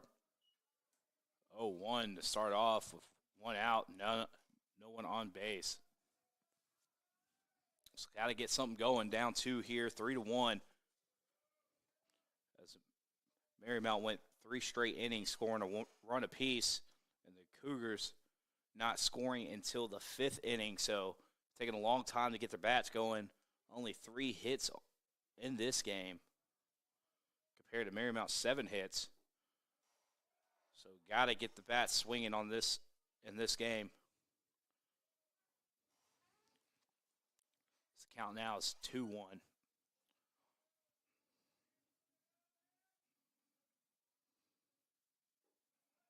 Strike call here, so 2-2. As Gerard is ahead of the count with a pitch to give.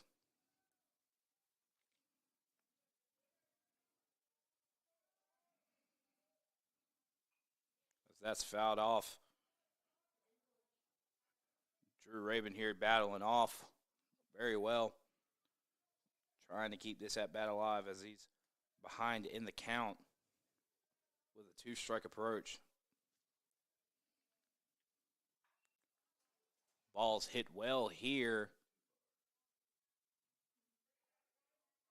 but will fall out of bounds. Or a foul for Drew Raven.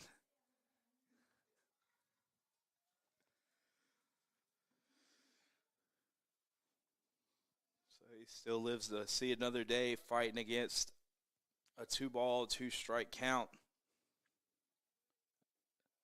This pitch is going to be in the ground. Nice eyes there by Drew Raven to hold off and force a full count here.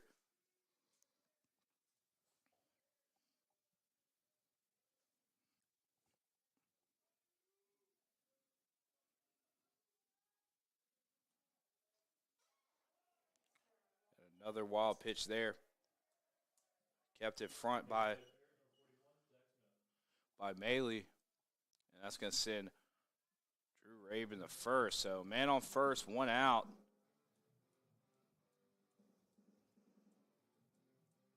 And now number 41. Number 41, Zach Smith up to hit for the Cougars.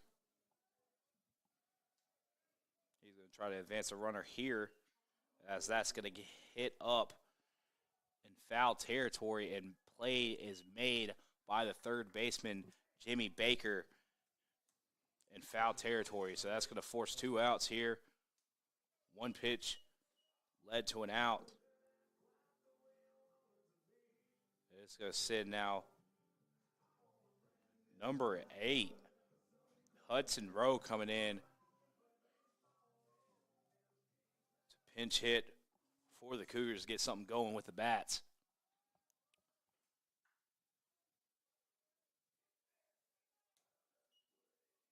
That one was hit well, but foul for Hudson. So that just turns into a long strike for Gerard. So 0-1's the count.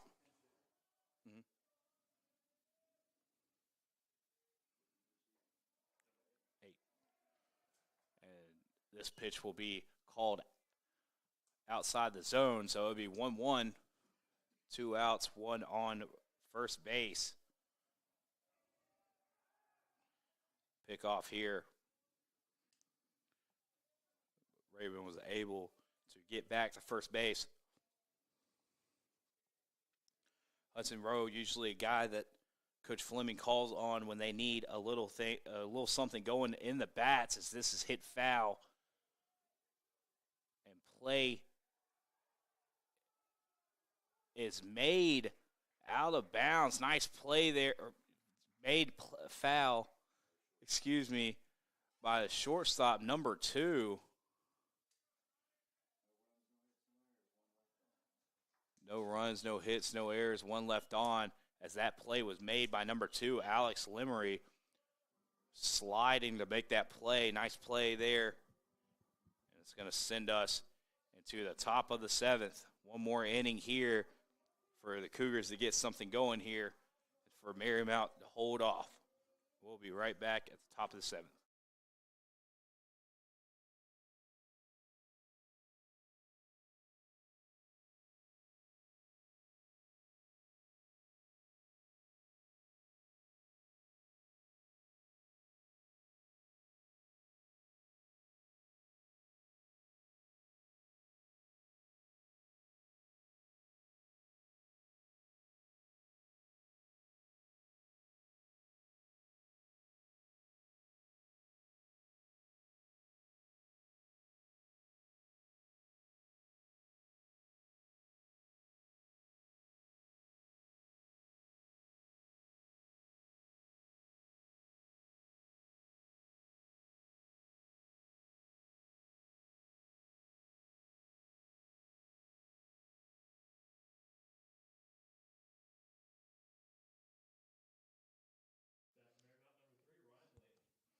We are back at the top of the 7th here.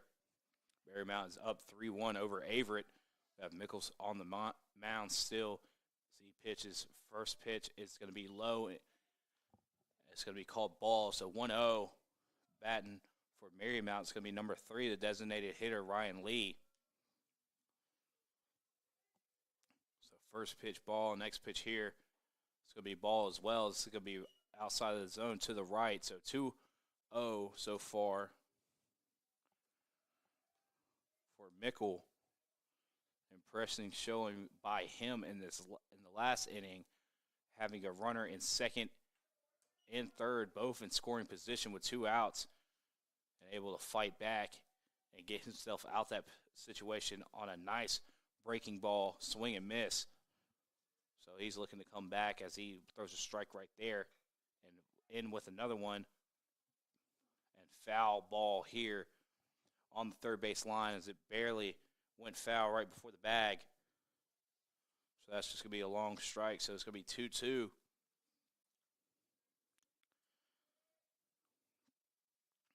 As Mickle has a pitch to give ahead in the count here.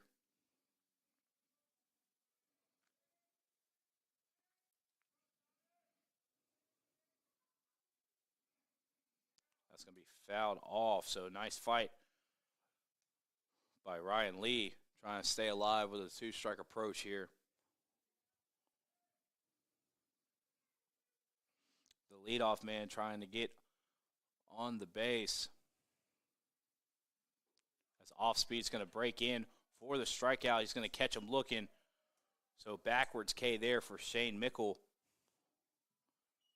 As he goes ahead and gets the first out there for the Cougars. This is going to bring up number 17, Bryce Smith, to bat now for Marymount.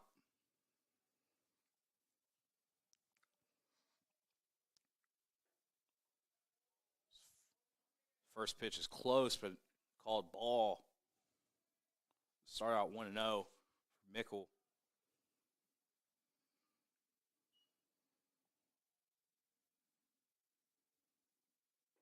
There's a second pitch here. Swing and a miss. It's going to be 1-1.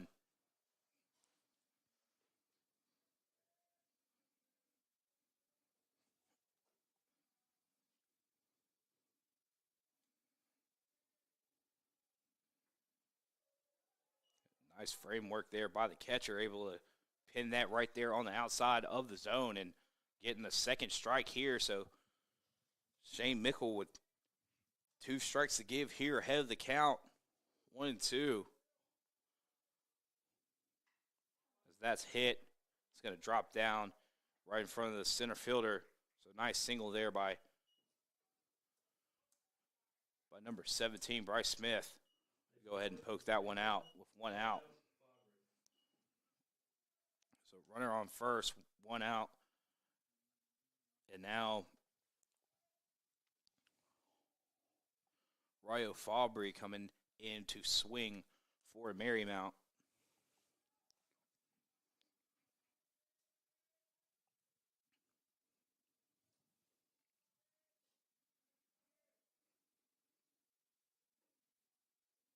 First pitch is going to be in the dirt, low.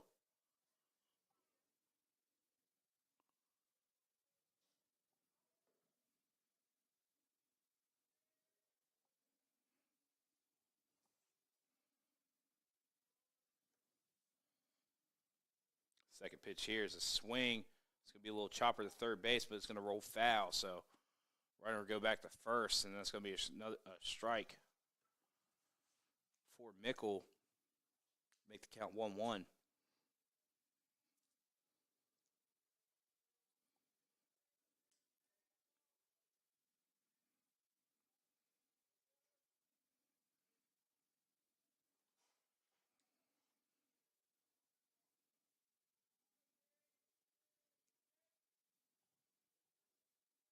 Pitch here is going to be an off-speed pitch to the outside. It's going to be in the dirt, blocked up well by the catcher, Zach Proctor. It's going to make it 2-1.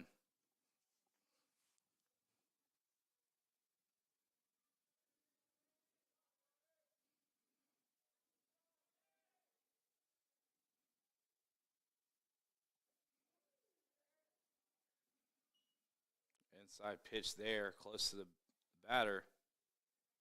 It's going to make it 3-1.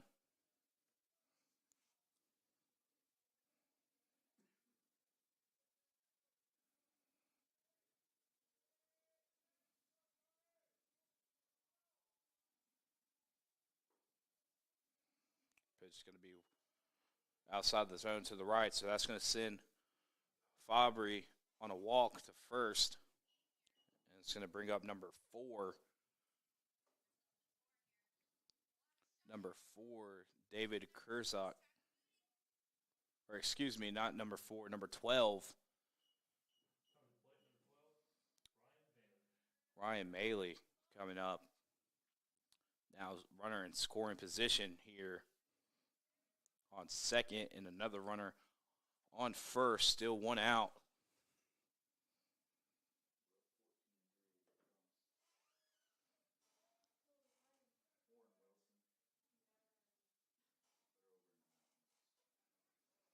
There's a wild pitch here, not squeezed.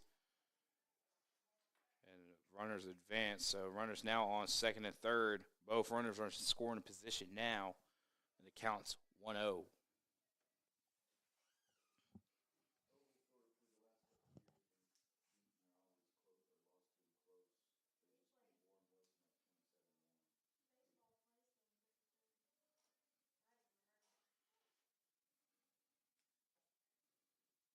Pitch here is going to be off the mark. 2-0 is the count.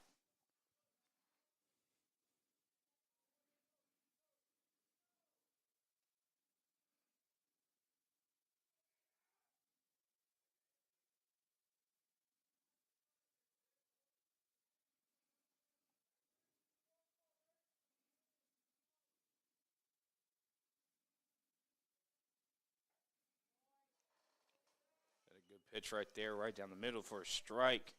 The battle back, 2-1. A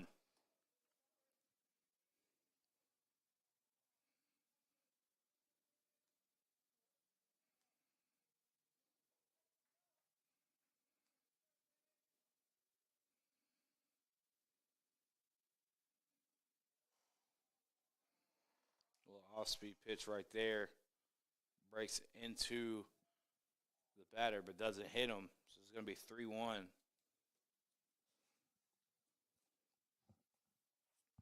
Mickle got a battle back now. Down the count, 3-1. That pitch gets away and walks the batter. So now full diamond, bases loaded now for Marymount with only 1 out. As number 38.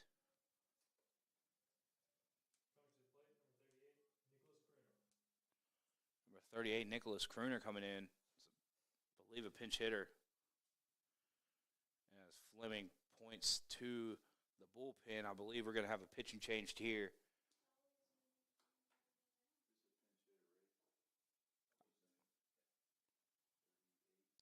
So we're going to have a pitching change here, and we'll be right back after the pitching change.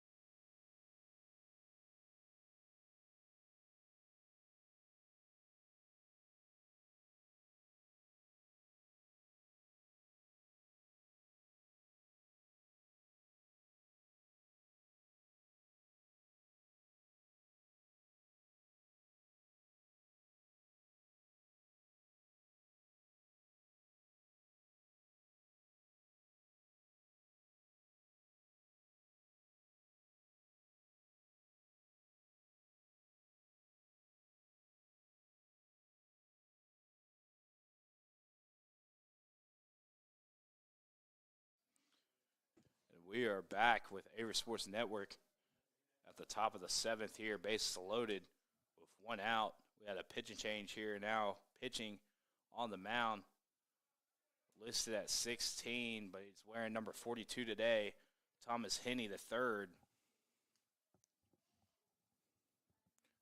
A left-handed pitcher coming in and try to get out of this situation here.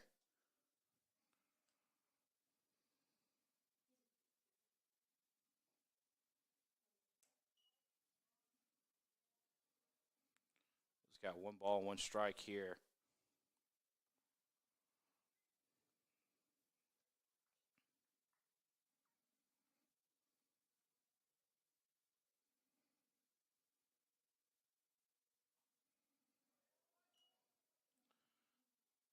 That pitch is fouled off, so 1 ball, 2 strikes for Henney III.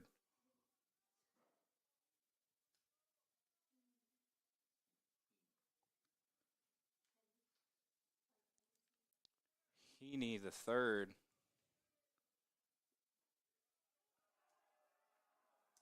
little off-speed pitch right there, breaking ball at the top of the zone. Got him looking, so that's a backwards K there for Henney III.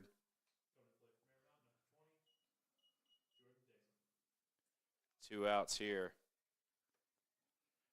So 1 out, play at any bag here with the bases loaded. Bringing up number 20, Jordan Dixon coming in. First pitch here is low for Henney III.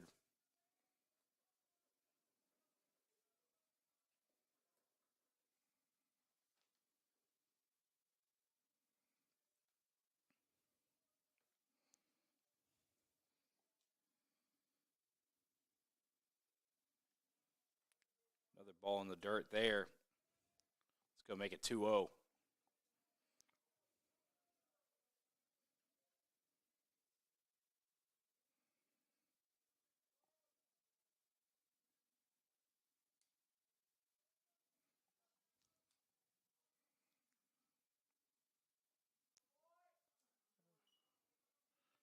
And 3 straight balls right there for Henney III.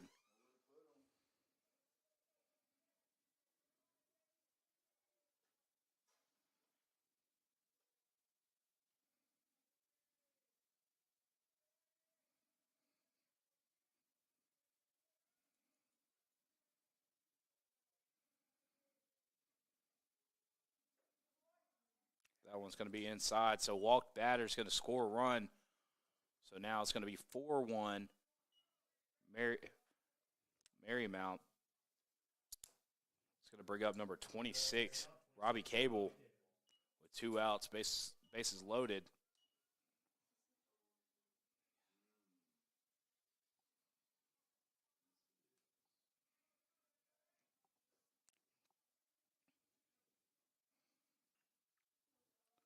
Breaking ball here. It's going to drop behind the first base. It's going to score 2 runs here. So the score now 6-1. Runners on first and second on a RBI single. And he advanced to second on the throw. 3 runs so far scored in this inning for Marymount. That pitch is called a ball. Number 2, Alex Lemery swinging for Marymount, trying to keep the bats flowing.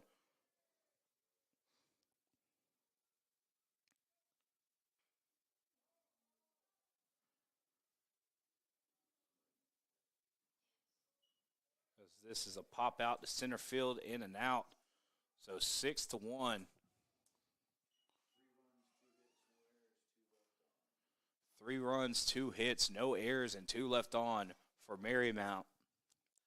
Going into the bottom of the 7th, Cougars really need to get the bat moving here as they're down 5. Their last chance of trying to cut this lead. So we'll be right back at the bottom of the 7th.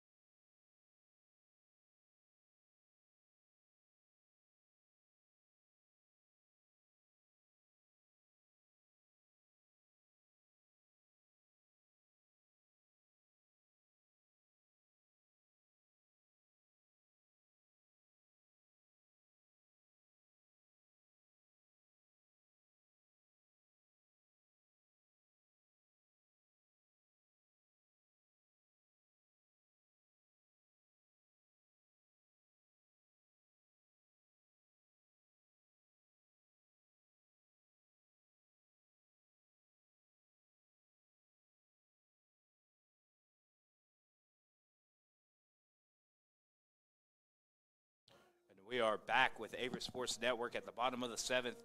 Last chance for the Cougars to tie the game up, to try to force extra innings or walk it off here. Number 9, Nolan McCabe, up to bat now for the Cougars, try to get things started here. We had a pitching change here as the first pitch is a strike. It's going to be number 8,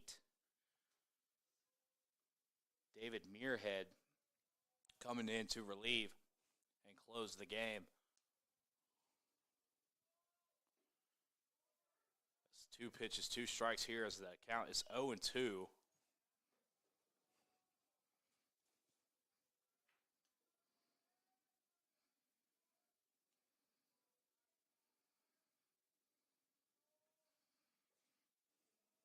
That's going to be a ball, so count's going to be 1-2.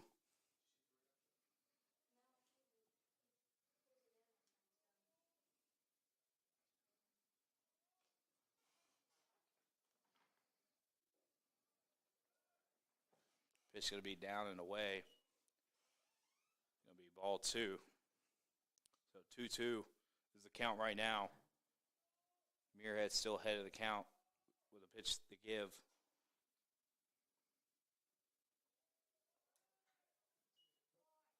Head.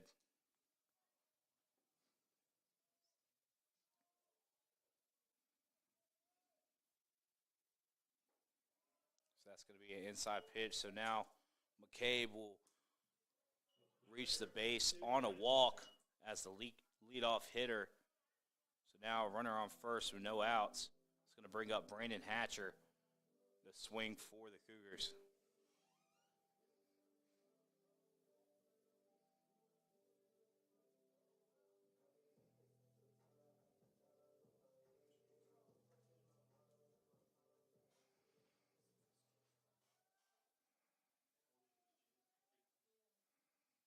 First pitch here is hit straight to third, and double play chance right here.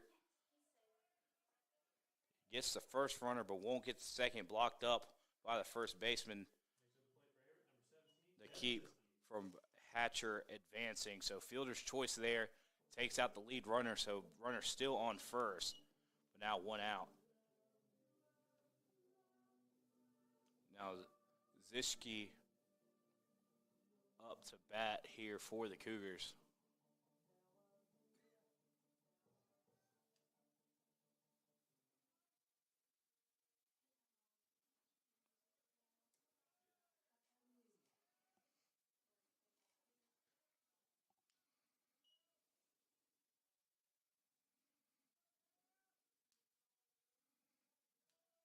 First pitch was the ball right there.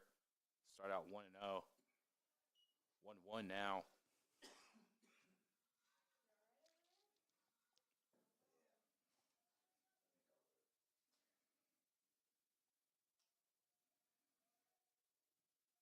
Pitch right here. It's going to be catching the lower left corner of the strike zone for a strike. Nice placement right there by Muirhead. Go ahead and get the second strike with 1 out and 1 on.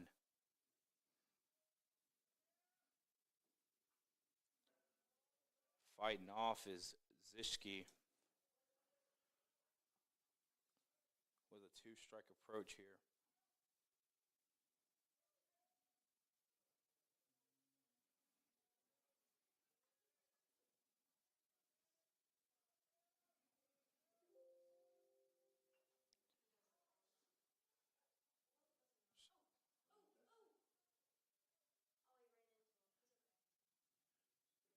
Play right here as he's able to get up could have ended badly as a collision between the runner and the pitcher going to make a play.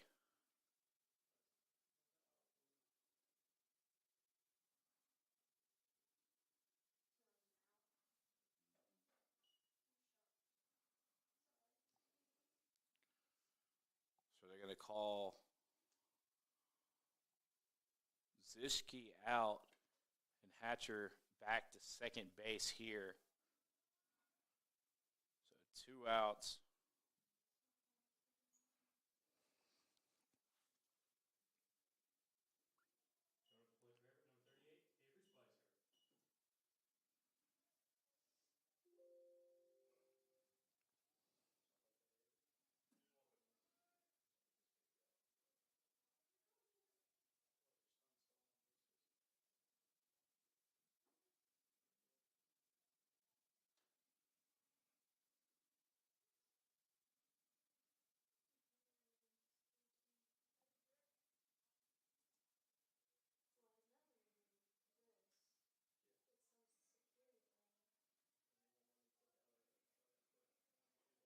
Now Spicer up to bat here for the Cougars. 2 outs.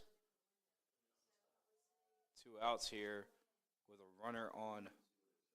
Well, they brought Hatcher all the way back to first, so a runner on first.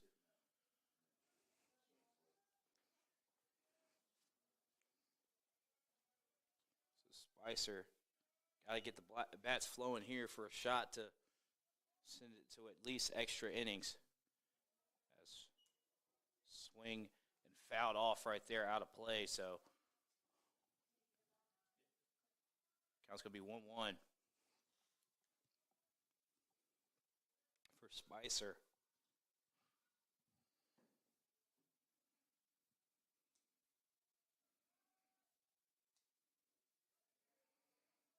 That pitch is going to be down and away, and they're going to say he did.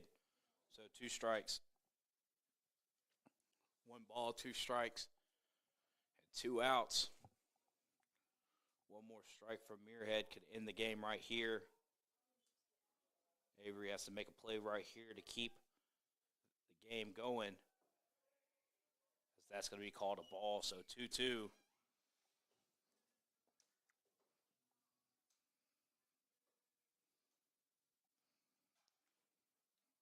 Muirhead still with the pitch to give, as that's fouled up. Diving effort there from number 50, Remigio Ferrara, trying to come over and make that diving play, but couldn't get there in time, but it did fall foul, so still 2-2.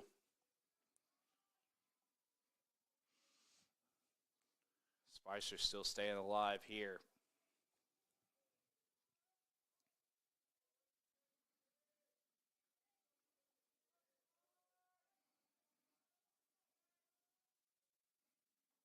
Swing and a miss. So your final here, taking both games. First game winning 9-2, and second game winning 6-1 is Marymount.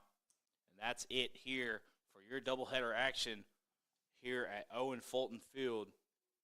My name is Chris Richmond, and so long.